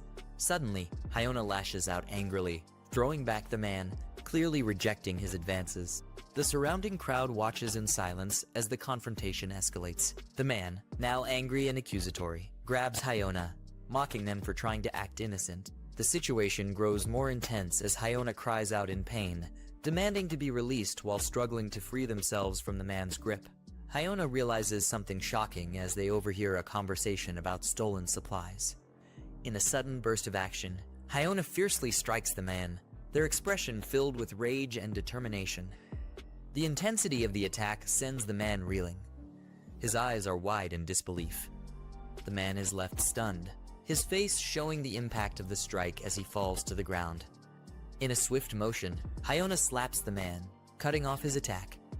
As a result, the man is sent flying backward, falling dramatically into an abyss below, while bystanders witness the intense showdown from above. Nearby onlookers are confused and startled by the commotion, questioning what just flew past them. As the dust settles, they notice the man lying on the ground, defeated and motionless, prompting some to call for help while others watch in shock. A medic girl rushes over to check Hyona, kindly asking if they're injured or feeling unwell. She hands over her business card with a smile, offering her help if any discomfort arises, while Hyona looks relieved and grateful for her concern. Hyona politely declines the medic's help, turning away with a shy expression as the medic is left surprised by the sudden rejection. Shortly after, the medic is taken aback when someone calls her an insult, leaving her stunned and embarrassed. The man, enraged, pins the medic to the ground and screams at the onlookers to mind their own business. He raises his fist, threatening to hit her as his fury reaches a dangerous peak while the crowd watches in horror. Just as the man prepares to strike, he is suddenly hit by a powerful force, knocking him off balance. Brother Lai, blonde and fierce, takes him down with a brutal punch, pinning him to the ground with overwhelming strength. With a cigarette in his mouth, Brother Lai delivers a cold remark, standing over the fallen man in blue. He disdainfully calls out the cowardice of men who strike women while the crowd watches in silence, absorbing the gravity of his words. Wang arrives, commanding everyone's attention as the crowd parts to let him through. The man accuses Hyona of stealing, desperately pointing fingers while she tries to defend herself, insisting she did nothing wrong. Brother Lai steps in, furiously berating the man in blue for daring to assault a woman. He swiftly grabs the man, his anger evident, ready to deliver another blow to put an end to the confrontation. Wang firmly scolds the man, reminding him of the committee's responsibility to protect the vulnerable and ensure that everyone is treated fairly. The man quickly apologizes, and Wang, with an air of authority, warns him that there will be serious consequences if this behavior happens again. Wang politely addresses both the medic and Brother Lai, apologizing for the disturbance and suggesting they reconsider the matter he previously discussed with them. However, Brother Lai shows no interest, walking away dismissively and making it clear that he has no desire to involve himself in their affairs regardless of the consequences. The medic politely declines Wang's offer, explaining that she cannot accept the proposal but remains willing to help if there are patients who need assistance. Wang expresses his gratitude with a gentle acknowledgement as the conversation comes to a close. Hyona approaches Wang nervously, asking if they can join his group. With a subtle smile, Hyona admits they've admired him for a while, but never had the opportunity to say so, hoping that now they can finally spend more time together. Wang calmly questions Hyona, asking if they've misunderstood something, pointing out the practical skills of his current companions.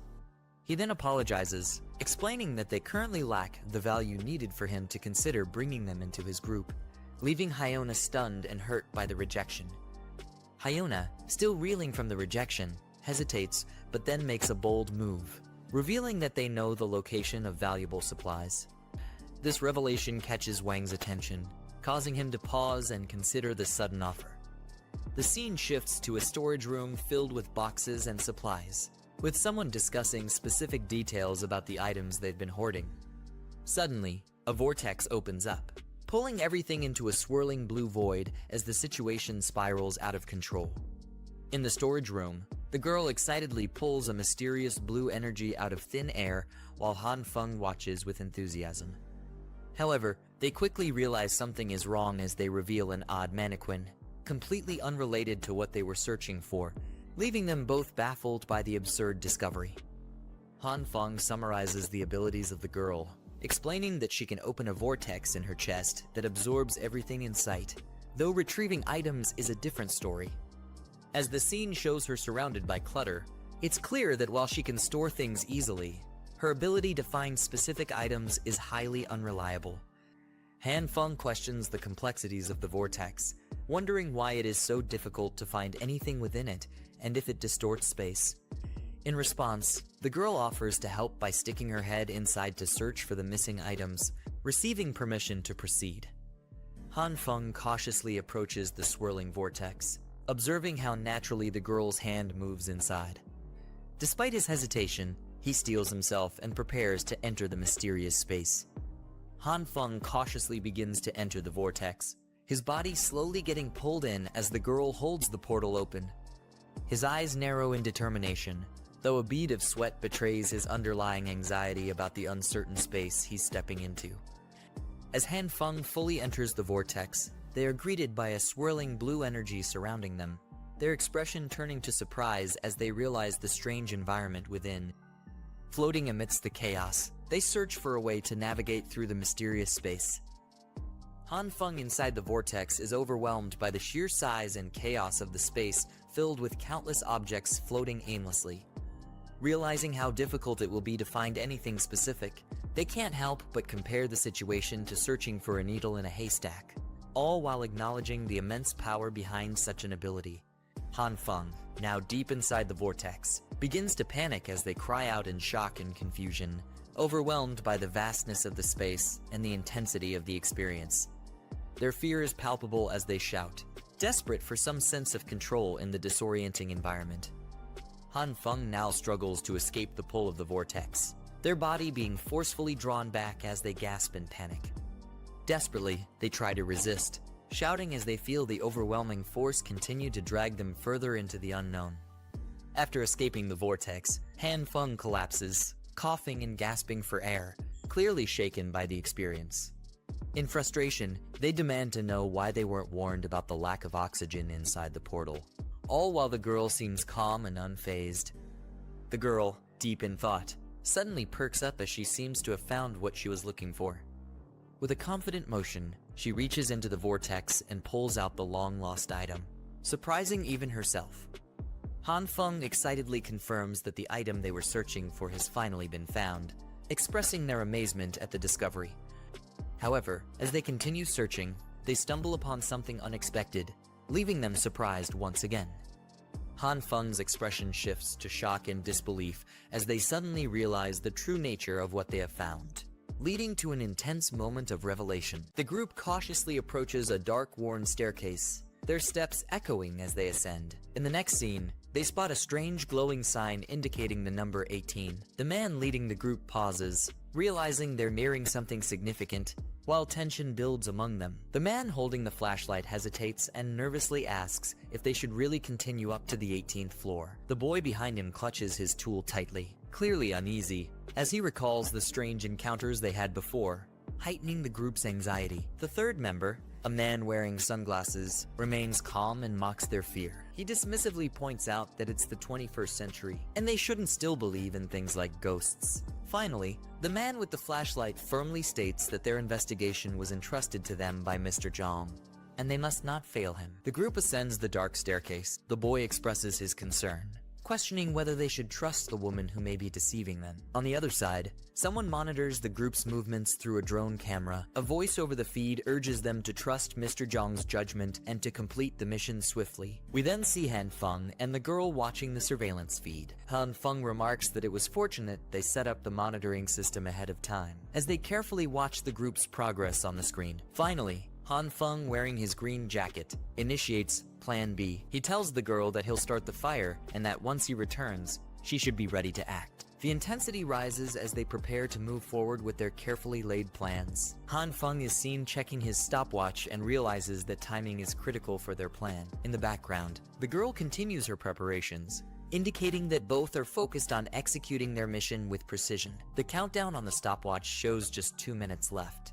heightening the tension as time runs out. The group climbing up the dark staircase. The man in front asks if the others hear a sound ahead. Both the boy and the girl, clearly anxious, wonder if they might encounter the strange ghost-like entity they previously encountered. Suddenly, mysterious lights appear at the top of the staircase, increasing the tension even more. A toy vehicles zoom through the air. The vehicles equipped with explosives barrel down toward the group at high speed. The intensity of the chase is heightened by the relentless movement and debris flying in every direction. As one of the vehicles rushes toward them, the man in the lead shines his flashlight on it, confused by its appearance. He mutters to himself in disbelief, asking if it's a toy car. The tension escalates as the man gets a closer look at the car, only to realize that it's armed with explosives. The danger becomes clear just as the vehicle speeds past him, its cargo about to detonate. The toy car explodes in a fiery blast, engulfing the area in a massive explosion. The shockwave rocks the surroundings, leaving the group to face the aftermath of this deadly attack. After the explosion, the group finds themselves surrounded by a thick cloud of ash. The boy struggles to see,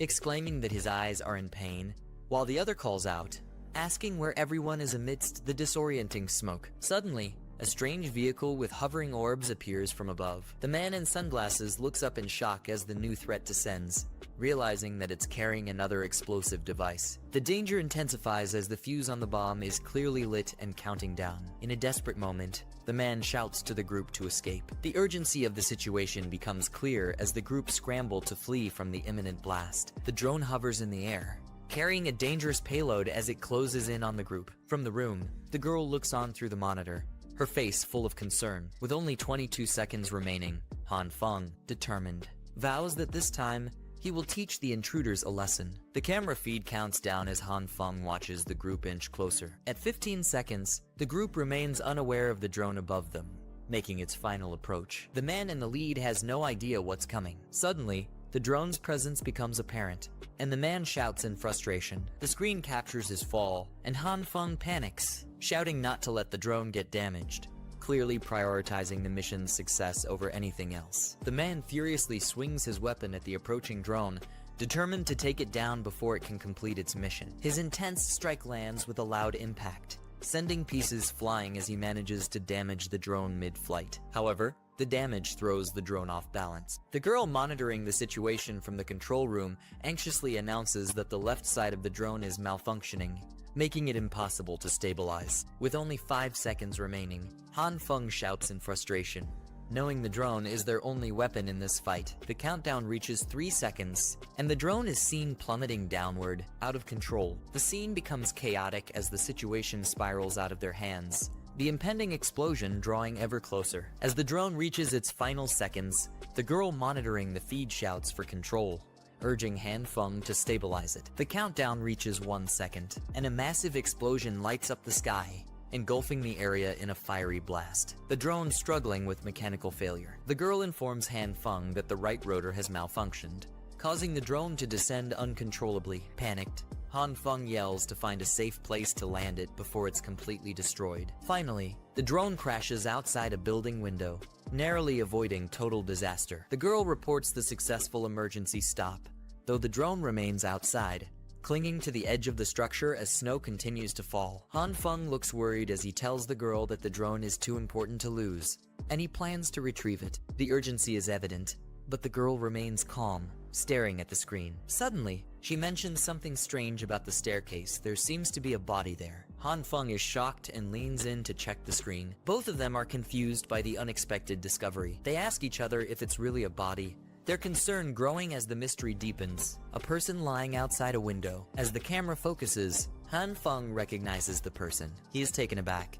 exclaiming that it's Lai Ji, someone they clearly know. The situation becomes more dire as they try to figure out what happened. Han Feng and the girl sit in confusion as they question why Lai Ji's body is lying in that location. Han Feng's expression becomes more serious as he wonders if Lai Ji had also been attacked, raising concerns about their safety. He reminds the girl not to open the door while he's gone, assuring her that he has the key and will return soon. His tone is urgent, knowing that time is of the essence. As he moves towards the exit, Han Feng takes one last look around, his mind focused on the mission ahead. Han Feng, curious, looks up as the girl approaches him. She hands him a communication device and instructs him to keep in touch during his mission. Han Feng looks serious as he accepts it, understanding the importance of staying connected in the dangerous situation they are dealing with. He thanks her for the device and prepares to leave, tucking it away safely. In the next panel, Han Feng is seen readying his weapon, his expression tense. Internally, he hopes he won't have to use it.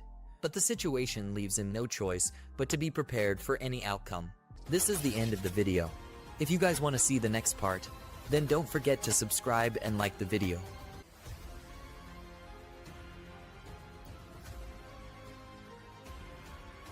Han Feng cautiously descends a dark, eerie staircase, gripping a flashlight that casts a narrow beam ahead. Little girl monitors Han Feng's descent down the staircase from above, calling out each floor level with a cautious tone. She keeps track, ensuring each floor is safe as he moves further down.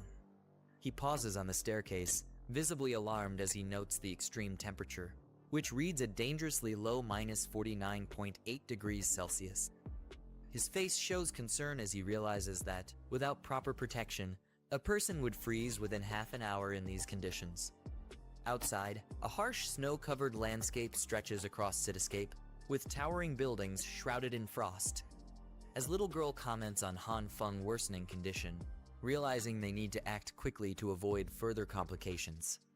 One man, bundled up against the cold, he warns them to be extremely cautious if they plan to proceed. A group of men huddles around a small table, their faces illuminated by the warm glow of a single candle. One of them acknowledges the hardships they've endured. Wang, seated at the center, instructs them to distribute 3 thick coats for warmth. One of the members responds affirmatively, while others express their gratitude, understanding the value of these provisions in the freezing conditions. A hand tightly grips a bundle of what appears to be clothing or supplies, a sign of careful preparation amidst harsh conditions. The group gratefully receives the warm clothing from the man in charge, expressing their thanks with genuine appreciation. He reassures them, stating that those who contribute will always be respected and taken care of, reinforcing a sense of unity and mutual support among them. Hyuna nervously asks the man if she can join their group. The man, however, responds firmly with a refusal, leaving her visibly disappointed. Wang, adjusting his glasses, explains his reasons for refusing her request, citing doubts about the authenticity of her friend's actions. He adds that if not for a relative witnessing someone transporting supplies, he wouldn't have trusted her at all, his tone firm and skeptical. Wang instructs the group to head together to a nearby building, implying it requires immediate inspection. Hyuna responds with respect, and another person is directed to bring her some tools, signaling readiness for their mission. Wang addresses Hyuna with a serious tone, stating that regardless of whether her information is true or false, her real intentions are what matter. Hyuna's face shows a mix of surprise and determination as she processes the man's words. Hyuna, now more resolute, takes a tool handed to her by a man in a beanie, her expression set with determination. Gripping the tool tightly, Hyuna reassures the man with a determined yet slightly hesitant expression, stating that she understands what's expected of her. The team's footsteps echo against the metal staircase as they descend carefully. The group advances down the dark staircase, led by the man, his flashlight illuminating the way. Everyone follows closely, gripping their tools tightly. One of the group members urgently calls out to the leader, pointing toward a figure lying motionless on the staircase ahead. The group stares in shock as they recognize the face of the unconscious figure. It's Lai Zi. One of the group members helps Lai Zi by gently pouring warm liquid from a flask into his mouth. Lai Zi chokes and sputters as the warm liquid jolts him awake, his eyes wide with shock and confusion. Lai Zi gasps and coughs intensely, clutching at his chest as he fully awakens, the shock evident on his face. Lai Zi's eyes widen in confusion as he looks around. The leader stands beside Lai Zi, holding the flask, while another teammate kneels to check on his condition. Lai Zi looks up at them with a slight smile. Lai Zi lets out a hearty laugh, expressing relief and gratitude for the rescue. His teammates exchange relieved glances, glad to see his spirits lifting as he recovers in their presence. One of the team members angrily scolds Lai Zi, criticizing his attitude and reminding him that he hasn't even thanked their leader for saving his life. Lai Ziyi looks taken aback. Lai Ziyi lets out a soft sigh, finally acknowledging the words of his teammate. Lai Ziyi snaps back, arguing that if thanks are due, they should be directed toward those whose supplies were taken. The leader steps forward, visibly angered by Lai Ziyi's disrespectful remark, his stern expression reflecting his frustration. The teammate behind him seems equally shocked, gripping the leader's arm as if to hold him back from reacting impulsively. The leader earnestly extends an invitation to Lai Ziyi, explaining that only through unity can they survive the harsh conditions together. However, Lai Ziyi, visibly annoyed, rejects the offer again, expressing frustration at being asked repeatedly. A teammate confronts Lai Ziyi sharply, warning him not to disrespect their goodwill. The group stands together, illuminated by the flashlight. Lai Ziyi, visibly annoyed, questions the group's intentions, challenging whether they plan to force him to join them. While the others watch him with growing tension, the leader addresses Lai Ziyi calmly, asking if there's been a misunderstanding between them. He explains that they only wish for Lai Ziyi to contribute his strength to give the weaker members a better chance at survival, hoping to appeal to his sense of responsibility. Lai Ziyi responds angrily, accusing the leader of having ulterior motives, his face twisted with frustration.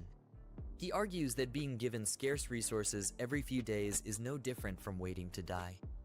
He defiantly shouts down the staircase, declaring that he has no need for their pity or handouts. Han Feng listens intently as he reflects on Lai Ziyi's words. He realizes that providing food only every 3 days could mean that the group's leader doesn't truly care about the well-being of the weaker members. Han Feng observes from above as the leader speaks with Lai Ziyi, revealing his strategy of keeping older, weaker members only to attract younger recruits. Han Feng realizes this selfish approach could eventually lead to internal conflicts within the group, as trust begins to erode. One of the group members angrily grabs Lai Ziyi by the collar, accusing him of being ungrateful. The agitated teammate tightens his grip on Lai Ziyi's collar, demanding a clear answer on whether he will join the group or not. His frustration is evident as he warns Lai Ziyi to stop blocking their path if he refuses, escalating the confrontation. The tension reaches a boiling point as the two men clash, pressing their foreheads together in a heated confrontation. The man in the beanie sits on the ground, visibly frustrated and holding his head in his hands, seemingly defeated by the ongoing tension. Lai Ziyi stands firm. Lai Ziyi faces a group of men armed with makeshift weapons, his expression unwavering and resolute. The leader observes the standoff with a calm, unreadable expression, a slight smirk appearing on his face. The leader turns to face his followers, who are armed and ready. Lai Ziyi stands his ground, facing the group as they close in around him, their weapons raised and ready. With a fierce expression, Lai Ziyi raises his fist defiantly, shouting that he's not afraid of them. Watching from above, Han Feng observes Lai Ziyi's defiant stance with concern, realizing that he might collapse at any moment. Determined to help, Han prepares to intervene, sensing the urgency of the situation. Han Feng hesitates, realizing the overwhelming number of opponents surrounding Lai Ziyi. Doubts cloud his mind as he questions what difference he could make even if he intervened, feeling conflicted about his ability to help. Han Feng clenches his fist, recalling all the times Lai Ziyi had helped him in the past. Driven by loyalty and gratitude, he resolves that he cannot just stand by and watch Lai Ziyi face this danger alone. Han Feng's face shows a mix of determination and anxiety as he steels himself for the decision he's about to make. Han Feng reaches into his coat, pulling out a handgun with a determined grip. Han Feng sits silently, gripping the gun firmly as he watches the scene below with a stern, contemplative expression. Lai Ziyi, battered but defiant, taunts the crowd, challenging them to come at him if they dare. Lai Ziyi reacts with a startled expression, his eyes widening in surprise as he hears a sudden noise. A gun fires with a loud bang, sending a bullet speeding through the air, leaving a flash in its wake. The bat hits the ground hard, causing a small crack upon impact. The sudden gunshot startles the group, with one of them on the ground, looking in shock as the others stand behind him, holding weapons and appearing unsettled. Confusion and fear spread across their faces as they anxiously question each other. with one exclaiming that it was a gunshot, while others expressed disbelief, unable to comprehend what just happened. Han Fang, holding a gun with fierce determination, commands the others to stay still, his expression intense and unyielding. On the staircase, two of them with flashlights stand off against a group of startled onlookers. The men in the group raise their hands cautiously, their faces tense with fear. Brother Lai, holding the gun, appears uneasy, glancing over with sweat on his brow, showing signs of uncertainty. The others, masked and visibly shocked, exchange anxious glances as they struggle to comprehend the tense standoff unfolding before them. Hyona watches anxiously, wondering why Han Fang in front dared to come out and, more importantly, how he got a gun. Han Fang with the gun hands over a key to Brother Lai, instructing him to hold it as they both cautiously move forward. Keeping their guard up, the group of men holding bats and pipes hesitates, muttering among themselves about their next move while staying alert to the armed man's every action. Suddenly, one of the men steps forward, causing a tense silence as everyone braces for what could happen next. Han Fang with the gun, looking serious and unwavering, orders the group to drop their weapons and get down. Faced with this demand, the group hesitates, crouching down cautiously, keeping their eyes fixed on him with a mixture of fear and apprehension. As he prepares to leave, Han Fang warns them sternly, daring anyone to make a move as his companion signals it's time to go.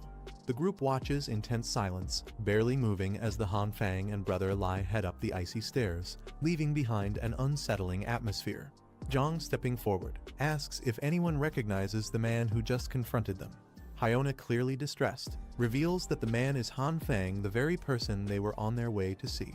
Another member of the group, visibly angry, grabs Hyona by the collar, demanding why she didn't mention Han Feng had a gun, while she stammers that she hadn't known either. While Zhang intervenes, stating his trust in her. He then suggests that since Han Feng is armed, he might also have valuable supplies, encouraging everyone to consider this possibility. Another member of the group eagerly agrees, speculating that Han Feng could be the one who has been collecting valuable items. He contemplates this idea, realizing that Han Feng is likely the person his uncle had previously mentioned encountering. One of the group members nervously asks if they should stick to the original plan, concerned about the possibility of gunfire. He reassures them, reasoning that if Han Feng intended to kill, he would have done so already. He then addresses the group, announcing a change of plans and suggesting they return to prepare safety measures before proceeding. Outside, snow falls heavily on the frozen high-rise buildings as someone urgently calls for access to Unit 1804. The door labeled 1,804 inches. Han Fang and Brother Lai stand silently, Brother Lai expressing nervousness as his hands tremble slightly. Brother Lai in the blue gloves cautiously inserts the key into the lock, his hands visibly shaking. As the door opens, a warm light spills out, surprising him with its comforting warmth, which contrasts sharply with the cold atmosphere outside. Han Fang with the gun urgently tells his companion to hurry inside, both looking tense. They notice the warmth coming from a heater, amazed to find such a luxury in the cold environment. Discovering a generator nearby, they are astonished at the resourcefulness of the room's inhabitant. Brother Lai in gloves looks at the fully stocked shelves, his eyes wide with excitement at the sight of the abundant supplies. He, appearing exasperated, questions Han Fang about what's happening, gesturing animatedly with one hand. He seems flustered, scratching his head as he tries to respond. Suddenly, Brother Lai turns around with a surprised expression. Peeking from behind a door, the girl with glasses curiously observes the scene, wondering aloud about the situation. Han Fang, now visibly sweating, stammers, admitting that he completely forgot something important. Brother Lai turns to Han Fang with a puzzled expression, questioning her presence. The girl, standing calmly nearby, watches the two with a hint of curiosity. 2 hours later, Brother Lai, with his cheeks full of food, nods in understanding as he mutters through bites. The three of them gather at a table laden with various dishes, discussing how well prepared they are, with the girl noting that studying really paid off. Han Fang apologizes to Brother Lai, admitting he withheld information about a shortage, causing the blonde man's eyes to bulge in shock. Still munching on his meal, he grips his chopsticks firmly. He stands up, bowing deeply with gratitude, expressing how thankful he is and how the help has meant so much to him. Han Fang, taken aback, looks at him with a hint of concern and addresses him warmly. Encouraging Brother Lai not to be so formal, he reassures him, reminding him of all the help he's also given and inviting him to continue eating, which brings Brother Lai to tears of appreciation. He places a reassuring hand on Brother Lai's shoulder, praising him as a genuinely kind person, which brings the blonde to tears. Later, the three of them sit around a table, discussing how circumstances in the area have drastically changed. Brother Lai reminds Han Feng about the previous message he had sent before the power outage, and Han Feng confirms, acknowledging it. Meanwhile, the group armed with makeshift weapons walk down a hallway, appearing tense and ready, united in purpose but wary of their surroundings as they prepare to confront the chaos around them. Zhang watches as a group walks away, his expression serious as he contemplates the unfolding events. A chaotic brawl breaks out, with one man in a blue hat trying to fend off attackers, his face filled with determination. Brother Lai, looking at an image of two identical brothers, confirms they are indeed the college twins, Jin Ti-woo and Jin Ti-moon, as the blonde man remarks on their troublesome nature. He is discussing the situation, with Han Feng expressing surprise at how quickly the committee's influence has grown. While Brother Lai seems uneasy about their methods and reputation, Han Feng suggests that their adversaries are in for a taste of karma, asking his companion to guess who might come after them next. Suddenly, a fierce man charges forward, angrily shouting Li Yung-ho. As he throws a powerful punch, he lands a brutal blow on his opponent's face, showing off his skills as a former middleweight champion, with onlookers stunned by his strength and precision. Brother Lai leaned forward, his face tense with worry as he checked on Han Feng. Despite his concerned question, Han Feng remained silent, his head bowed under an invisible weight. Han Feng let out a tired breath, his eyes barely open as he muttered something under his breath, his exhaustion evident. Moments later, he was seen in a more relaxed setting, slumping back into a cozy chair in his bright yellow sweater. Letting out a deep yawn, he stretched lazily and remarked how the ordeal had finally come to an end. Brother Lai laughed as he looked around the spacious and cozy room, surprised that you had such a comfortable place on this floor. Han Feng lounged casually on the sofa. Ya quietly observed from her spot at the table, surrounded by the warm glow of header, which made the room feel even more inviting. Han Feng held his phone, a small smile crossing his face as he remarked that having his help was the only reason they could pull off their recent act. With a decisive nod, he suggested they follow the next steps exactly as planned. Han Feng pointed decisively towards the room, instructing Ya and Brother Lai to pack up everything inside. He emphasized leaving behind any unnecessary trash or packaging, ensuring only the essential items were taken. Brother Lai hesitated, clearly confused about the plan, and questioned Han Feng's intentions as he was asked to open the windows to rapidly lower the room's temperature. Brother Lai's frustration was evident as he demanded to know what Han Feng was really trying to achieve, while Han Feng maintained his calm demeanor. He stood firm, gripping his weapon tightly as he explained his strategy. They had been struggling for a long time, ensuring their adversaries would waste energy breaking through only to find nothing worthwhile. Later, as the group gathered around the table for a meal, Han Feng discussed the stakes with Brother Lai and Ya. He pointed out how deploying such an elaborate operation and returning empty-handed would undoubtedly trigger outrage among their opponents. The group crowd gathered outside, murmuring anxiously. Meanwhile, back indoors, Han Feng analyzed the situation, confident that the focus of blame would shift onto others, ensuring their team remained out of the spotlight. Brother Lai voiced his concerns, emphasizing that even with a gun, their position wasn't secure due to the overwhelming number of opponents. He pointed out that a single misstep could lead to their weapon being seized, making things worse. Han Feng nodded gravely, acknowledging that such an outcome would indeed be the worst-case scenario they needed to avoid. Han Feng considered the implications of acquiring a gun, speculating that the opposing group might try to maintain their image by resolving the conflict peacefully rather than escalating it.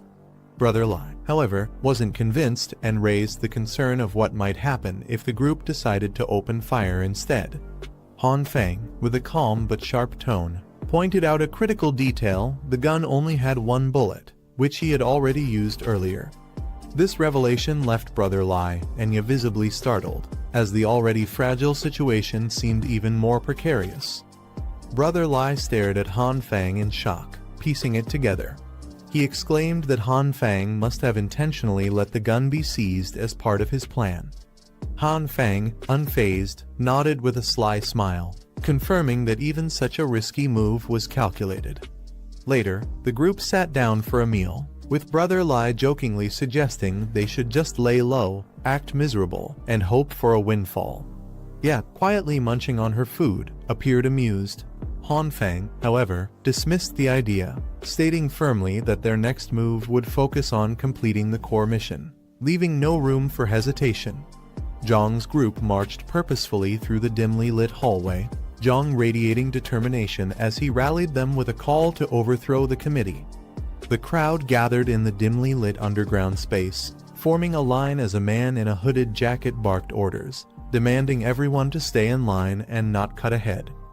Meanwhile, Zhang sat at a table surrounded by supplies and stacks of boxes, while the line of people stretched back, waiting for their turn. In the dim corridor, Zhang at the distribution table diligently handed out supplies. Boxes of goods were stacked nearby. A short distance away, two men, one holding a flashlight and the other carrying a box, conversed quietly. The man with the flashlight reassured his companion that every exit was thoroughly checked and secure. Brother Lai and Han Fang sat against the cold wall, their bodies tense and visibly battered. Brother Lai leaned slightly towards Han Fang, whispering something. Han Fang, with his usual calm but sharp demeanor, stroked his chin thoughtfully, as though calculating their next move. Brother Lai explained the layout of the building, pointing out that the first 4 floors were cleared, while the 5th and 6th floors were occupied by staff and families. The 7th and 8th floors remained inaccessible, likely guarded. He speculated that the warehouse they were looking for was probably located on the upper levels. Meanwhile, armed with a metal pipe, Brother Lai strategized their next move. He volunteered to head up and distract the guards while Han Fang used the opportunity to infiltrate and disrupt their plans. Han Fang nodded silently, ready for the task ahead.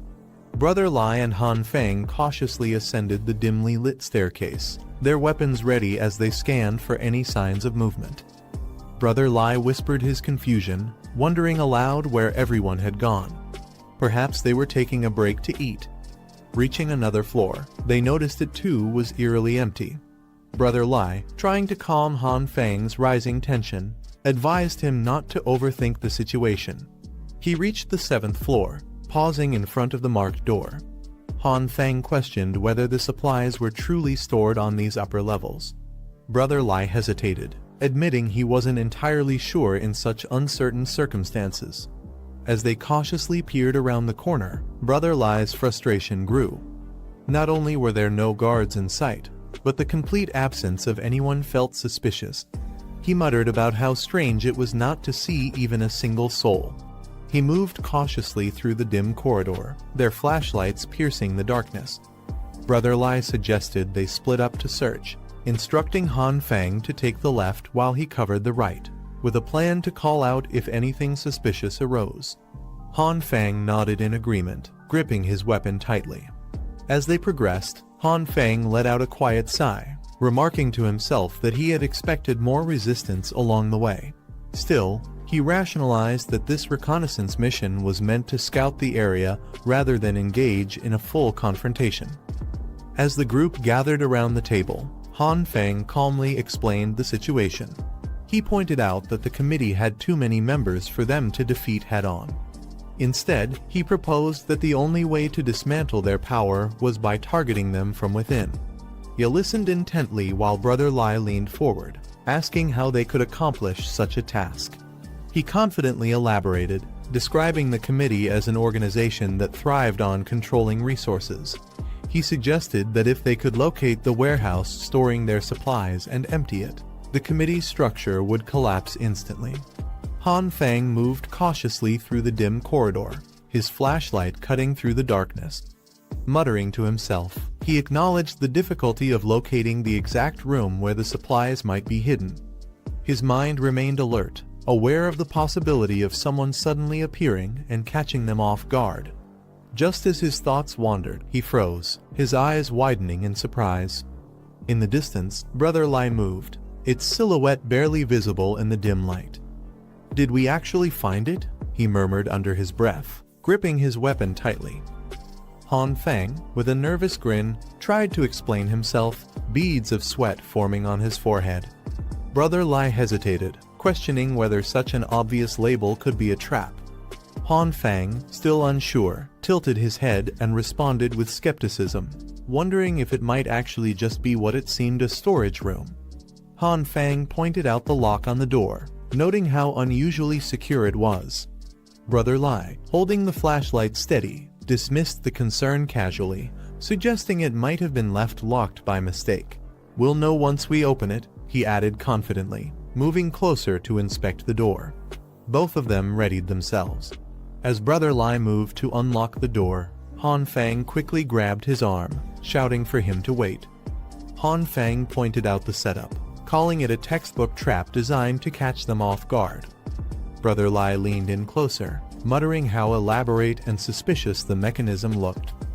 Han Feng urged caution, emphasizing that whoever set this up was meticulous enough to even rig explosives, making it impossible to predict what might be hidden behind the door.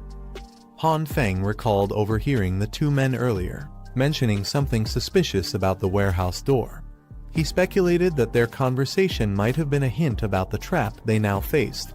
Brother Lai, nodding in agreement, acknowledged Han Feng's sharp observation. Han Feng then emphasized the importance of not rushing into anything. He proposed they first figure out what was inside the warehouse before making any drastic moves, suggesting they proceed cautiously and check the upper floors later. Brother Lai, with a serious expression, agreed to the plan, ready to follow Han Feng's lead. Han Feng dashed through the dim hallway, his flashlight illuminating the path ahead as he moved with precision and speed. Brother Lai followed closely behind, gripping his weapon tightly. Suddenly, a voice echoed through the corridor, shouting for them to stop. Without hesitation, they pressed forward cautiously, their flashlights sweeping across the cracked walls and damp floor. As Han Feng and Brother Lai navigated the dim hallway, Han Feng suddenly called out a warning, his sharp eyes catching movement. A man leaped from the shadows, wielding a weapon aimed at Brother Lai. Reacting swiftly, Han Feng raised his pipe to block the incoming strike. Without hesitation, Brother Lai counterattacked, landing a powerful kick that sent the guard staggering backward.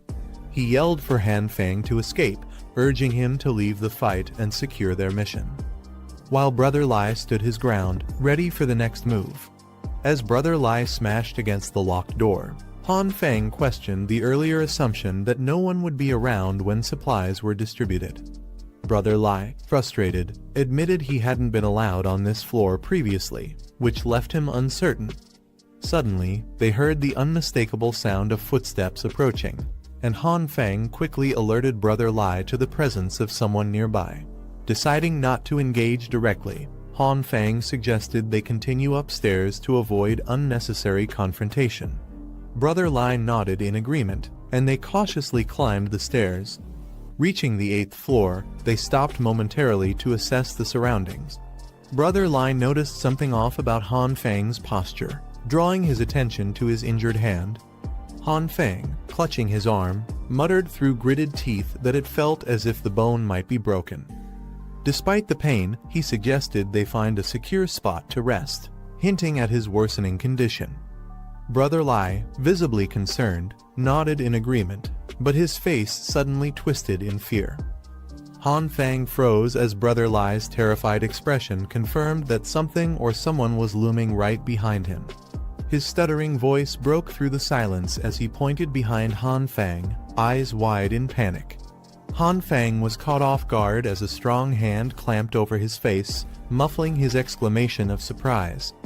Before he could react, he was violently pulled backward through the doorway, his legs flailing helplessly in the air. Han Feng falling from a great height, his scream echoing as his body crashes with immense force onto the ground. The impact sends shockwaves through the surroundings, scattering debris everywhere. The steel gate with a deafening crash, the force of the impact warping the metal. As he slides down, battered but alive, his expression twists with pain, his breath visible in the cold air. Clenching his teeth, he mutters faintly, he laced with frustration and resolve. Despite the evident damage, his fiery determination burns bright in his eyes. As Han Fang struggles to sit up, his body weak from the earlier impact, a hooded man steps forward. He asking if Han Fang is all right and urging him to hold on. Han Fang glances up, his exhaustion evident, but though his body trembles from the pain. The man steps closer, as they demand an explanation for Han Fang's presence. Han Fang, still visibly shaken, but attempting to mask his discomfort, offers a strained response, claiming they were only there to collect supplies. The man questioning Han Fang's claim with a hint of suspicion. Without waiting for a response, he steps forward and presses their boot onto Han Fang's chest, pinning him to the ground. Han Fang clenches his teeth, struggling against the weight, his body trembling under the pressure. A nervous laugh escapes him as he tries to hide his discomfort. The man, however, his face now visible with a mocking smirk, questions Han Fang's excuse, dismissing it as if he were speaking to a child. He points out their deliberate avoidance of certain areas, implying they are more aware of the system in place than they pretend to be. Han Fang's expression hardens, anger flaring as he accuses the man of tailing them. His frustration are evident as he demands answers. The man, unbothered by the accusation, scoffs at the idea. He coldly remarks that surveillance here is unavoidable, mocking their belief that no one was watching. Meanwhile, many people looms nearby. Han Fang's eyes widen in shock. As he takes in the horrifying scene before him, several unconscious or lifeless individuals sprawled across the room. He mutters in disbelief, questioning if this was the work of the man. The moment is interrupted by footsteps echoing through the hallway. The man casually instructs his subordinates to search the house, while Han Fang, still pinned, realizes the situation is growing more dangerous. He whispers in alarm, recognizing the name Lai Ji. The man smirks faintly before turning away. Han Fang watches him leave, confusion and dread flickering in his expression as he contemplates his next move in the chaos unraveling around him. The man opens a window, letting a blast of icy wind fill the room. Han Fang watches in disbelief as the man prepares to leap from the 8th floor. He protests, pointing out the dangerous height, but the man calmly corrects him, noting the snowdrift below reduces the height to only 4 stories. The man crouches on the window ledge, dismissing the risk as insignificant with the snow to break his fall, as he sarcastically offers Han Fang a choice jump or die another way. Meanwhile, Han Fang hears a sudden commotion. A nearby door bursts open with a loud crash, startling him. He turns quickly, tense and alert, realizing he has been spotted. Shouting erupts as the pursuers zero in on his location. Han Fang's eyes narrow with determination as he braces for action, knowing escape is his only option. The man leaps first, vanishing into the thick snowstorm outside. Lu Fang hesitates for only a moment before pushing himself off the ledge. The man lands harshly on the slippery rooftop below, the impact forcing him into an uncontrollable slide. As Han Fang tumbles uncontrollably down the icy slope, his body is suddenly enveloped in a burst of vibrant purple energy. His hands instinctively extend forward, and the powerful force radiates heat even in the freezing snowstorm. Lu Fang's face in determination and grit. The man crashes into the snow below, landing with precision and using the thick layer of snow to absorb the impact. Suddenly, behind Han Fang slams into the ground nearby, creating a shockwave that sends snow flying in all directions. The man glances back, his expression momentarily shifting to surprise as he notices the faint remnants of purple energy flickering in the snow behind him. Han Fang crashes into the snow with a deafening impact, sending icy debris flying in all directions. The ground beneath him cracks slightly from the force, yet he remains unfazed. The man narrows his gaze as he notices movement from above, pointing out that someone else is still alive. Han Fang quickly turns his head as he spots another man descending from the snowy heights. Han Fang glances back, his sharp eyes darting toward the source of a faint sound cutting through the icy wind. His expression shifts to surprise as he notices movement nearby. The man moves swiftly, smashing through the icy window with brute force. Shards of glass and snow scatter in every direction as the cold wind rushes into the room. Han Fang, startled by the sudden movement, quickly shifts his stance, his eyes narrowing in anticipation. Han Fang's expression tightens as the cold sweat on his face, but his resolve remains unshaken. The icy landscape stretches below, leaving a faint trail in the snowstorm. The icy window shatters completely, leaving a jagged opening as the snowstorm rages outside. Moments later, 3 pursuers burst through the doorway, weapons in hand and expressions cold with intent. The pursuers search the area but find no sign of their target. Frustration grows as they shout to each other, concluding that Han Fang must have escaped downward. Without hesitation, they decide to follow, instructing one of their own to report the situation to their leader. Inside the room where Han Fang and the man and a third man sit around a small makeshift fire. The flickering flames cast shadows across the battered walls and scattered debris. Han Fang glances at the hooded man, his expression weary but laced with faint irritation, as he silently comments on the man's sharp and confident demeanor, finding it slightly overbearing. Han Fang darts through the stairwell, his thoughts racing as he realizes how close he was to being discovered earlier. He glances at the man beside him, who motions toward the upper floors with urgency, yelling for him to head to the 5th floor. Caught off guard, Han Fang stumbles slightly but quickly regains his footing, confusion flashing across his face as he questions the sudden command. The man tightly grabs Han Fang, pulling him along with force as they navigate through the stairwell. He calmly explains that their pursuers will assume they continued downward, making it the perfect opportunity to escape upward and mislead them. Han Fang, struggling to keep up, gasps for breath, his irritation showing as he mutters his complaints about barely being able to breathe. Despite his doubts earlier, Han Fang reflects on the man's quick thinking, realizing that his strategy is proving effective.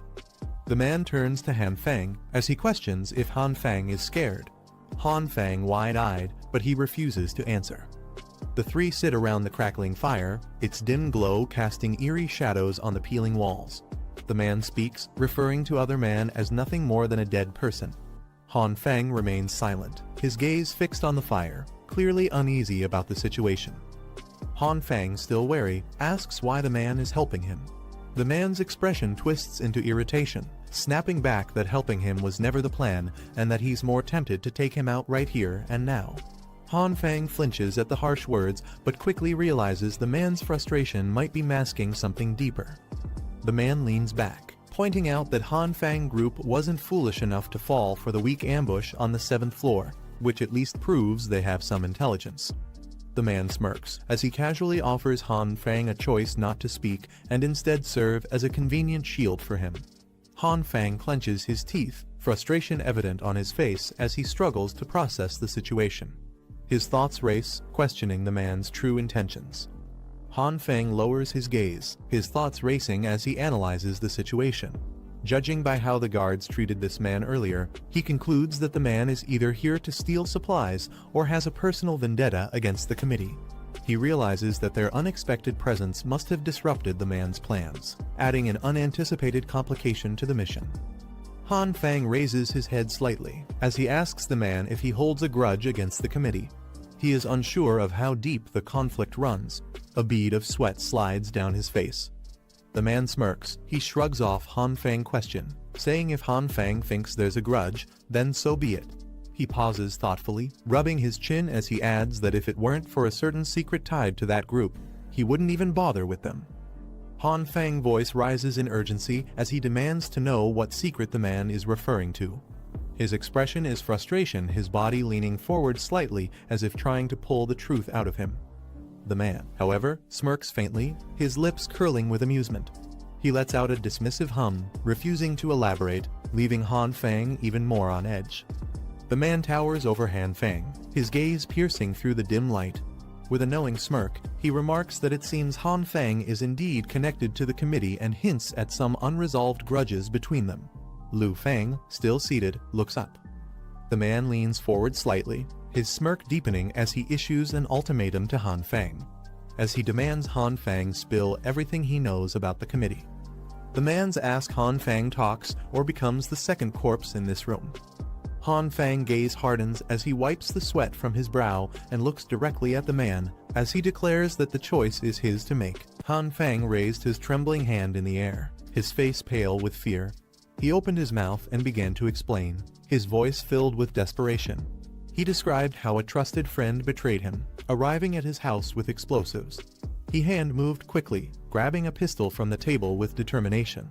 He turned to the man in front of him. He declared that he had gathered every resource he could find for revenge, but admitted that a mere gun wasn't enough against his enemies. In the end, he decided to risk everything, using the weapon as a final chance to carve out a path for survival. Han Feng gripped the pistol tightly. He pondered over his chances, wondering if combining what he knew with the gun would give him even a slight edge. Despite his uncertainty, he clung to the hope that it might be enough to create some leverage. The older man across from him, however, showed no sign of optimism.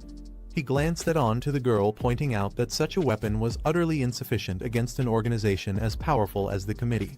The older man calmly pointed out that the fact the intruder left the gun behind and didn't harm Han Feng was proof of something significant.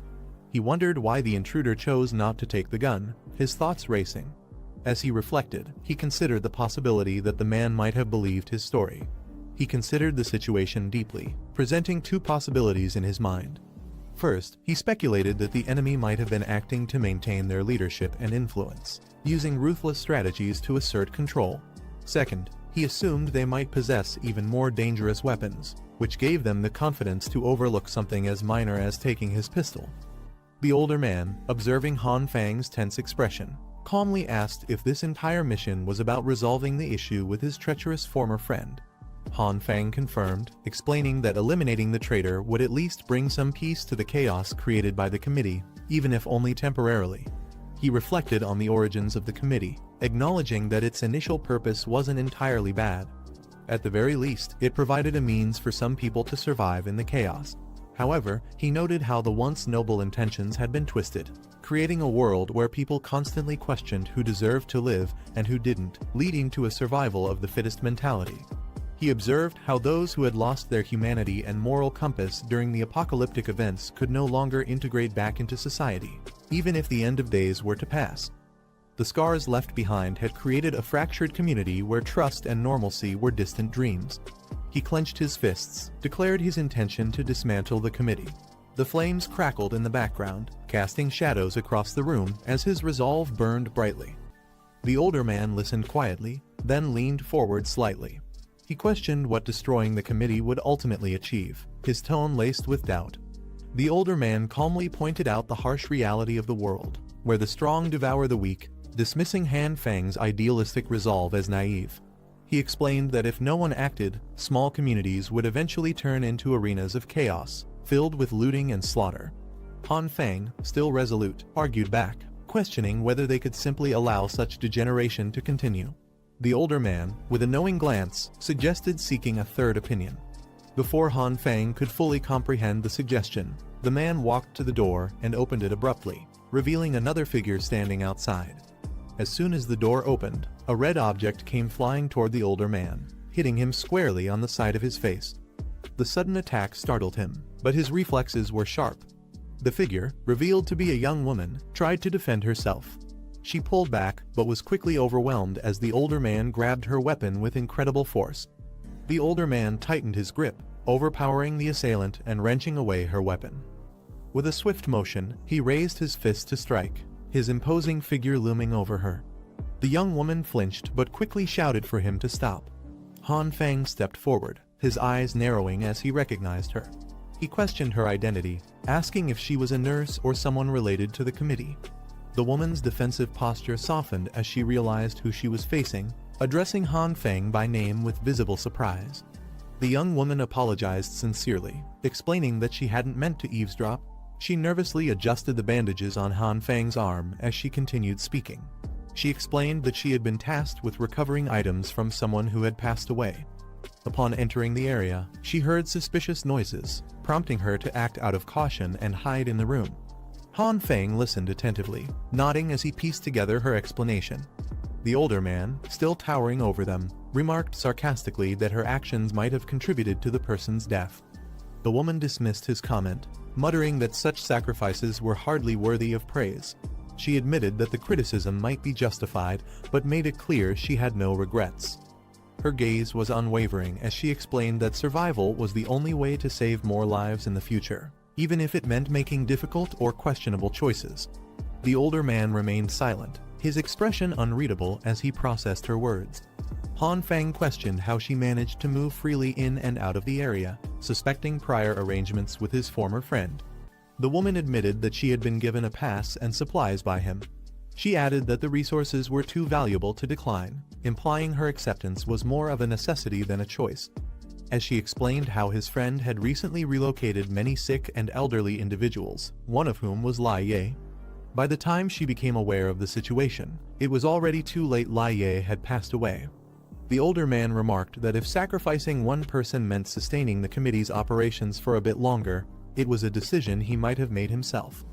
Han Feng then mentioned the rise of a new faction in the area. As reported by Lai Ji, he speculated that the committee likely saw this as a threat and acted swiftly to eliminate the competition, even resorting to extreme measures. He reflected on the former friend's decision to use explosives as a way to discard burdensome supplies, connecting it with his actions to maintain control. Han Feng pondered aloud, questioning whether all of this pointed to a single possibility, perhaps a deeper, more calculated motive was driving these decisions.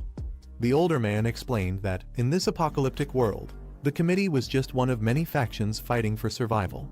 He predicted that more brutal acts of betrayal and survival-driven killings would inevitably occur in the future. As he stepped toward the door, he remarked that in a world governed by the law of the jungle, only those who survived until the end could truly be considered winners.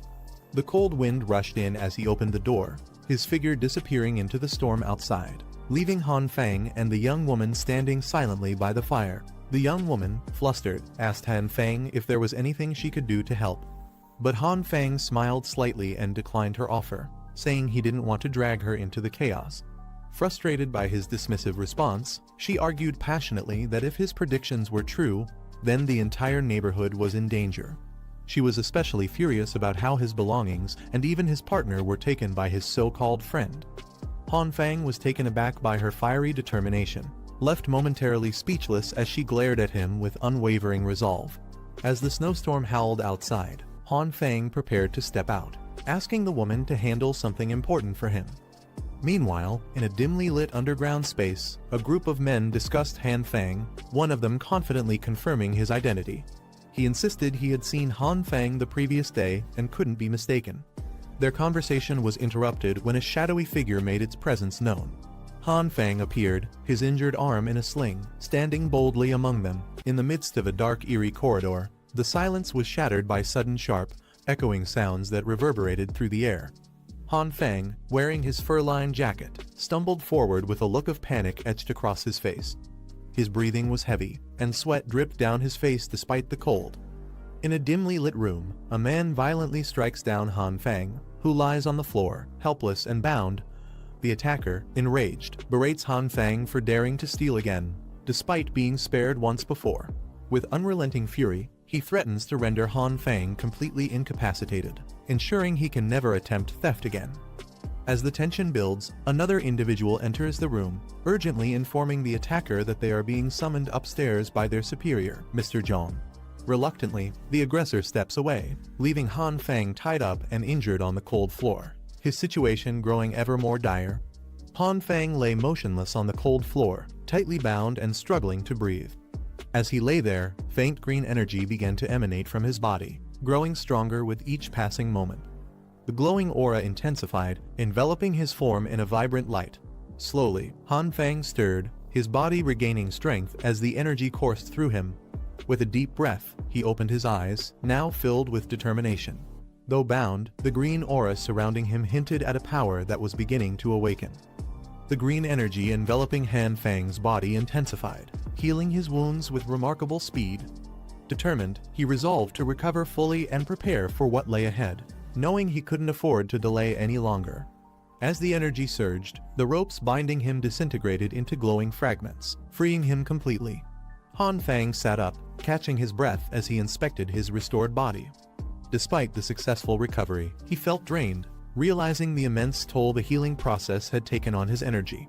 Contemplating his next move, he made a mental note to strengthen himself further, knowing he couldn't allow himself to be caught off guard again. As Han Feng caught his breath, a sudden noise by the door grabbed his attention. his senses heightened, and he glanced sharply at the source of the disturbance. The door creaked open, and one of his captors dragged Brother Lai into the room. Brother Lai about being told to leave the situation unresolved for now, saying they had to report to Mr. Zhang for further instructions. Han Fang, still tied, observed quietly as the captors seemed to momentarily lower their guard. He remained calm, assessing his surroundings and waiting for the right moment to act, his mind racing with potential plans. Han Fang turned his gaze to the new prisoner and recognized the bruised, unconscious face of Brother Lai. Shocked and concerned, he wondered what could have led to Lai's capture. As Brother Lai slowly regained consciousness, he coughed and thanked Han Fang, jokingly commenting that the slap had worked wonders in waking him up. Despite the situation, he maintained a light-hearted demeanor, asking Han Fang to aim for the uninjured side of his face next time, as one side had already gone numb. Sitting together on the floor, Brother Lai inquired about what had transpired on Han Fang's end, curious about how they both ended up in this predicament. Brother Lai began recounting his ordeal to Han Fang. After Han Fang had been dragged away into the mysterious room, Brother Lai noticed the locked door and realized he had no choice but to force his way in. Breaking into the control room, he found an unexpected large hole in the floor that seemed to lead deep underground. With limited time, Brother Lai quickly decided to descend by following the power cables attached to the walls, hoping they would guide him safely. Brother Lai continued, explaining that after descending the cables, he expected to find a parking garage on the first underground level. However, he discovered a second basement instead, eerily empty and devoid of any people. The vast space was filled with numerous sealed boxes stacked neatly in rows. Curious, Brother Lai opened one of the boxes and was shocked to find it filled with explosives, highly dangerous materials rigged with intricate wiring. As he examined the contents further, his curiosity was interrupted by a faint movement behind him. The subtle noise sent a chill down his spine. Brother Lai explained that before he could react to the faint movement behind him, he was knocked unconscious. By the time he woke up, Han Fang had already slapped him awake. Reflecting on what he had seen, Brother Lai expressed his shock at discovering the basement full of large, dangerous explosives, finally understanding why the committee had gone to such lengths to secure the area. He animatedly described the enormous size of the explosives, marveling at their sheer scale and the implications of such a stockpile. Han Fang listened with growing concern, quietly acknowledging the seriousness of the situation. Han Fang questioned why, if they had so much explosive power at their disposal, the group still resorted to raiding his home for supplies. Curious, he asked if the packaging on the explosives explicitly labeled them as such. Brother Lai shook his head, explaining that there were no markings, but the cylindrical shapes unmistakably resembled rockets. He emphasized their size, claiming he had never seen anything so massive before. Han Fang, unsettled, speculated that the stockpile might be part of a secret storage facility belonging to their adversaries. Brother Lai, skeptical and defensive, retorted sarcastically, asking if Han Fang thought he had seen a mere coincidence. Han Fang questioned why Mr. Zhang suddenly wanted to get rid of Brother Lai, especially after actively seeking him out earlier. The realization struck both of them simultaneously. They were being silenced. Brother Lai and Han Fang's faces froze in shock as the gravity of their situation became clear. Meanwhile, the captors unlocked the door to check on their prisoners. Entering cautiously with flashlights, they immediately noticed something was wrong. The room was empty, and Han Fang was nowhere to be found. The guards exchanged nervous whispers, questioning whether they had secured him properly, their unease growing with every second. Han Fang and Brother Lai stealthily hid behind a door, their glowing red eyes gleaming in the darkness as they observed the guards. One guard suggested searching under the bed, unaware of the imminent threat. Suddenly, Brother Lai lunged forward with surprising speed, taking down the unsuspecting man with ease. With both guards subdued and tied up, Han Fang emphasized the danger posed by Mr. Zhang's intentions, insisting they needed to investigate the underground area thoroughly. Brother Lai, agreeing, pointed out the massive stockpile of boxes and questioned how they should handle it. Han Fang reassured him, revealing that he had already made arrangements. Together, they exited the room, heading off to regroup with their ally, the mysterious Lord Zai. As Han Fang and Brother Lai walked down the corridor, Brother Lai casually asked if the girl coming to pick him up had arrived. Han Fang, puzzled, asked what he meant. Brother Lai reminded him that this was the same girl who had tried to steal his gun and even attempted to kill him previously. Han Fang's expression shifted to shock as realization dawned Haona was the one coming for them. Moments later, Haona appeared, pointing a gun directly at Han Fang. Startled, Han Fang yelled out, warning Brother Lai not to open the door. Panic set in as the situation escalated, and Han Fang shouted her name, confirming the danger they were in. Brother Lai, still processing the chaos, tried to call out to Haona. Han Fang reached into his pocket, clutching a small device emitting faint static sounds. Realizing the urgency of the situation, he whispered to Brother Lai that they needed to retreat and regroup with Lord Zai. As they slipped away, the door to the room creaked open behind them. He is scanning the area cautiously, but found no one. Han Fang and Brother Lai watched from a safe distance, ensuring their escape went unnoticed. Moving deeper into the corridor, they began to hear unsettling noises echoing through the hallway. Brother Lai whispered, questioning what could be causing such ominous sounds. As armed guards ordered the injured, elderly, and women to evacuate upstairs, while directing those with weapons to prepare for an imminent confrontation. The guards warned that if the intruders reached the supplies, the community would be left without resources, dooming families to starvation. Among the crowd, Han Fang and Brother Lai observed from a hidden corner, speculating whether Lai Zhenghao, a notorious enemy, was leading the attack. Although uncertain, Brother Lai noted the chaos might work to their advantage. To avoid detection, Han Fang and Brother Lai disguised themselves by blending into the crowd, pulling up their scarves and masks. The hall became crowded with anxious people, everyone moving in disarray as the armed guards shouted commands. Hidden amidst the chaos, Han Fang and Brother Lai carefully planned their next move, aware that they had to stay inconspicuous while navigating the crowd. The crowd shuffled nervously as tension filled the air.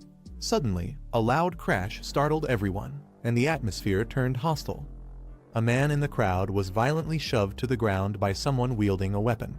The aggressor's grip tightened on a metal pipe, their intentions clearly malicious. The crowd stepped back in fear, their murmurs growing louder as the tension escalated. Among them stood a mysterious figure with icy blue hair, his scarf obscuring part of his face. He remained calm and observant, gripping the handle of a concealed weapon tightly, clearly prepared for a confrontation. Han Fang and Brother Lai, blending into the crowd, suddenly froze as they noticed someone scanning the room, a blonde woman wearing a red coat, her piercing eyes searching for something. Brother Lai whispered urgently, warning Han Fang of potential danger. Haona cautiously approached a nearby door, flashlight in hand, her face reflecting suspicion. She wondered silently if the Han family's supplies had really been moved to this hidden location. As she continued her search, Haona spotted a red first aid box and paused. Her voice broke the silence as she questioned whether this could be connected to Lai Huina. Her curiosity piqued. As Haona cautiously examined the room, the girl appeared with bright eyes, holding a medical kit. The girl questioned Haona's presence, her tone curious yet cautious. Startled, Haona hesitated but quickly composed herself, offering a nervous excuse that she was searching for food. The girl raised an eyebrow, repeating the word food with skepticism. Before the conversation could continue, Haona joined a group of armed individuals moving through the area. The group, consisting of rugged survivors, seemed organized and determined, their collective presence adding tension to the already dangerous environment. Haona, now blending in with the group, led them forward. Haona grabs the torch and approaches the nurse, asking her why she's here and if she's treating someone. The nurse responds calmly, saying she's here to treat people and questions what the issue is. Meanwhile, Haona's companion stands silently behind him, observing the situation. She recalls the scene with Han Fang and the nurse. Han Fang had handed supplies to the nurse, and she suddenly remembers something. Han Fang wasn't sick, no, that's not it. She realizes that they seem to know each other. Haona raises his torch, casting light onto the room's wall, then leans in to whisper something to his companion. The nurse watches him carefully, her expression thoughtful, as if trying to figure out what he's planning. The nurse grabs Bag steps back and asks him what he plans to do. Jackie firmly reminds her not to disturb him while he's working. Haona confidently responds that as long as she catches him, she believes Han Feng will open the door. Her companion urges her to move quickly, but the nurse, trembling, hesitates and replies nervously. The man grabs his arm tightly. Two men approach her from behind. One of them apologizes while grabbing her arm, clearly trying to restrain her. Nurse struggles, shouting at them to let her go, warning them sternly. Nurse's expression changes, her patience snaps. She mutters in a cold tone that she won't hold back anymore. The two men are startled, their expressions turning to confusion and fear. Before they can react, Nurse demonstrates incredible strength. She grabs and throws them with a swift motion, sending them flying into the air and crashing hard. After Nurse defeats the two men, Hyona group staring in shock. They exchange nervous glances. Nurse warns them to stay out of her way and not interfere with her work. The group hesitates, unsure of how to respond, and takes a step back. Suddenly, Hyona pulls out a knife. Her face twists in anger as she lunges toward Nurse, calling her a monster. Nurse instinctively raises her arm, ready to defend herself from the sudden attack. Her attack barely grazes the jacket, sending feathers flying from the damaged fabric. Nurse is momentarily surprised but maintains her composure. Hyona, realizing Nurse's strength, retreats slightly, warning the others to be cautious. The sound of a door unlocking catches everyone's attention. The group, including Hyona, turns toward the noise, visibly startled and unsure of what's happening. Weapons in hand, they brace themselves. As the door opens, the girl emerges, radiating an ominous aura. The group panics, their fear evident as they instinctively step back.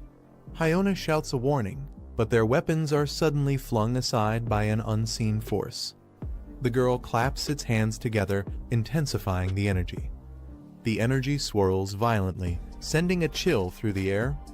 The energy released by the girl grows stronger, creating a vortex that begins pulling on everything around it.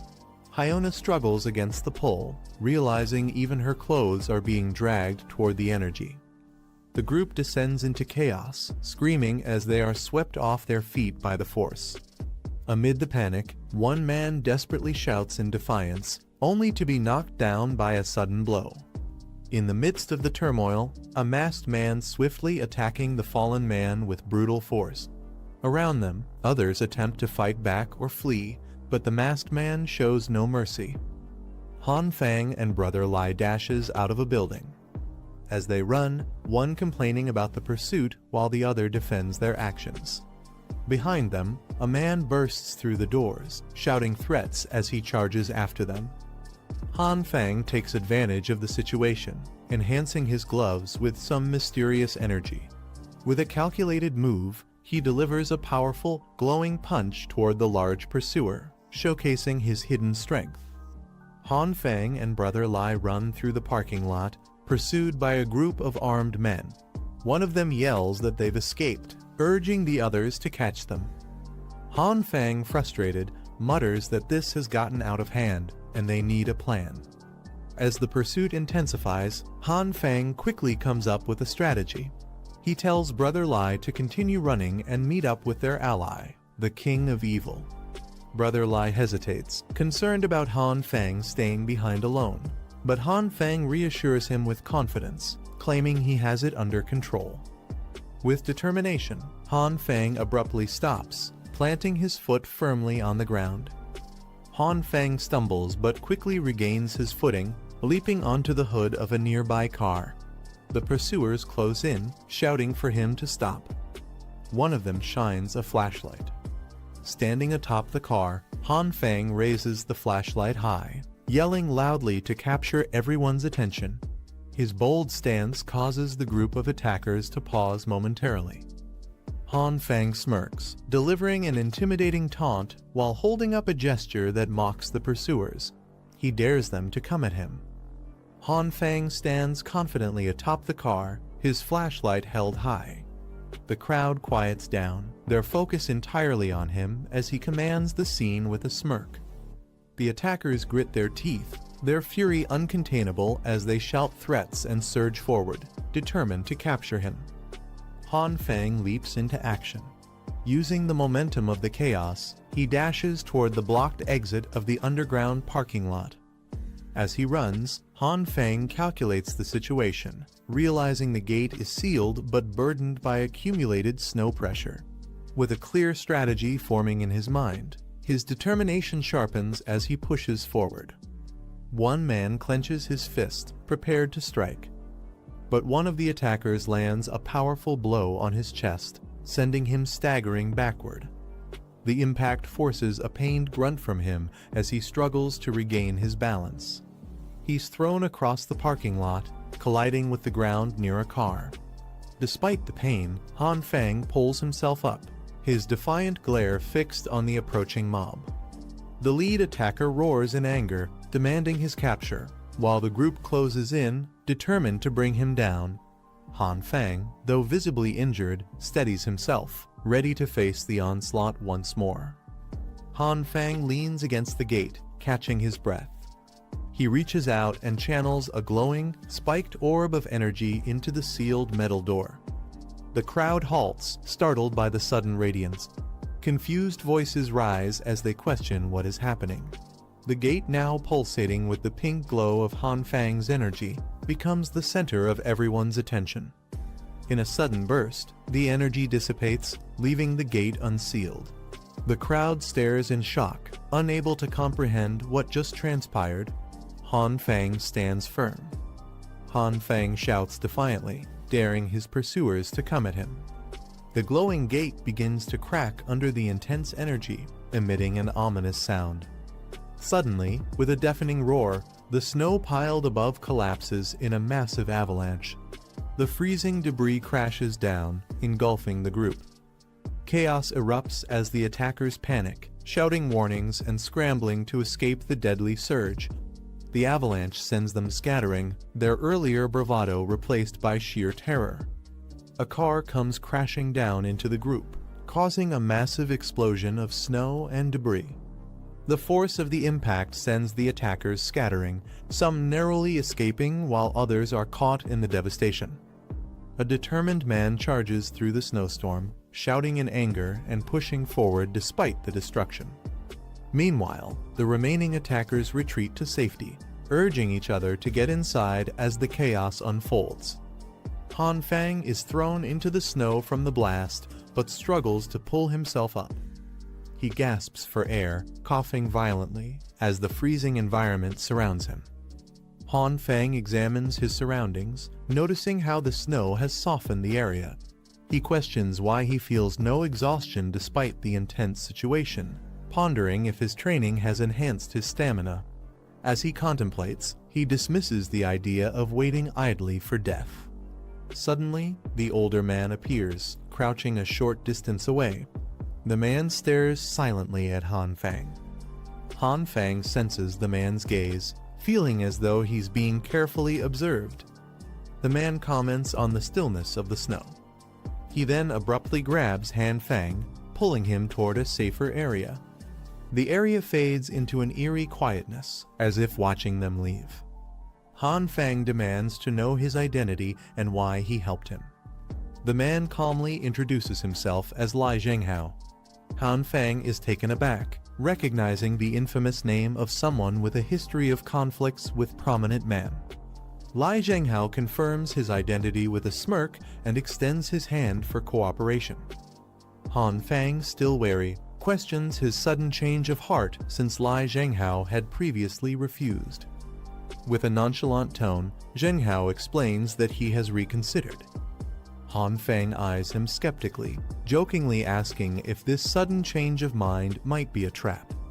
Lai Zhenghao explains his approach to Han Feng, stating that it's all about gaining mutual benefits, leaving the decision to act or not entirely up to him. Han Feng listens silently, deep in thought. Han Feng contemplates the situation, realizing that having Lai Zhenghao on their side would increase their chances of success against their enemies. After a moment, he agrees, deciding to trust Zhenghao for now. Though Han Feng remains skeptical of Zhenghao's intentions, he acknowledges that their goals align for the time being. They seal their agreement with a firm handshake. At the 2F level, snow-covered vehicles with bright headlights are seen. A convoy of vehicles and a large bulldozer gather in an underground parking area. A man informs Zhang that the vehicles have arrived, and they can now proceed to call the people upstairs. Zhang nods and directs two brothers to notify the family members and escort them downstairs first. Another report is delivered to Zhang. He learns that the large door on the first floor has collapsed under the weight of the snow. The temperature is dropping rapidly, and the scattered crowd is becoming harder to manage. Finally, the man approaches Zhang with urgent news. He reveals that two individuals are missing. Zhang remarks confidently that the current situation won't affect their plans. Han Fang and Lai Jiang-ho, who are observing the commotion. Han Fang questioning why military vehicles are present in their area and how they managed to get in. Lai Jiang-ho calmly explains that these people are outsiders. He recalls hearing about plans to relocate residents. Han Fang, skeptical, wonders where anyone could relocate, given the freezing and treacherous conditions outside. Lai Jiang-ho dismisses his doubts, suggesting they'll find out by asking. However, Han Fang's suspicion is evident as he grips a handgun. Suddenly, Han Fang entrusts Lai Jiang-ho to take charge of the situation, but before he can clarify his thoughts, Lai Jiang-ho rushes forward with incredible urgency. Han Fang, startled by his sudden movement, calls out in confusion. Zhang commands everyone to prepare to go upstairs and receive the incoming people. The vehicles and personnel begin to organize under the harsh. Suddenly, the group is startled and panic ensues. From above, someone shouts in alarm, confirming the presence of gunfire and intruders in the area. Chaos spreads as one of the defenders, holding a bat-like weapon, urges everyone to stay calm and not scatter. Lai Jiang-ho moves with precision as he confronts man holding a weapon. In a sudden motion, Lai blocks the man's vision with his hand, causing the assailant to pause in confusion. In a nearby corner, someone is struck down violently, crashing to the ground with a loud thud. Two men armed with makeshift weapons and flashlights move swiftly to assess the situation. Gunfire erupts and one of them urgently points out the intruder's direction. Lai Jiang-ho makes his move again. Charging toward an enemy, his determination is evident. Inside a car, Lai Jiang-ho unleashes a powerful strike on an intruder, sending them reeling back with a loud cry. Meanwhile, outside the chaos, Han Fang commands the group to stay close and protect Zhang. A gun is pressed against Zhang's back and warns them not to move. Han Fang holding a gun to Zhang's back. Han Fang holding Zhang at gunpoint, coldly remarks that he has been waiting for this moment for a long time. Zhang, unfazed, addresses him calmly, hinting Han Fang's arrival. The man enters, alarmed, calling out to Zhang. However, Zhang reassures them that everything is under control. Han Fang continues, accusing Zhang of stockpiling supplies before the disaster struck. He admits to suspecting Zhang of being an ally to their enemies, but now realizes his assumption might have been wrong. As Han Fang inspects Zhang's gun, he notices something unusual, a hidden device. Shocked, he questions how Zhang managed to obtain such technology and what it implies about his connections. Zhang smirks confidently, holding up a communication device, and retorts that if Han Fang had suspected him, he wouldn't have given the gun back so easily. Han Fang grows frustrated but presses further, questioning Zhang's affiliations and the identity of the people he's referring to. Despite the tension, Zhang remains calm, calling Han Fang a smart man and pointing out that if he truly intended harm, he would have acted already. Zhang calmly proposes that Han Fang join their side, suggesting that if he continues aiding them by sending people, survival will be guaranteed. Han Fang, unimpressed, responds with a sharp retort, mocking the idea of being used as cannon fodder. He flatly refuses the offer with a smirk. Zhang sighs in disappointment, muttering about the wasted potential. A loud sound draws everyone's attention. A heavily armed soldier appears, stepping out from the shadows near the vehicles. Han Fang freezes in shock as he recognizes the armed man, a Special Forces soldier. Without hesitation, the soldier fires, prompting Han Fang to leap into action. Dodging the barrage of bullets, he swiftly retreats to a nearby corner, narrowly avoiding the relentless gunfire from multiple soldiers. Lai Jiang-ho suddenly pulls him back, shielding him from the gunfire. Han Fang, startled, questions Jiang-ho's actions, urging him to retreat quickly. The soldiers halt their fire momentarily, regrouping as Jang Ho observes their movements. With a sharp eye, Jang Ho notes that it's only 3 Special Forces soldiers. Lai Jang Ho quietly declares his plan. He intends to draw the soldiers away, giving Han Fang a chance to act strategically. As Han Fang nervously tries to convince Lai Jang Ho to retreat, he exclaims about the soldiers' firepower, pointing out that they are armed with automatic rifles. Jang Ho, unfazed, silently makes his move. With a sudden step forward, Jang Ho bolts out from cover, drawing the soldiers' attention. His swift movement provokes immediate gunfire, and the soldiers unleash a hail of bullets. Narrowly missing him, air is filled with gunfire. Lai Jang Ho charges fearlessly into the midst of the armed soldiers, weaving through their gunfire with precision. As the soldiers continue firing, Jang Ho seizes an opportunity and grabs hold of a weapon, disarming one of the attackers. With incredible force, he counters with a powerful strike, incapacitating the soldier with a direct blow to the legs. Meanwhile, from a distance, Han Fang watches in disbelief. He mutters to himself, astonished by Jang Ho's sheer strength and agility, realizing this man is far from ordinary. An armored vehicle's engine roars to life, releasing smoke. Zhang decides there's no time to waste and orders the team to drive the vehicle upstairs to intercept the situation directly. Meanwhile, Han Fang hides behind a pillar, his hands glowing with a strange, pink energy. Determined to hold his ground, he prepares to unleash his power. Han Fang channels his energy, creating a trap of glowing pink orbs around the vehicle. He declares, "Think you can leave? Not a chance." The trap set by Han Fang activates, and the vehicle's tires sink into the glowing pink energy. The once mobile vehicle is now immobilized. Inside the vehicle, Zhang and his companion notice the issue.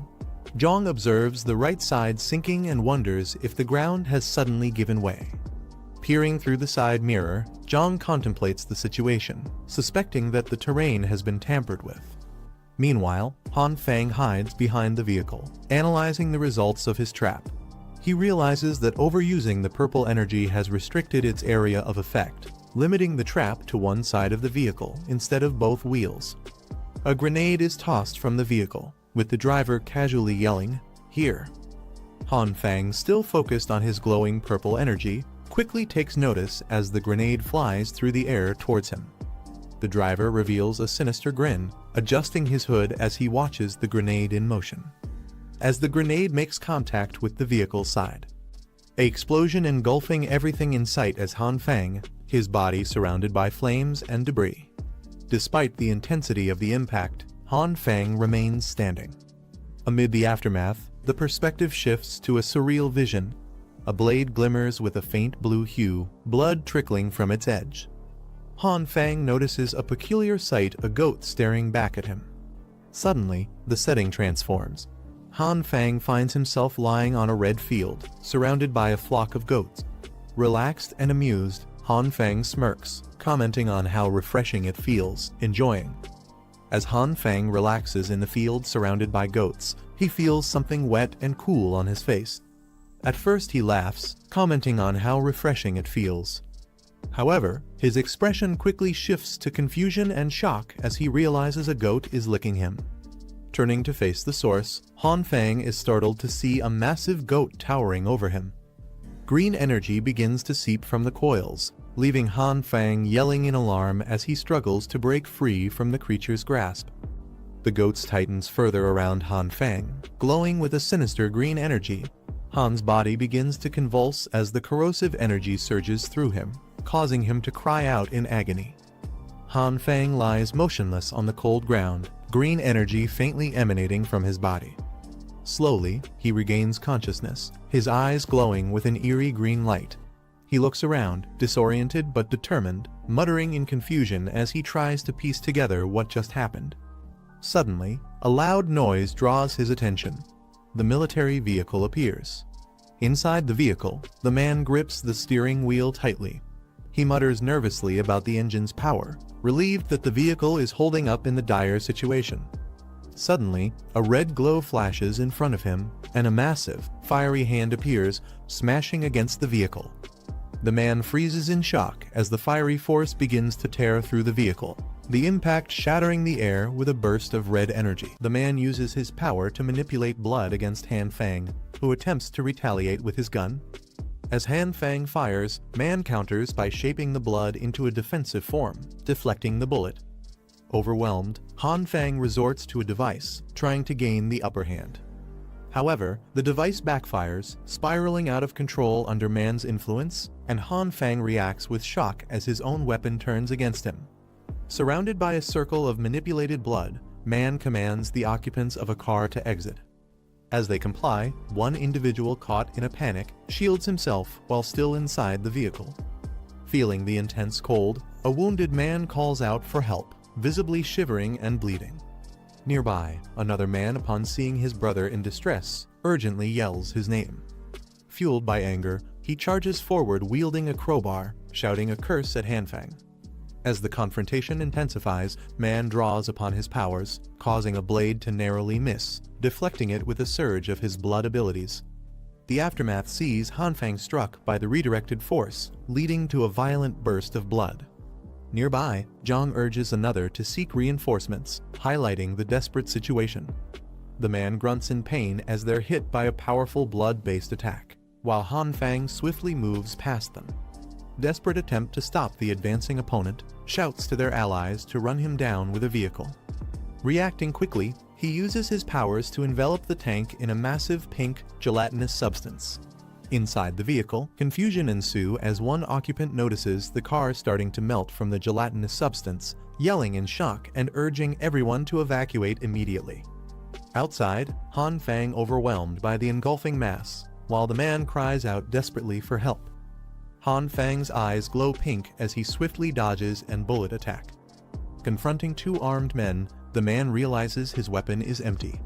Seizing the moment, Han Fang decides to chase. Caught in the sudden turmoil, panic and start running for safety. Sparks fly under Han Fang's swiftly moving feet. Two soldiers focus on a strategic objective. Emphasizing the importance of securing their team, they move with precision. Jang Ho observes, a visible question on his face. Jang Ho swiftly dodges attack nearby. Contemplates the motives of Han Fang. On a grid marked by sparks, suggesting strategic movements. He leaps amidst a surge of purple energy, propelling himself forward with force. Nearby, soldiers trapped in the substance express confusion and alarm, questioning the bizarre circumstances enveloping them. Above, Han Fang grabs his weapons.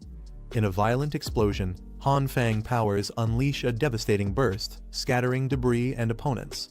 Intense energy emanates from a hand. This energy gathers and propels upwards, encircling and suspending those caught in its wake. The powerful green energy blast. The energy strikes, engulfing the soldier within it in an intense green glow. The aftermath leaves the adversaries enveloped in a vivid green aura. He catches his breath over the subdued forms of two opponents, evident from their heavy breathing. Tension escalates as another man, overwhelmed by the situation, begins to shout in panic. The man mutters, "What the hell?" The man wielding a bat strikes down forcefully. This action leaves the Han Fang defeated, lying prone on the ground. The man mockingly remarks on the consequences of one's actions with a grim satisfaction. This is followed by a violent outburst as the man, consumed by rage, screams for the defeated to be condemned. The man beaten being violently propelled. Jang Ho observes Han Fang reflecting on the chaos just ensued. Jang Ho questions if the intense outburst from Han Fang was a loss of control. At deeper issues or powers at play.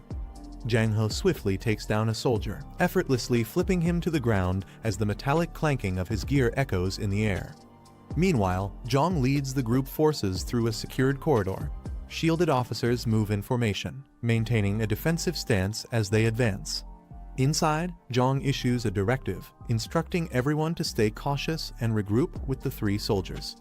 Zhang stares in shock at the lifeless soldier on the ground, struggling to process the situation. The group scans the area, searching for the missing soldier, but there's no sign of him. One of them grimly concludes that he's likely dead too. Reports come in that Jin Kinwoo froze to death, and only a few survivors remain, trapped inside a vehicle. Tension rises as one of the men turns to Zhang for guidance, asking what their next move should be. Zhang, his breath visible in the cold air, clenches his jaw. The soldiers are gone, and worse, they have no idea where the base camp is. With the situation completely out of control, the group decides to retreat. Their mission has failed, and they are ordered to return home. Elsewhere, flames flicker inside a metal bin, burning papers as books are scattered around. Han Fang suddenly jolts awake, screaming about a grenade. His panic fades as he looks around confused. He expected to be dead, but instead, he finds himself covered with a blanket in a dimly lit room. Staring at the fire in front of him, he tries to make sense of where he is and how he survived. Han Fang, still confused, questions what back to normal means. He recalls being in the basement, yet now he's somewhere else, completely unharmed. Zhang Ho, unbothered, takes a drag from his cigarette and shrugs. If Han Fang himself doesn't know, how is he supposed to? However, he does have an idea about Zhang Zuyu's plan. Then, with a smirk, he gestures toward a bloodied and terrified man tied up nearby. Holding a knife, still dripping with blood, he casually states that for the details, their new guest can explain everything. Han Fang questions the tied-up man about the purpose of his visit, recalling that he mentioned being sent by a base for a trade. Zhang Ho, standing beside him with a knife in hand, listens intently. Man, weak and trembling, reveals that the trade involves exchanging weapons and food for the people living in the area. Han Fang, demanding to know what these traded people are being used for. Man, his face bloodied and eyes wide with fear, responds hoarsely that they are taken to help construct the base. Han Fang, realizing that instead of reducing numbers for survival, the base is actually expanding its labor force despite the dire conditions. Zhang Ho, observing Han Fang's reaction. Han Fang crosses his arms, his tone filled with skepticism as he mocks Man, questioning if he really expects them to believe such nonsense. Man, still trembling, insists that everything they do is for rebuilding civilization and saving humanity, claiming their actions are not evil. Zhang Ho swiftly moves, grabbing Man's hand with force. Zhang Ho presses his knife against Man, demanding to know what happens if their mission fails. Man stammers that if they don't complete their task, the base will simply send more people, ensuring the mission is carried out no matter what. Zhang Ho leans in close to Man. He asks if the base has any superpowered individuals. Man hesitates before claiming ignorance, insisting he doesn't understand what Zhang Ho is talking about. Observing the soldier's reaction, Han Fang silently analyzes the situation. Man's nervous response, there's a strong possibility that the base does have individuals with special abilities. Given the base's aggressive tactics, if they do possess enhanced fighters, they are more likely to be enemies rather than allies. Man slumps against the wall, his body covered in blood, barely clinging to life. Han Fang watches the brutal state he's in, thinking to himself that Zhang Ho's methods are excessively ruthless. Han Fang speaks up, questioning if there's really a need to kill Man right now.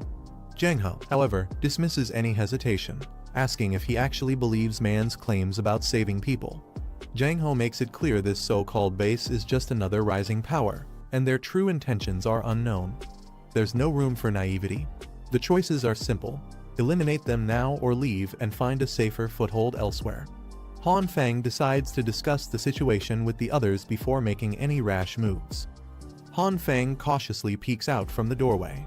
He moves swiftly, his mind racing with thoughts about Zhang Ho's unpredictable nature. Li Zhanghao's true motives remain a mystery, and there's no telling what kind of people he has under his command.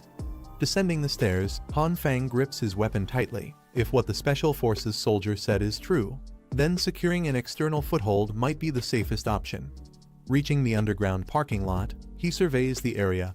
The place is eerily silent, but he recalls seeing military jeeps and trucks here before. He crouches down, trying to pinpoint where exactly they were stationed, realizing that if the base sent reinforcements, this might be his only chance to intercept them. Han Fang grips his weapon tightly, sensing movement nearby. He peeks from behind the car and spots a dark shadow approaching. Before he can react, a sudden rush of air alerts him. He turns sharply, eyes widening in alarm as a woman with glowing red eyes charges at him. Han Fang barely dodges as she swings a blade at him. A hand engulfed in a strange green and purple flame. As the glowing hand strikes, Han Fang instinctively blocks it with his arm, bracing for impact. However, to his surprise, he feels no pain. His mind races. This green and purple glow carries a strange effect. He hadn't expected such an attack to have no impact on him. Testing the energy, he notices that it resonates with his own power, causing a slight shift in the air around him. Just as he prepares to retaliate, a voice calls out, demanding them to stop. The nurse freezes in shock, eyes widening as she realizes who she's fighting. Likewise, Han Feng recognizes her, his grip loosening. And Brother Lai exclaims that they are all familiar faces. The misunderstanding dawns on them, leaving Han Feng and nurse in disbelief. Han Feng explains the situation, stating that he returned to the area to find a safe route out of the district. Brother Lai reacts with frustration, exclaiming how shameless Jang Ho and his people are for using residents as trade commodities. However, Nurse offers another perspective. If the residents are sent somewhere safe with enough resources, it might not be entirely bad. Han Feng remains skeptical, pointing out that the claim about helping build the base was only the soldiers' version of the story. If this was truly a noble cause, Jang Ho and his people wouldn't need to arm themselves so heavily. Looking around, Han Feng mutters that many things simply can't be explained.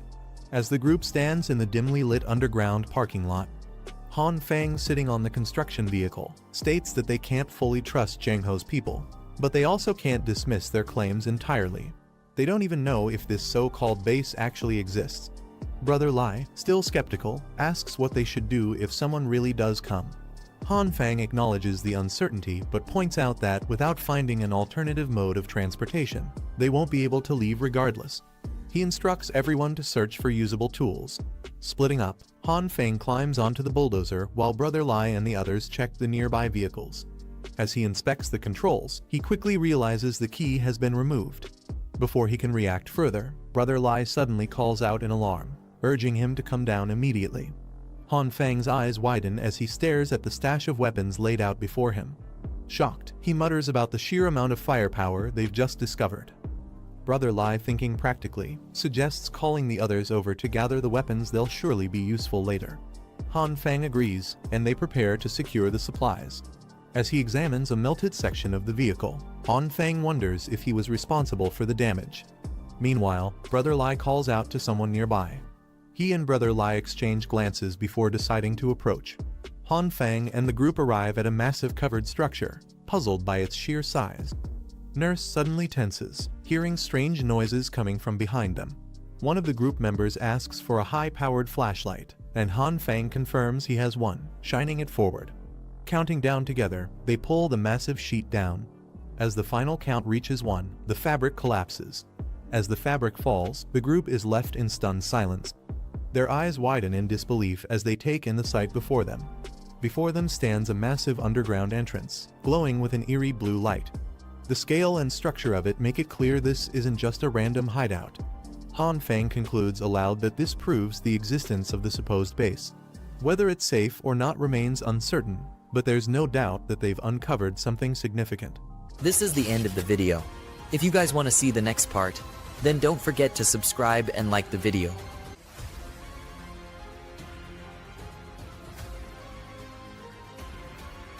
Han Feng and his group move cautiously through the massive underground tunnel, shocked by its sheer size. He realizes that the people behind this operation aren't ordinary. As they continue, Han Feng recalls the soldiers' words, realizing that what they learned might only be a small part of a much larger threat. If that was true, their neighborhood was no longer a safe place to be. Further ahead, Brother Lai spots something and calls the group over. Looking at the structure, Brother Lai points out that the pipes running through the tunnel are connected to their neighborhood's drainage system. As little girl moves forward, Han Feng suddenly grabs little girl hair. Brother Lai warns him to stop. Han Feng, realizing the potential risk, holds back the girl, preventing her from going any further. The place is too dangerous, and they can't afford reckless moves. With the situation growing more uncertain, the group decides to turn back for now. Back at their base, they gather supplies, ropes, shovels, fuel, and essentials for survival. They discuss what else might be needed, ensuring they have everything required before returning to the underground.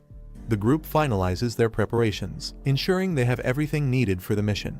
Han Feng believes their weapons and supplies should be enough. Meanwhile, the girl makes a few last-minute requests, casually asking for some extra seeds and food. Han Feng checks if anything else is missing, but Brother Lai reassures him that their goal is just to scout for now. If anything goes wrong, they will retreat immediately.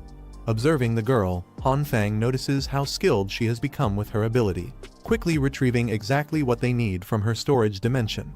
Before leaving, they secure their hideout. Han Fang explains that the room is well hidden and reinforced, making it difficult for intruders to break in. The nurse and the others are told to stay behind and wait while the scouting team ventures back into the underground tunnel. Han Fang warns the others that staying outside for too long is dangerous and advises them to return to the safety of the room. The girl and the nurse reassure him not to worry, confident that they can handle themselves. The girl then makes an unusual statement, speaking about a mysterious blessing from the evil king, leaving the nurse confused and startled by her words. Meanwhile, Han Fang and Brother Lai make their way down a stairwell. Han Fang considers the threats they are up against, realizing that Zhang Zuyu isn't the only danger. Han Fang and Brother Lai walk through an abandoned parking lot, discussing their next move. With their neighborhood no longer safe, they consider using the tunnel to find another secure location. Reaching the tunnel entrance, they decide to focus on scouting first before making any further plans. The massive underground passage looms before them, its icy walls reflecting their flashlight beams. As they step inside, Han Fang is surprised by the freezing temperature. He expected it to be warmer underground, but the tunnel is just as cold as the surface, if not worse. Looking around, he notices everything is frozen solid. He wonders how such an elaborate tunnel was dug in these conditions. Brother Lai, determined to uncover more, suggests they continue exploring further. Han Fang and Brother Lai continue their journey through the frozen tunnel. After 15 minutes of climbing through unstable paths, they push forward despite the harsh conditions. 30 minutes in, they discover that the tunnel expands in multiple directions, making it far more complex than they initially thought. An hour later, they begin scaling a frozen wall, searching for an exit or a higher vantage point. Upon reaching a manhole cover, Brother Lai attempts to push it open, only to find it completely stuck. The heavy snowfall above has sealed it shut, making escape through this route impossible. Han Fang and Brother Lai wander deeper into the underground tunnels, their sense of direction fading with each turn. The endless pathways make it difficult to determine where they came from or where they should go next. Observing the layout of the drain pipes, Han Fang deduces that one particular path likely leads to a residential area. He calls Brother Lai over, suggesting they check it out. As they navigate the narrow passage, Brother Lai suddenly stops, eyes widening at something ahead. He gestures for Han Fang to look, realizing they have stumbled upon an important clue. Before them is a large, detailed map of the sewer system. This discovery could be their key to navigating the underground maze and finding a possible exit. After hours of moving through the tunnels, Han Fang and Brother Lai realize they haven't strayed far from their neighborhood. Checking the map, they conclude that if they continue ahead, they should reach a stadium. Just as they are about to proceed, Han Fang suddenly signals Brother Lai to turn off his headlamp. Moments later, the sound of approaching vehicles echoes through the tunnel. Hiding in the shadows, the two remain silent, realizing that they are not alone in this underground labyrinth. The convoy of military trucks continues moving through the tunnel, their headlights cutting through the darkness. Hidden in the shadows, Han Fang and Brother Lai remain silent, carefully observing the vehicles as they pass. As the vehicles disappear into the distance, Han Fang and Brother Lai cautiously step out. Watching the direction of the convoy, they realize the trucks are heading toward Han City's neighborhood. Han Fang suspects they might be linked to the soldiers who previously arrived in their area. If that's the case, this operation could be far bigger than they initially thought. Han Fang and Brother Lai speculate on the purpose of the military trucks, suspecting they might be transporting people to construct a base. Following them could reveal more information, but the risk of getting caught is too high. Before they can decide, Brother Lai excitedly points out an alternative, a hidden backdoor route. He explains that a year ago, he rescued an old woman who had fallen into the sewer, and this was the exact spot where they climbed out. Han Fang is surprised that he remembers such a detail from so long ago. Proudly, Brother Lai boasts about his excellent memory, even claiming to be a student in high school. As they navigate through the underground tunnels, they realize how vast and cold the passageways are. Han Fang and Brother Lai moved cautiously through the underground tunnels. Seeing another possible exit, Brother Lai, despite coughing a little, suggested they try the manhole ahead, even if it wasn't exactly the right location. Han Fang, though skeptical, agreed. Climbing up the ladder, Brother Lai attempted to push open the heavy cover. He struggled, trying multiple times, but it wouldn't budge. Frustration grew as he put all his strength into it, yet nothing happened.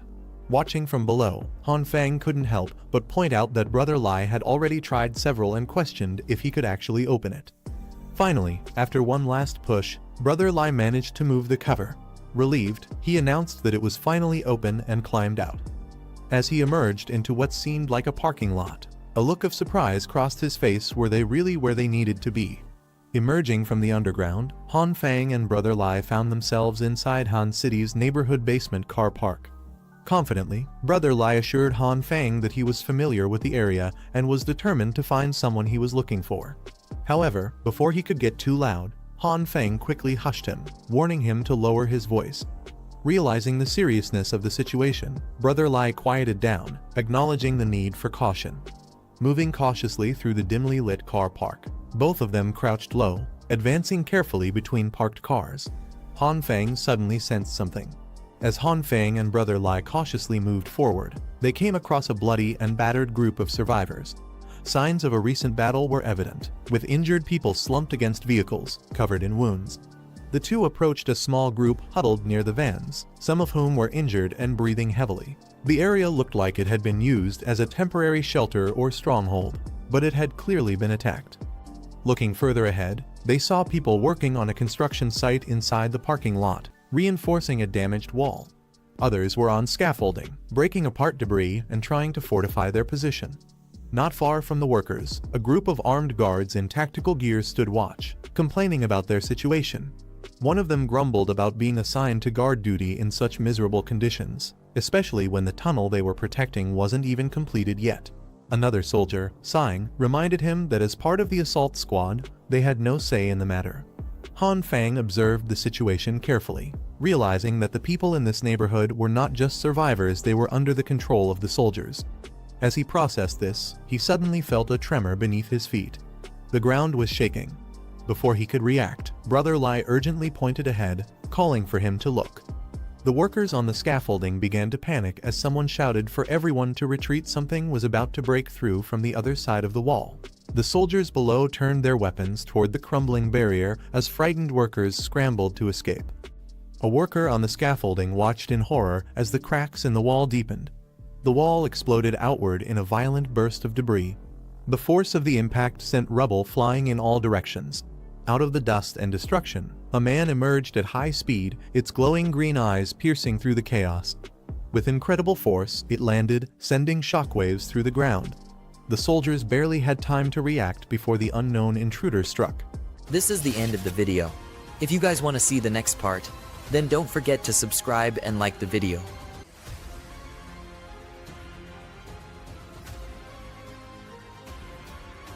Han Fang and Brother Lai navigate through the underground tunnel, both on high alert. Han Fang, noticing something massive ahead, questions if it's even human. Brother Lai, equally shocked, realizes this explains how such an enormous tunnel was constructed unnoticed. They soon spot a group of people hiding near the tunnel's entrance. Among them is a hulking man, his grotesque appearance confirming their fears. One of the survivors warns that staying there is too dangerous. If they're caught, they're finished. Inside the tunnel, man is already grumbling, demanding snacks. Another soldier explains the tunnel hasn't been cleared yet, so there's nothing to eat. This response infuriates man, his expression twisting with frustration as his hunger fuels his growing aggression. Man's frustration explodes as he roars for food, his hunger-fueled rage sending powerful shockwaves through the ground. The force sends debris flying, forcing the nearby survivors to scramble for cover. Han Fang and Brother Lai take cover behind a van. Furious at the destruction, Han Fang yells at man to stop, but it's clear that reasoning is pointless. Realizing the danger, he immediately calls for a retreat. Without hesitation, both Han Fang and Brother Lai sprint away, dodging falling debris and the chaotic energy surging through the tunnel. As Han Fang and Brother Lai sprint through the wreckage, Brother Lai suddenly feels a tickle in his nose.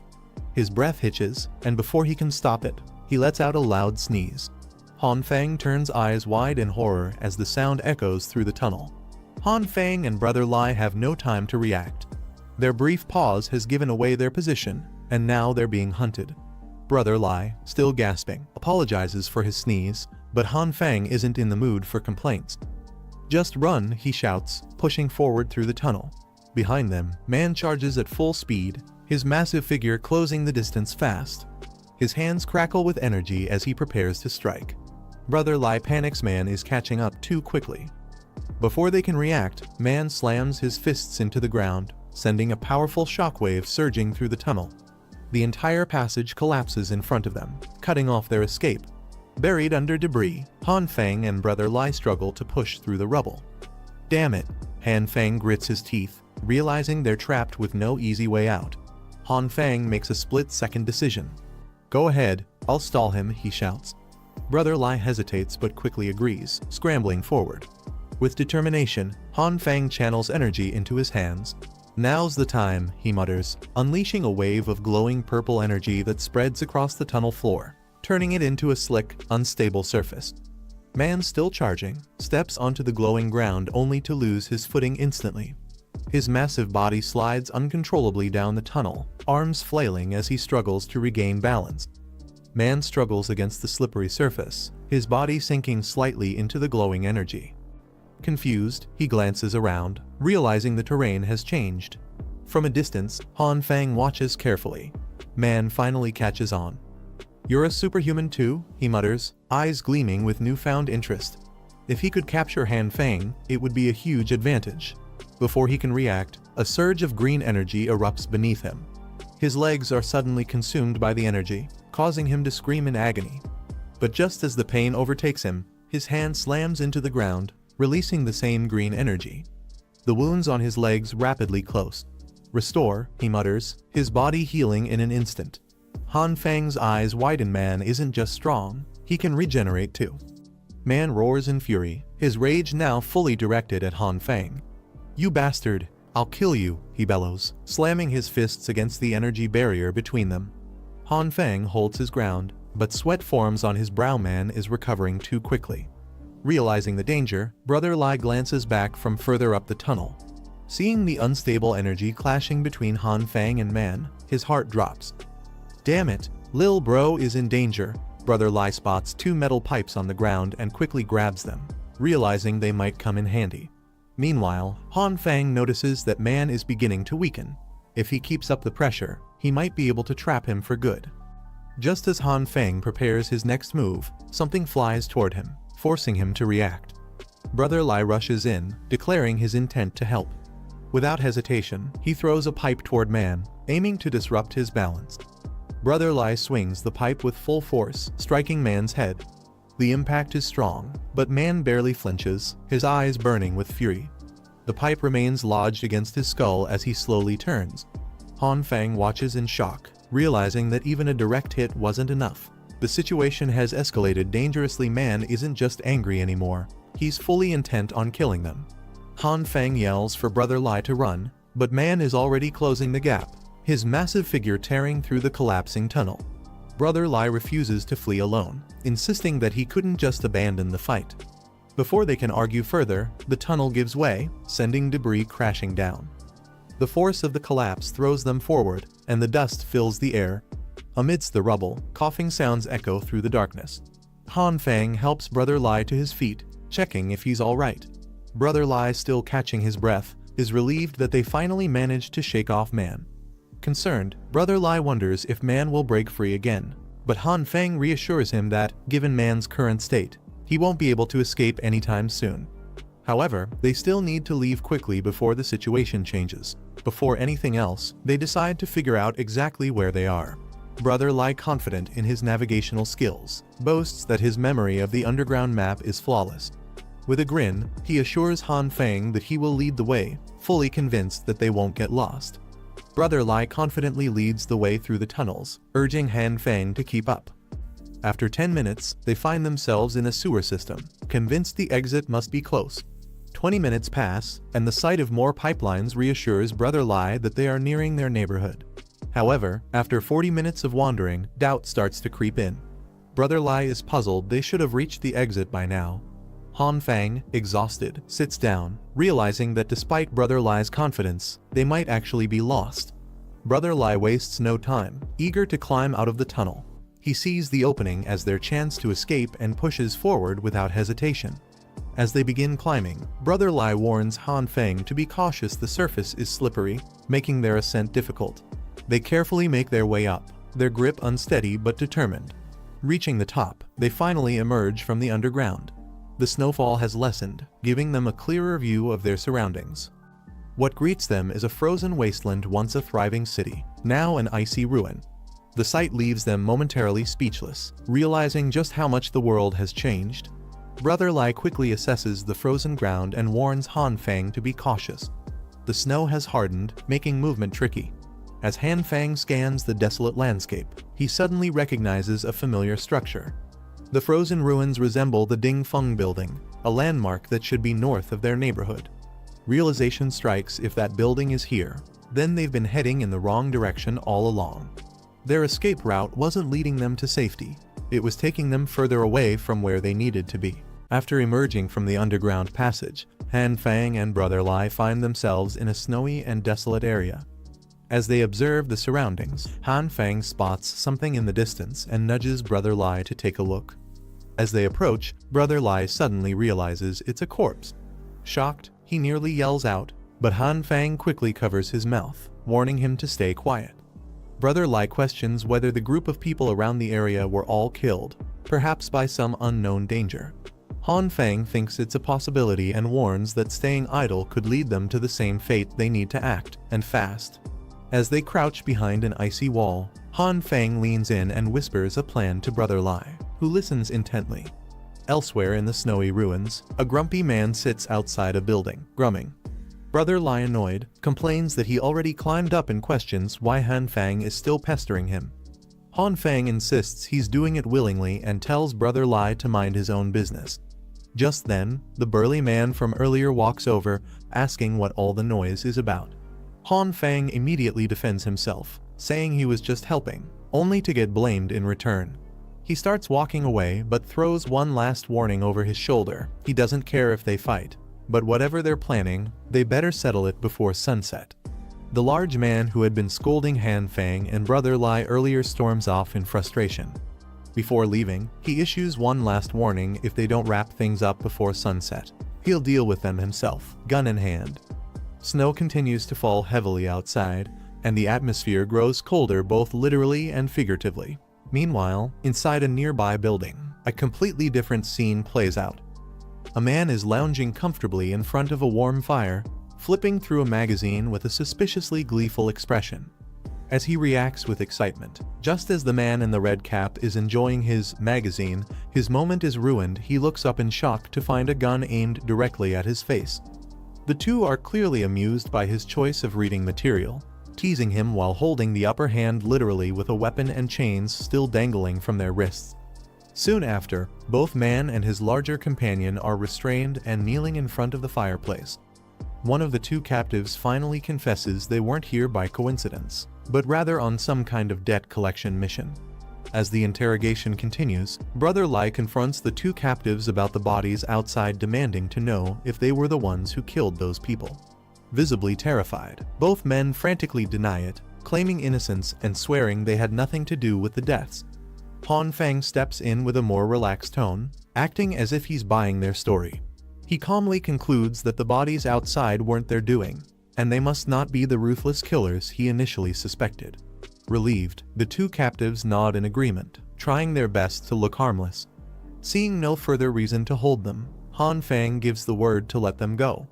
The two men gratefully accept and prepare to leave. After Han Feng suggests letting the captives go, Brother Lai is stunned and questions if he's actually serious about trusting them. Han Feng simply grins with a mischievous glint in his eye and confirms it with a look that says otherwise. Not long after, we see the two captives trudging through the snow in nothing but their underwear, teeth chattering and shivering from the cold. From the doorway, Han Feng waves them off with fake concern, telling them to hurry home and put on some clothes before they catch a cold. Brother Lai quietly mutters to himself that Han Feng is the real devil here. Han Feng and Brother Lai finally take a moment to regroup. Han Feng wonders aloud what they should do next. Brother Lai immediately responds they need to hurry back, no time to waste. Han Feng reflects on how what was supposed to be a simple detour through the tunnels turned into a drawn-out ordeal. His thoughts turn to the people they left behind. It's been too long, and he's unsure what might be happening back at the district. As snow continues to fall outside, Han Feng quietly hopes the others are still safe. Meanwhile, back in the warm safety of the house, Lai Zhenghao, concerned about how long Han Feng and brother Lai have been gone, worried something might have happened. But another assures them there's no need to worry. Han Feng, chosen by the evil-eyed king, isn't someone who would die so easily. Lai Zhenghao shares his concern not so much for Han Feng and brother Lai, but for their own situation.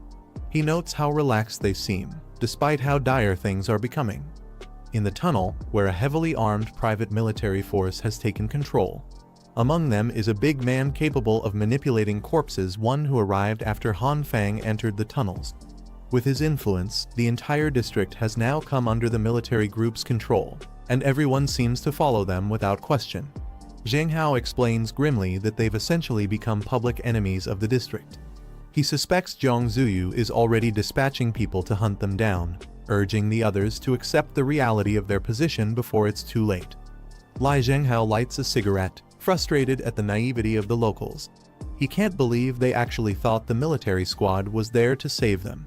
In his eyes, they were sold out without even realizing it, dying in fear without knowing who betrayed them. Meanwhile, Girl gives a calm and somewhat cold analysis. She says that at this point, truth no longer matters. Even if people have their suspicions, they're too powerless to act. Submission gives them a better shot at survival. Girl reflects aloud on the nature of humans, how easily they surrender when hope fades. Then, tired and emotionally drained, she closes her eyes and lets out a soft sigh. Lai Zhenghao tells Nurse to make sure she stays warm under her blanket unless she wants to risk adventure dreams. As for Girl and her sluggish behavior, he mutters that dealing with both of them at once is honestly a hassle. Lai Zhenghao stands by the window, smoking in silence. His own reflection stares back at him through the frosted glass, and the words "choose to submit" echo in his mind. A memory begins to stir. Suddenly, he's pulled into a vivid flashback, one soaked in sweat, blood, and roaring crowds. A younger Lai Zhenghao, muscular and intense, is in the thick of a brutal fight. Lai Zhenghao stood still, his weathered hand reaching toward a frosted wall. Nurse and Girl were gathered around a low table cluttered with supplies. Lai Zhenghao had returned and informed them calmly that it was time to move again. The enemy had started going door to door, flushing out any remaining survivors, as faint sounds echoed from the hallway. Before anyone could react, a sudden explosion shattered the door to pieces, wood and debris flying through the air. Smoke filled the room as dust settled from the blown door. Nurse, Girl, and Lai Zhenghao stood frozen for a moment, trying to process the sudden breach. As the smoke curled around them, Zhenghao muttered a thought almost to himself, wondering how they were discovered so quickly. They had just barely gotten comfortable, and now their safe house was already compromised. Girl, still half asleep and rubbing her eyes, misunderstood the situation completely. She mumbled drowsily, asking if it was time to eat. Meanwhile, a soldier in tactical gear was reporting into his comms. He confirmed the presence of life above. He had picked up the scent of the living, and there was no mistaking it now. Inside a high-security facility, a worker finished checking a container full of large, sealed cylinders. Everything appeared intact, and no issues were found during the inspection. Outside, near two transport trucks, uniformed personnel moved quickly and efficiently. A supervisor instructed the team to start packing the supplies into crates and prepare them for shipment. The workers acknowledged and got to work immediately, handling the process with precision. In a nearby office, a report was being delivered to a senior officer. The headcount for the refugees had been completed, 97 in total. Based on those numbers, 126 crates of emergency supplies would be required. After hearing the update, the officer issued a clear directive for all supplies to be loaded and transported back to the base without delay. The subordinate confirmed and immediately began carrying out the order. The officer with a scar running down his cheek leaned forward, cigar in hand. He told the man sitting across from him to keep talking and, more importantly, demanded an update on the 3 scouts who had been sent out earlier. On the other side of the table sat Zhang, a man in glasses and a heavy winter coat. Staying composed, he denied any involvement in the scouts' deaths. Instead, he shifted the blame onto someone else, a man he identified as Han Feng. The officer wasn't convinced. He gave Zhang a hard stare, clearly skeptical that a single person could have taken down 3 elite operatives. If Zhang was making something up, he needed a better story. Feeling the pressure, Zhang began to sweat. He added that there were witnesses, people who had seen Han Fang unleash a strange violet light capable of melting through solid metal like it was nothing. Zhang made a bold accusation. He suggested that the large stash of sausages the officers' group had stockpiled wasn't made from animals, but from people. The officer's expression darkened instantly. He warned Zhang not to throw around such accusations unless he was ready to face the consequences. But Zhang didn't back down. He said he had nothing left to lose, and he wasn't afraid to speak the truth. To his surprise, the officers reminded Zhang that after supplying them with valuable resources, he was already considered part of their group. There would be no reason to turn against someone on their own side. The officer kept a firm grip on Zhang's shoulder as he leaned in. He told Zhang that they would track down Han Fang and bring him in. No more rumors, just answers face to face. Elsewhere, Big Man stepped out from the shadows, his grin wide and unsettling. He claimed he could smell the presence of the living, and now that he was here, he was certain someone nearby was still alive. Without warning, he raised his voice and shouted into the darkness, demanding to know who among them was Han Fang. The girl nearby looked startled and confused. Before she could react, someone grabbed her by the collar and yanked her up. Lai Zhenghao grabbed girl and shoved her behind him, warning nurse to stay back. This visitor was no ordinary man. Lai noticed that the metal-reinforced door, enhanced by Han Fang himself, had been smashed effortlessly. But the real threat came from the aura the intruder gave off. It wasn't human. It was like a wild beast had broken in. He realized this wasn't someone they could handle casually. Lai made a split-second decision. He shouted for everyone to run, recognizing the danger in the man before him. Lai Zhenghao tried to break through the window to create an escape route, but his strike was met with unexpected resistance. The glass didn't budge. Looking confused, he asked why the glass was so tough. Girl standing beside him calmly explained that even the window had been reinforced by Han Fang's abilities. He adjusted quickly. He told Girl he'd hold off the intruder, giving them a chance to escape while he bought them time. As nurse approached the door, Big Man suddenly barged in and blocked the exit. She asking if they were sure someone named Han Fang wasn't there. Maybe he had the wrong place. Big Man glanced at the room number and laughed awkwardly, thinking he'd barged into the wrong apartment. The group let out a sigh of relief. For a moment, it felt like the danger had passed. But just as Big Man turned to leave, he caught sight of the room number again, 1804. His eyes widened. He realized with a flash of clarity, this was the right place after all. With a roar, he spun around, accusing them all of lying. His eyes turned bloodshot with rage, veins bulging across his face. Big Man snapped completely, unleashing a shockwave of power that cracked the floor beneath him. He is demanding Han Fang reveal himself or everyone else would die. The room shook under the impact, and debris flew as the threat became all too real. Reacting quickly, Lai Zhenghao made his move. He finally shattered the reinforced glass with a powerful strike, blowing open their only escape route. Without hesitation, he yelled for the others to move. Grabbing Girl and urging Nurse forward, he shoved them through the shattered window into the snow-filled night outside. As Nurse and Girl were thrown out the window to safety, they turned back in panic, shouting for Lai Zhenghao, worried he'd be caught in the chaos behind them. Inside, Big Man raised his massive fists, roaring in anger. He shouted that what he hated most were liars, and to him, they were just that. With terrifying strength, he slammed both fists down. The shockwave blasted through the floor and walls of the building. From the outside, the structure cracked, windows shattering, ice and snow cascading down as the force rippled outward. From afar, the building now sat silent under a blanket of snow. Elsewhere on the snowy outskirts, Han Fang and Brother Lai flew down the mountain at high speed. The two rocketed across the icy slopes, snow spraying up as their boards carved a path through the terrain.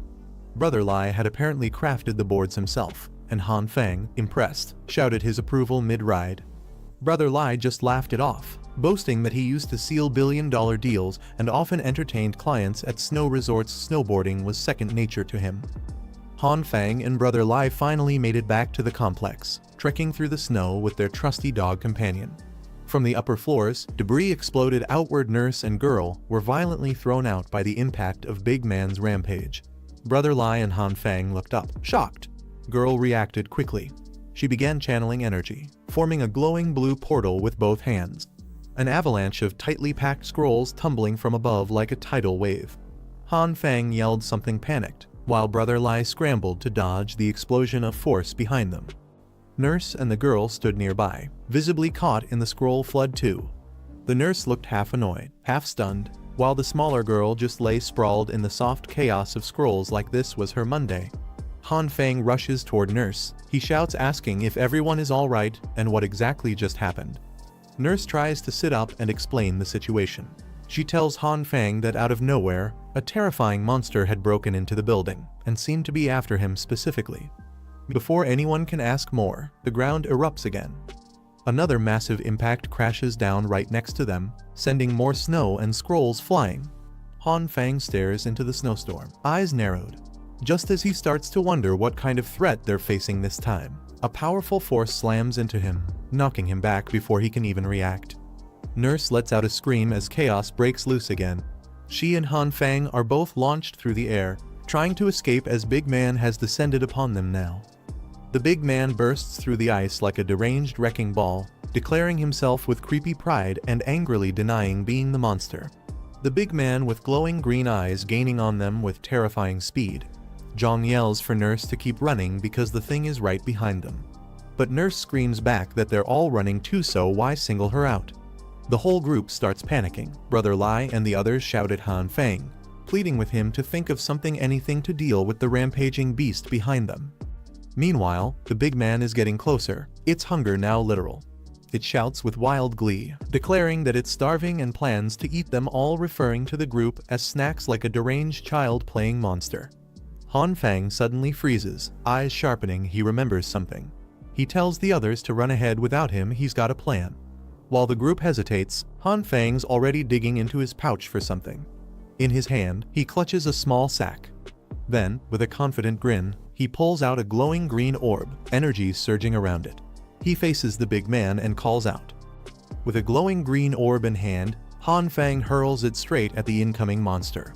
He shouts like he's tossing the guy a snack, an ironic jab at the creature's obsession with eating people. The orb slams right into the monster's face. For a second, everything goes still, then the beast does something unexpected. Turns out the weapon was more food than bomb. Chewing happily, the Nig man mutters something about soybeans being tasty. Han Fang casually apologizes for the simple offering, still smirking like a guy who just pulled off the dumbest smart move ever. His eyes widen, his face twitches, then snap, his whole expression distorts. A second later, plants burst violently from his skull like an overgrown garden gone rogue. Vines and leaves shoot out, twisting and writhing, turning the once raging beast into some kind of horrifying human planter. Big Man got ambushed by a strange plant that suddenly sprouted from his face, catching him completely off guard. Panicking, he desperately tried to rip the vines out, but they clung tight and spilled black fluid everywhere.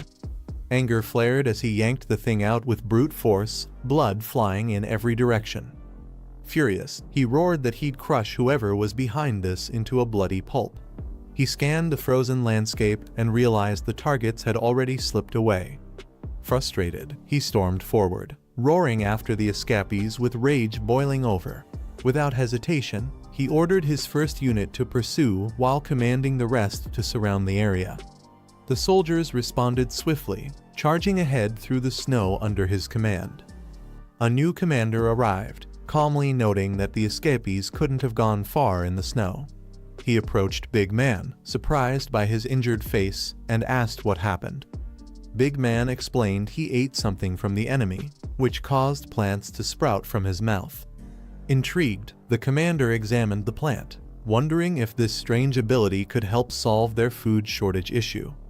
The commander ordered his men to bring down the prisoner they caught upstairs. Snowstorm winds howled outside, though the exact details of the captured person remain unseen.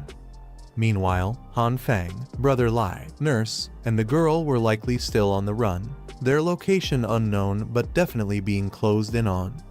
Nurse explained that the enemy likely learned of them through a former classmate and sent a monster after them.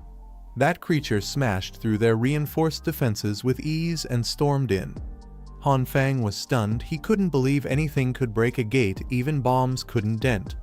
With a somber look, Nurse revealed that Brother Lai stayed behind to buy time for their escape. Han Fang reminded everyone that they had to escape no matter what, or Brother Lai's sacrifice would be in vain. But both girl and Nurse refused to give up on him, firmly believing he was still alive and needed their help. Han Fang's words about brotherhood struck a chord. Loyalty demanded they do something, not just run. Yet despite his resolve, Han Fang quietly admitted the harsh truth. It wasn't that he didn't want to go back. Han Fang admitted that surviving against such a monster was nearly impossible, even if he wanted to believe otherwise. But to everyone's shock, soldiers appeared escorting Lai Zhenghao, still alive but badly wounded. The commander called out to Han Fang, saying they'd found his injured friend and had already treated him. He shouted into the cold air, claiming they meant no harm and that everything earlier was just a misunderstanding. Nurse immediately tried to rush out to save Lai Zhenghao, overwhelmed with emotion. But Han Fang and the others held her back, fearing it was a trap. Girl, watching from above, confirmed the man down there was indeed their uncle Lai Zhenghao. The commander praised Zhenghao's strength and offered him a high-ranking position if he joined their side, promising safety for his family. Hearing that, the group was stunned, especially Nurse, who blurted out in shock, asking if Zhenghao really had a wife and kids. Han Fang awkwardly responded to the shocking question about Zhenghao's family. Turns out, he doesn't have one. The commander confronts Lai Zhenghao, accusing him of caring too much about the kid's fate, questioning his loyalty. But Lai Zhenghao just smirks bitterly, brushing it off, saying he barely even knows the boy, hiding his true feelings. The commander lashes out, accusing Lai Zhenghao of risking everything to protect strangers, claiming it misled him. After getting struck down, he still insists the woman and child weren't close to the boy just recently met.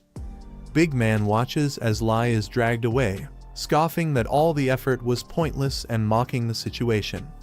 Through a megaphone, the commander coldly tells Han Fang there was no need to risk his life, offering women at their base instead. Han Fang gets a little too excited at the thought of surrender, teasing Nurse and causing chaos, while Brother Lai holds him back. Girl shows up out of nowhere, disappointed by the group's lack of seriousness as they fool around in a tense moment. She tells them she might have a way to save the injured uncle and asks if they're willing to help. Han Fang and the others instantly snap to attention, asking her how they can pull it off. Lai Zhenghao lies wounded in the snow, his arm tightly bound. The commander accuses him of being suspicious, suggesting his face alone makes him look untrustworthy. Despite the pain, Zhenghao calls out their deception, pointing out the food shortage and questioning their real motive. Smirking, the commander responds smugly, claiming their actions are noble and beyond what selfish men like Zhenghao could ever grasp. Lai Zhenghao scoffs at the commander's righteous act, calling it nothing but a lie. The commander, seeing him close to death, decides to reveal their true objective. He cryptically asks what animal is most abundant in modern cities, hinting at a disturbing answer. Zhenghao's eyes widen in horror as he realizes they've been gathering survivors not to protect them, but to consume them. The commander coldly reveals the horrifying truth: only the living need food, while the dead become food. As he loads his weapon, but before he can pull the trigger, a sudden distraction rains down from above. Bottles and supplies crash into the snow. Soldiers are stunned. Someone just dropped cigarettes, alcohol, and food, catching everyone completely off guard. More supplies fall from above: meat, vegetables, things the soldiers haven't seen since the world froze over. Greed kicks in instantly. Big Man and the troops rush forward, laughing and fighting over who gets what. The commander tries to regain control, firing into the air and yelling at his men to fall back. He realizes the truth: if the squad loses formation, their enemies are bound to strike. The commander hears strange sounds echoing from above and turns his eyes toward the towering building. Then, in a moment of utter shock, an warship crashes straight through the building wall, heading right for them. Little girl stands confidently atop a cliff and begins her plan by tossing alluring fodder into the sky, drawing the attention of a large group of starving sheep below. Inside the hideout, Han Feng realizes her tactic. He plans to drop supplies and food from above to cause chaos among the soldiers, using it as a distraction. Han Feng, now in his metallic beast form, is shown charging forward with powerful momentum. His mission is to cut through the flock of sheep, rescue Lai Zhenghao from the enemy ranks, and guide everyone toward their new safe zone. He explains that he will use a vehicle to break through the soldiers, save Lai Zhenghao, and then help the entire group, including the nurse, escape to safety. Han Feng confidently explains that he can understand little girl's strange way of speaking because of constant practice. The others react with surprise but acknowledge the plan as a good idea. Little girl instructs the group to follow Evil Eye's enlightenment. Despite agreeing to proceed, Han Feng questions the practicality of the plan. He doubts whether the thrown supplies will actually distract the soldiers and asks the most pressing concern, where will they even get a car for the escape? Little girl calmly responds, revealing she already acquired a metal beast, a vehicle from earlier, solving the issue without hesitation. He is surprised to see that the so-called car is actually a massive bulldozer. Despite the confusion, Han Feng grips the controls with excitement, admitting that driving the machine feels unexpectedly thrilling. With determination, he rallies himself for the mission. The bulldozer barrels down a slope, roaring toward the battlefield. Chaos erupts as the bulldozer smashes through the front lines. The sheer power of the charge sends enemy soldiers flying as Han Feng plows forward. The soldiers are sent flying. One of them screams in despair, watching his precious food supply his rice scatter through the air. In response to the surprise attack, the soldiers begins to panic. The large man steps forward, shouting at his team to stop the bulldozer immediately. The man refuses to back down, ready to stop Han Feng by force. He declares that no one on the battlefield is stronger than him. Han Feng mocks the man trying to stop the machine with brute strength. He questions if the guy really thought he could overpower a machine. The man charges in, but the bulldozer effortlessly sends him flying through the air with a devastating hit. He crashes hard into the snow, defeated in a single strike. Suddenly, the commander stepping on the head of Lai Zhenghao. He threatens Han Feng, warning that if he doesn't stop, the person under his foot will die. Han Feng, sitting inside the bulldozer, pretends not to hear the commander's threat. He asks the commander to repeat himself. Without hesitation, Han Feng slams forward, causing a powerful shockwave as the bulldozer charges ahead.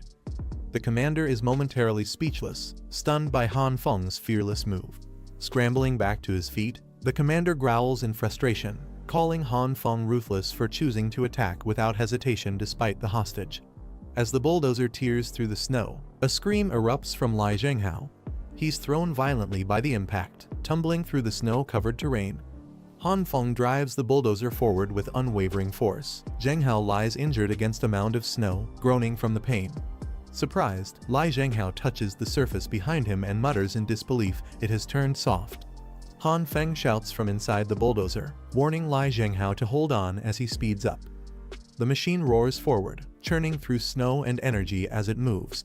Lai Zhenghao still sitting in place, alarmed as the bulldozer suddenly veers off. He yells after Han Feng, wondering where he's going. The bulldozer charges ahead through a snow-filled corridor. Han Feng finally calls out, revealing he didn't abandon anyone. He's heading off to rescue the rest of the group and promises to return for everyone. As Han Feng pulls up with the bulldozer, the rest of the team leaps aboard. They shout that they're coming, using ropes to swing down into the moving vehicle with agility. Gunfire rains down from behind as enemies begin their assault. The bulldozer is bombarded with bullets from all sides, but it keeps pushing forward through the hail of attacks. Little girl and the others, now riding on top, spot enemy vehicles pursuing them. She alerts the group that they're being chased, signaling danger is closing in fast. Behind them, enemy soldiers shout to open fire. Armored trucks close the distance and unleash heavy firepower. Commander orders his driver to pursue the fleeing bulldozer. He demands they must not let the group escape under any circumstance. But the driver struggles to obey. He explains that the heavy snow buildup is making it difficult for their vehicle's tires to grip, preventing them from gaining speed. The commander is furious. He can't understand how the enemy obtained such a massive bulldozer, something even their own base has in very limited numbers. His subordinate points out that it appears to be one of their advance party's machines. The commander silently clenches his teeth in frustration. He issues a firm order to his driver. He demands they continue pursuing Han Feng's group no matter what, emphasizing that they must be found. Suddenly, the driver spots something ahead and shouts in alarm. Out of nowhere, a massive supply pierces through the road, violently striking their vehicle and lifting it off the ground in a catastrophic crash. The truck is sent flying and begins flipping through the snow as more supplies spikes erupt. Suddenly, their path becomes chaotic as they're hit by an overwhelming barrage of falling debris and supplies. The commander and his men stare in confusion at the strange objects scattered across their vehicle. From their perspective, it's as if an avalanche of crates, machines, and supplies fell from the sky. One of the soldiers shouts in panic, unable to understand where all of it came from. Standing on the bulldozer, little girl calmly reveals a blue orb glowing in her hands. She explains that this is the true power of the evil king's I despair made real. As the cold wind rushes past, little girl sneezes loudly from atop the bulldozer. The vehicle charges through the snowy landscape under the night sky. Han Feng, seated below, shouts in disgust as little girl's frozen snot drips directly onto his head. Back inside, Lai Zhenghao thanks everyone for saving him, while another companion jokingly asks to drive the bulldozer. Little girl proudly grins, and another friend asks Han Feng where they're headed next. Han Feng tells the group that he and brother Lai found a hillside villa earlier and he's thinking of settling there. He asks the others what they think of the idea. Everyone quickly agrees without hesitation. Little girl and the others say they'll go along with whatever Han Feng decides, but just as things start to relax, a beeping sound alerts them. Han Feng notices that the vehicle is running out of fuel. A shocked shout erupts as the bulldozer comes to a slow stop. The nurse jokingly asks the evil king if he has any oil to spare, as the bulldozer sits stranded in the snow. When asked for oil, little girl confidently responds with a yes, and uses her magical power to pull out something shiny. To everyone's shock, she materializes multiple large yellow jugs only for it to be revealed that they're filled with cooking oil, not fuel. As the engine dies, Han Feng shouts in frustration, clarifying that he wasn't asking for cooking oil. Han Feng scolds them, saying he meant the real fuel he had stored earlier, not this. The others look sheepish as they realize the mistake, while little girl just replies with an innocent "oh." Han Feng watches silently as little girl fumbles around with her magic. He questions why she's struggling. Wasn't she supposed to easily retrieve whatever she wanted from her portal? She nervously explains that she accidentally discarded the fuel, along with some other stuff like a fridge, a sofa, and even the generator. The entire group freezes in disbelief. Shock spreads across their faces as they realize the full extent of her cleanup. Han Feng yelling in disbelief. He can't believe that an entire year's worth of stored fuel was thrown out. Trying to make up for the earlier blunder, little girl reveals she still has a bit of natural gas left. Han Feng says he'll call her dad if she can get the vehicle running with it. She then pulls out a bucket filled with old coal pieces, saying that some of Han Feng's stored items are still available. Han Feng stares in disbelief. He holds up a lump of coal and asks in frustration what he's even supposed to do with it, clearly unimpressed by the so-called supplies. But then, something clicks. Han Feng recalls that the strange coal-like material made from plants is flammable. This gives him an idea. Maybe there's another unconventional fuel source he can use. He wonders if meat, when transformed into that odd black liquid, could also become a fuel source. The thought sparks a memory of his earlier messy experiments. Excited by the possibility, Han Feng urgently asks little girl to fetch a metal bucket and a piece of meat so he can test his theory right away. She agrees without hesitation. As the others gather around curiously, Han Feng focuses intensely on the green energy in his hands. He knows converting meat into functional fuel is difficult, but he's determined to try again. This might be their only hope. He manipulates the glowing green substance with a grin, thinking to himself that while making the fuel correctly is tough, failing it on purpose is much easier. He finishes creating a thick, dark mixture in a metal bucket. The others recoil from the stench and ask what on earth he's made. Han Feng stays silent. Calling it a small experiment, Han Feng lights a match to test the mysterious black substance's flammability. The moment the flame touches the mixture, it ignites with a burst of intense fire. The experiment is a success. His makeshift fuel works. Han Feng bursts into laughter after lighting his creation, confirming it's indeed flammable. Zhang Hao questions whether Han Feng is seriously thinking of using it as fuel for the bulldozer. Han Feng replies with calm resolve they have no other choice. If they don't try, the only option left is to abandon the vehicle entirely. If Han Feng's plan fails, their journey will have to continue on foot, through harsh and dangerous terrain. The makeshift black liquid is poured into the vehicle's fuel tank. Moments later, smoke surge from the exhaust. It's working. The group cheers in disbelief as the engine roars to life. Han Feng takes the wheel while everyone celebrates. Little girl tells him to stay low profile, while Jinghao silently wonders what other secrets this boy might be hiding. The bulldozer charges forward again, carving a clean trail through the snowy path, headlights shining bright into the distance. Little girl casually offers snacks to nurse, who happily accepts. She opens her storage and pulls out an entire stash of chips and treats. Everyone is surprised by how much variety she has. Han Feng and the others quickly ask for their share too. Jinghao looks suspicious. He asks how she has so many supplies stored and wonders what else she's hiding inside that mysterious orb. He jokingly suggests it might be connected to a supermarket robbery. Little girl gives a mischievous, "ha tilde" response while flashing a peace sign. Han Feng excitedly points ahead, announcing that their destination, the hillside villa, is just up ahead. Everyone cheers in excitement. Han Feng confidently declares he'll climb the hill in one go, while the others cheer him on, trusting his wild plan once again. But suddenly, the vehicle jerks. The next moment, a fiery explosion erupts from the engine, catching them all off guard. Smoke fills the cabin.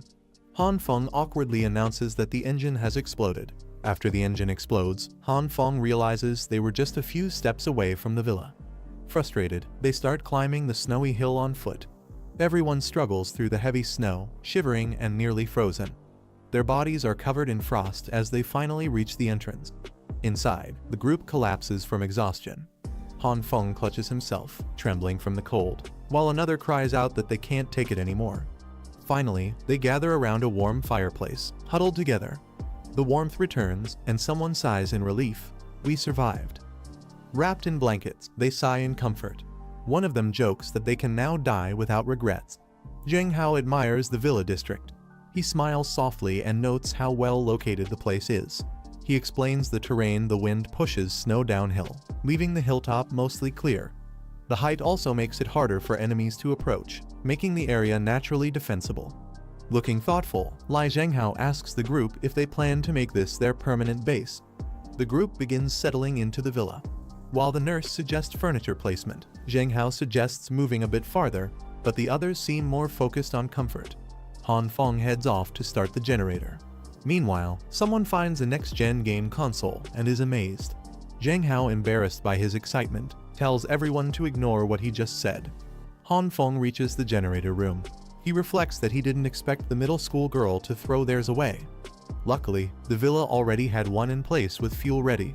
With a confident smirk, Han Feng activates the generator. The screen lights up, and he calmly says, "Done." The villa comes alive with electricity. Everyone cheers in excitement, stretching and relaxing under warm light and heat. Han Feng enters cheerfully, suggesting they have a feast since they now have power and shelter. The little girl carries a water heater and requests help learning how to use it. Han Feng is surprised but ready to help. The nurse jumps up in embarrassment, nervously explaining that it's not that she really wants a bath, it's just that she hasn't had one since the snowstorm began. Han Feng accidentally catches a glimpse of nurse bathing, turning bright red in shock. Trying to distract himself, he enthusiastically offers to set up the water heater with a huge grin. Han Feng and the little girl stand at the frozen bathroom entrance. She asks how to use the heater, but Han Feng observes that the pipes are frozen and the heater is already broken. They decide to check out the full situation inside the bathroom, walking cautiously into the icy space. Han Feng inspects the frozen bathroom, confirming the water pipes are also broken here. Still, he believes they can manage if they just use the bathtub. They begin by setting up powerful space heaters around the room to start thawing the environment. Han Feng instructs the girl to bring in a pile of snow to melt for water and asks her to bring out the device. She proudly presents a high-power heating rod, ready to make the bath possible despite the freezing conditions. Han Feng watches the water slowly warm up and comments on how sluggish the process feels. The girl agrees it's way too slow for a proper bath. He leans over, frustrated that the water is still cold despite the heating rods. He wonders how much longer it'll take to heat. Suddenly, electricity arcs near his hand as he reaches in. He yells out there's an electricity leak. He jumps back in panic as the red-hot cables spark violently near the water. He looks confused, wondering if the device just emitted a strange red glow. It happened just before the temperature change. To his surprise, the water is now warm. The girl confirms it, and Han Feng is stunned. How did that happen so fast? He examines his hand and thinks, could the red glow have actually boosted the heating process? Meanwhile, the nurse happily prepares for her long-awaited bath, thrilled that she can finally enjoy some warmth. Nurse gets overly excited about finally being able to bathe. Little girl standing calmly tells her to calm down. Embarrassed, nurse asks if she's really that excited. Kyukyu casually pulls out bath salts from her dimensional storage and asks what fragrance nurse prefers. Without pause, Kyukyu also offers a full set of luxury bath products: shampoo, conditioner, oils, and more, asking nurse which brand she likes. Overwhelmed by the care and luxury, nurse joyfully hugs Kyukyu and exclaims how much she likes her, catching Kyukyu off guard in the steamy bathroom. Nurse and Kyukyu soak in the warm bath, completely relaxed. Nurse calls it heaven. She smiles and calls Kyukyu petite and cute. Kyukyu puffs her cheeks and corrects her, stating firmly that she's 21 years old. Nurse processes that information slowly, then suddenly realizes something. Startled, nurse leaps up in shock, yelling, 21 years old. Loudly, she jokingly claims the evil king's power helps her stay youthful. Kyukyu stares in disbelief, asking if that's really true. She admits she was lying and just has a baby face. Kyukyu retorts that looking that young goes way beyond just a youthful face. Outside the door, Han Feng overhears everything and thinks to himself that there's no way a middle schooler could actually be 21. As he flusters and walks away, Brother Lai invites him to come play games instead. Han Feng quickly clears his throat, trying to play it cool. Brother Lai teases Han Feng, suggesting he's peeking. He nervously denies it, saying he was just passing by. Brother Lai boldly declares that a true man should peek without fear and goes for the window. Han Feng panics and drags him away, begging Brother Lai to go play games instead. Back in the living room, they all gather around snacks and drinks. Han Feng joins in, shouting his game move, Demonic Dance, go to hell. While they play, Han Feng justifies the fun. We've got food, drinks, and electricity, so why not? He invites Zheng Hao to join the game, who seems surprised they're enjoying themselves in such a crisis. Han Feng mentions they'll be staying here for a long time and says they need entertainment or they'll go crazy. He casually asks Zheng Hao if he plans to leave or stay. Zheng Hao remains quiet at first, then opens up. He knows the boy has a mysterious background, but as long as he's not causing trouble, he's welcome to stay. Meanwhile, Han Feng keeps playing, yelling he's under attack in the game. Zheng Hao finally decides to reveal his real identity and starts to confess that he's investigating superhumans. But Han Feng quickly interrupts. He doesn't want to hear any of it. He insists Zheng Hao keep his promise and not get him involved in any more trouble. Han Feng hears someone calling for help, but he doesn't react. Zheng Hao stands silently, watching. He smiles faintly and says he understands the situation. He tells the group he will leave once his arm heals, and assures them he won't expose their identities to anyone. Meanwhile, Brother Lai complains to Han Feng for not taking the game seriously and nearly costing him his life in-game. Han Feng apologizes and promises to do better next round. The girls come out after bathing and ask the guys if they're going to bathe too. Han Feng looks a bit hesitant, while Brother Lai eagerly agrees. Brother Lai suggests they bathe together to conserve water. Han Feng refuses, saying he doesn't want to bathe with another man. Despite his refusal, he ends up in the bath with Brother Lai, who casually admits to farting. Han Feng boy is visibly disturbed. Later, everyone enjoys a huge, lively feast. The group laughs and eats happily, finally getting to relax after all the chaos. After all the chaos, the group finally enjoys some peaceful rest. The nurse and Kyukyu share a warm bed, finally able to sleep comfortably.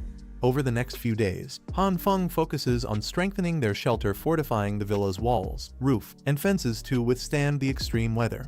He even modifies the villa's top floor into a sauna. Everyone relaxes there together, wrapped in towels and enjoying the warmth.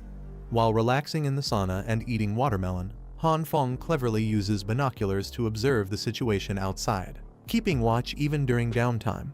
While observing the snowy terrain through his binoculars, he notices a figure slowly approaching the hill. He grows cautious, unsure of who it could be. He rushes to Brother Lai and asks if he recognizes the approaching man. He identifies the man as Brother King, who works for Director Liu, the same Director Liu who once helped them acquire a firearm. Han Feng instantly recalls the intimidating figure of Director Liu and confirms, "Oh, that Director Liu," realizing the connection with some concern. Kang regains consciousness, disoriented, wondering if he's still alive. The others confirm he's awake and try to reassure him. Upon seeing Lai, Kang panics, recognizing him as Big Mouth Lai. He also identifies Han Feng as the one who came to purchase a gun earlier. Han Feng calmly introduces himself. The group asks him what exactly happened. Kang reveals that their office was ambushed a few days ago by armed soldiers. Many comrades were injured or killed, including Director Liu, whose fate now remains uncertain. Later outside, Han Feng tries to dig through the snow but gives up. The ground is completely frozen solid no matter what they try. Growing crops outdoors is impossible. Nurse Jin excitedly pulls out a tool and tells Han Feng to look. Han Feng is caught off guard as Nurse Jin starts swinging the tool with force, causing ice shards to fly around. After struggling in the cold, Nurse Jin looks to Han Feng for guidance. He suggests heading back inside first since it's freezing, so they can plan their next move properly. Back indoors, Han Feng casually asks Nurse Jin how many vegetable containers she's made so far. Inside the room, plastic bottles and cut containers are scattered across the floor. Kyukyu, wearing her signature hat, defends herself, saying she hasn't been slacking off. Han Feng acknowledges her effort and appreciates her work. Han Feng observes the pile of bottles and thinks that even without flower pots, these plastic containers should be enough for planting. Nurse Jin praises Kyukyu for being capable, while Kyukyu reminds them not to treat her like a child. She also questions them about the soil they were supposed to bring back. Han Feng explains the situation with a smile. The soil outside is frozen solid, making it impossible to dig through. Kyukyu suggests using heating rods to melt the frozen soil. Han Feng agrees and explains they can insert them, but the heat might not be strong enough for deep thawing. Nurse Jin sighs in frustration, wishing there was a faster way to melt ice instantly without relying on weak tools. Suddenly, Kyukyu calls upon the apostle in charge of bath water, hinting that it's time for him to unleash his true power. Both Han Feng and Nurse Jin look confused. With a spark of understanding, he exclaims that he finally got the idea. Han Feng recalls the time he tried to heat bath water. His hands glowed red, and the water heated instantly. Sitting beside Kyukyu and Nurse Jin, he tries to replicate that same power again. He believes if he can figure out how to trigger the red glow, he could use it to melt the frozen soil outside. A memory of that moment replays in his mind as motivation. After 20 minutes of trying, Han Feng sits frustrated with his hand in a bucket. Despite his efforts, nothing is working, and he admits he still hasn't figured it out. Deep in thought, he wonders what the difference is between now and back then. Scenes from before flash through his mind as he tries to connect the dots. Han Feng suddenly remembers being electrocuted while heating the bath water. He wonders if the electrocution triggered his power. Without hesitation, he asks Kyukyu if she has anything that could electrocute him. She looks at him blankly, unsure of his request. Kyukyu casually pulls out a dangerous-looking device and explains how it could cause an instant death effect if misused. Han Feng panics, clarifying that he just wants to recreate the heating effect safely. Kyukyu then presents a safer option, a low-voltage magic staff that gives a slight numbing effect. It's actually a self-defense electric baton, just enough to test his theory without serious harm. Han Feng hesitates, remembering how powerful electric batons can be. Kyukyu reassures him that this one only produces a mild numbing effect and is safe to use. Trusting her this time, Han Feng prepares himself and takes the baton, ready to test it out despite his nervousness. As the baton makes contact, electricity surges through his hand. His palm lights up with a red glow once again, just like before. Han Feng spasms and shakes violently, steam rising from his body as he groans in pain, realizing the slight effect was anything but mild. Snow continues to fall outside the building as Han Feng kneels alone, his hand glowing red once more as he prepares to test his power on the frozen ground. Even though he doesn't fully understand how the red glow works, he decides it doesn't matter as long as it gets the job done. Using the baton again, electricity surges through him. Suddenly, the frozen soil beneath him bursts open, melting and crumbling as a massive impact spreads outwards. His power has finally activated successfully.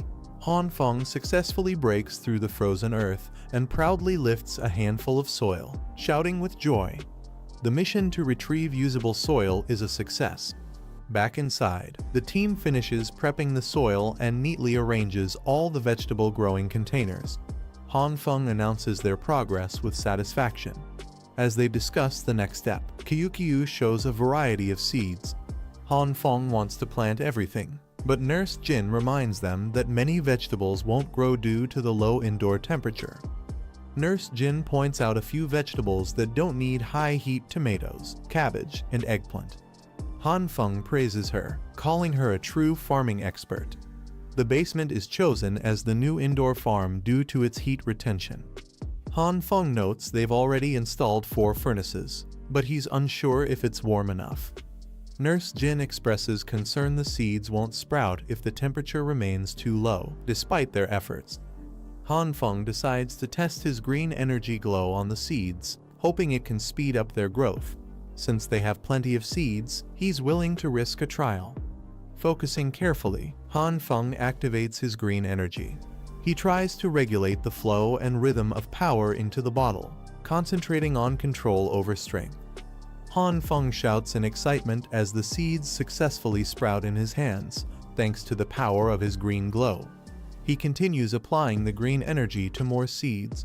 While not every attempt is successful, some manage to grow. Through consistent trials, they finally produce a batch of healthy vegetable sprouts. Han Feng and Nurse Jin celebrate their progress with a high five. However, the victory is short-lived. Just days later, the sprouts begin to wilt and die, unable to withstand the cold despite their best efforts. Nurse Jin checks the thermometer and notes that even with 4 furnaces, the basement temperature is still only around 10 degrees too low for proper plant growth. Han Feng suggests adding 2 more furnaces, but Nurse Jin insists they need a better solution to raise the temperature to at least 20 degrees. She explains that the real problem lies in poor heat retention without improving insulation. More furnaces won't be effective. Han Feng agrees the current setup is already the warmest in the villa. Thinking aloud, Han Feng proposes a wild idea: digging deeper underground. Since lower ground retains heat better, maybe creating a second, deeper basement is the answer. Han Feng jokes about seriously digging a new basement. Nurse Jin responds enthusiastically, saying she's confident in her physical strength and ready to help. Han Feng decides to experiment with his elemental glows. If his powers can't break stone, then manual digging is the fallback plan.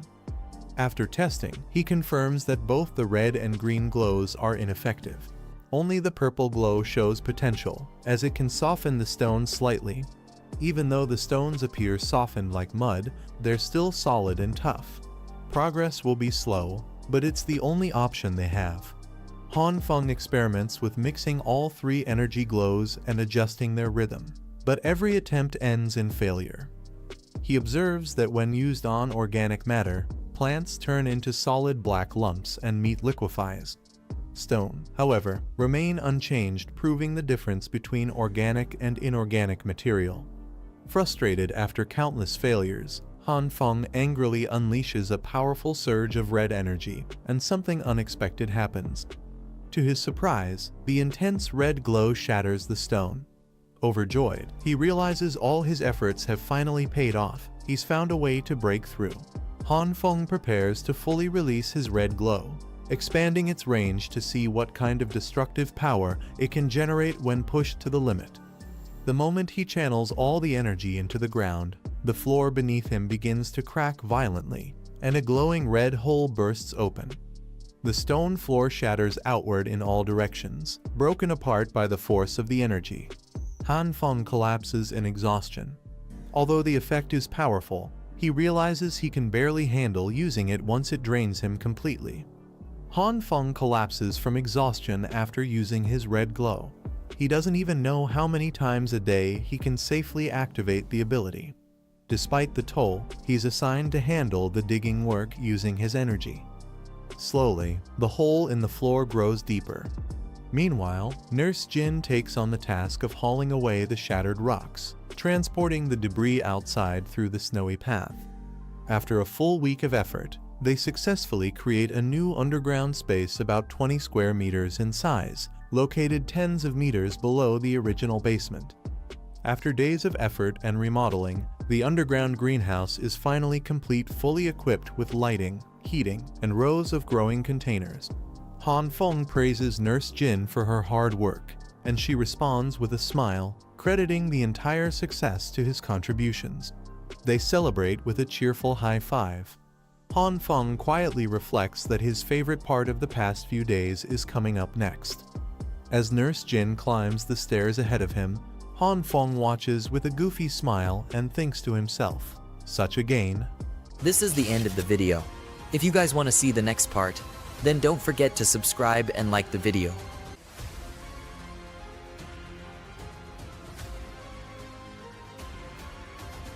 As they climb up the tunnel stairs, one of them mentions that if everything goes well, they'll be able to harvest their vegetables in 2 months.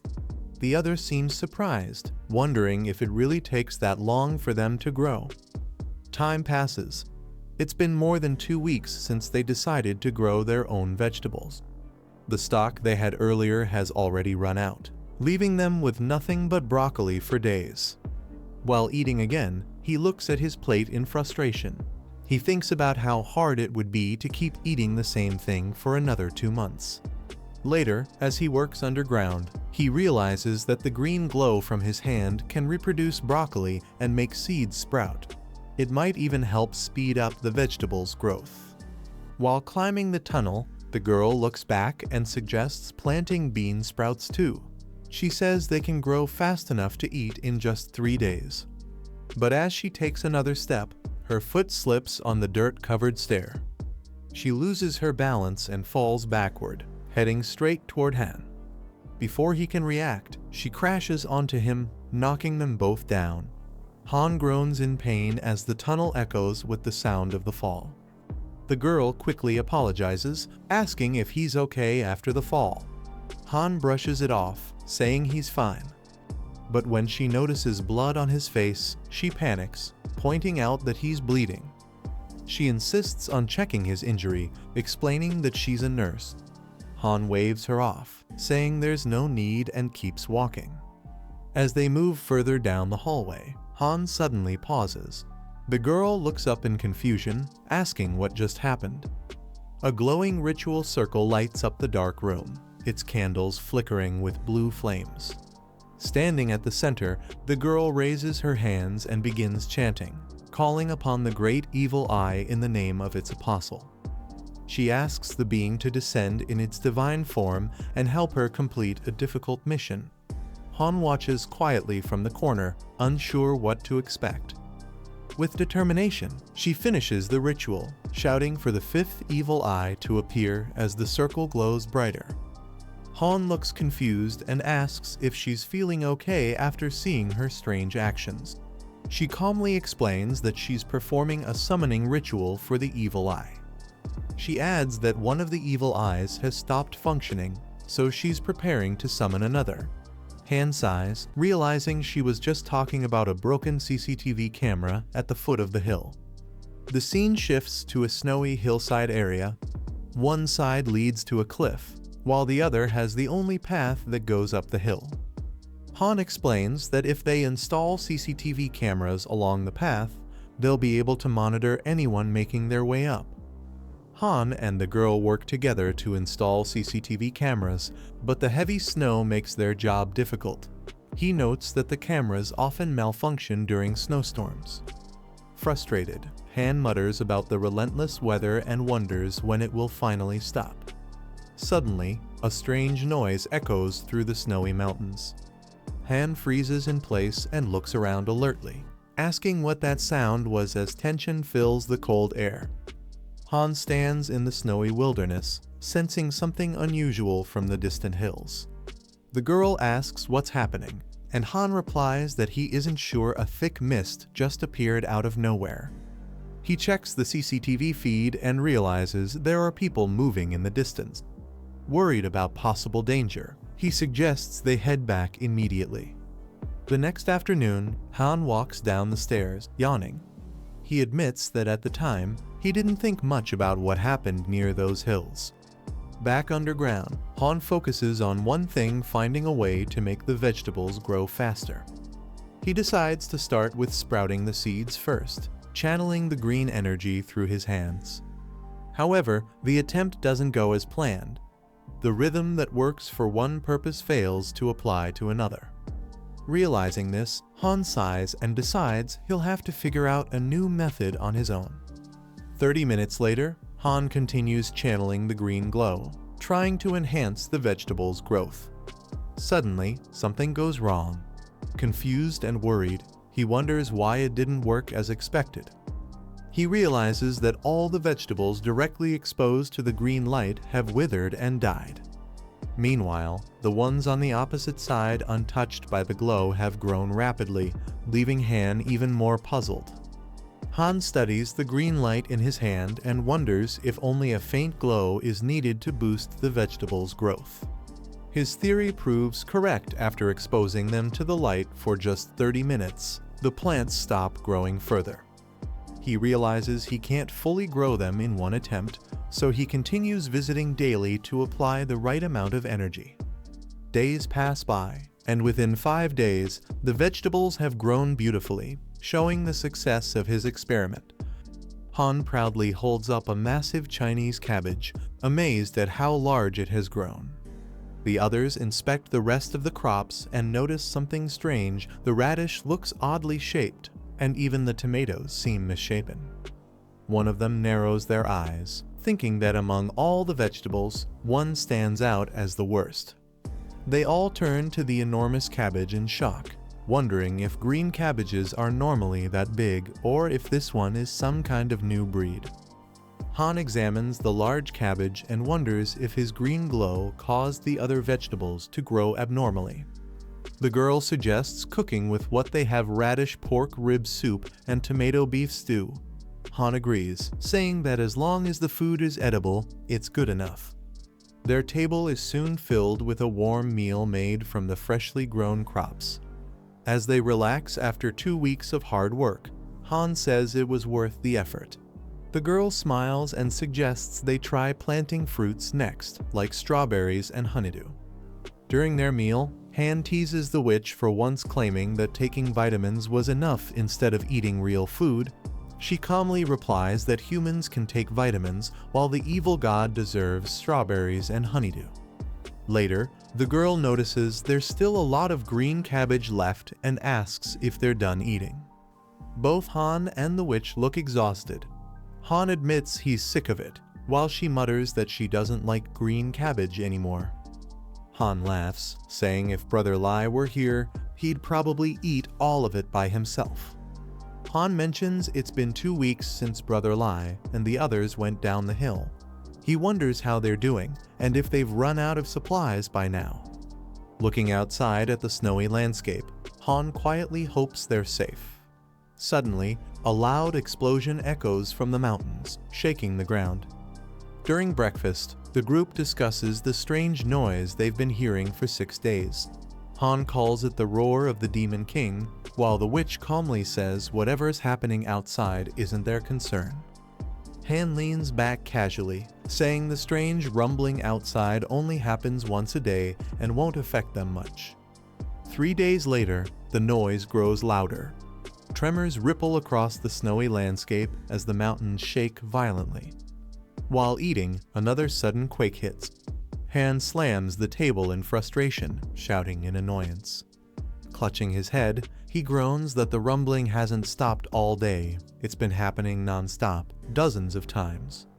Han sets up a ladder against the wall, determined to find out what's causing the strange rumbling. Climbing up carefully, He mutters that he wants to see exactly what's happening outside. Reaching the rooftop, he shields his eyes from the harsh snow and looks toward the mountains. Through the heavy snowfall, he spots a massive disturbance in the distance, something shaking the entire landscape. Han sets up the ladder outside as snow continues to fall heavily.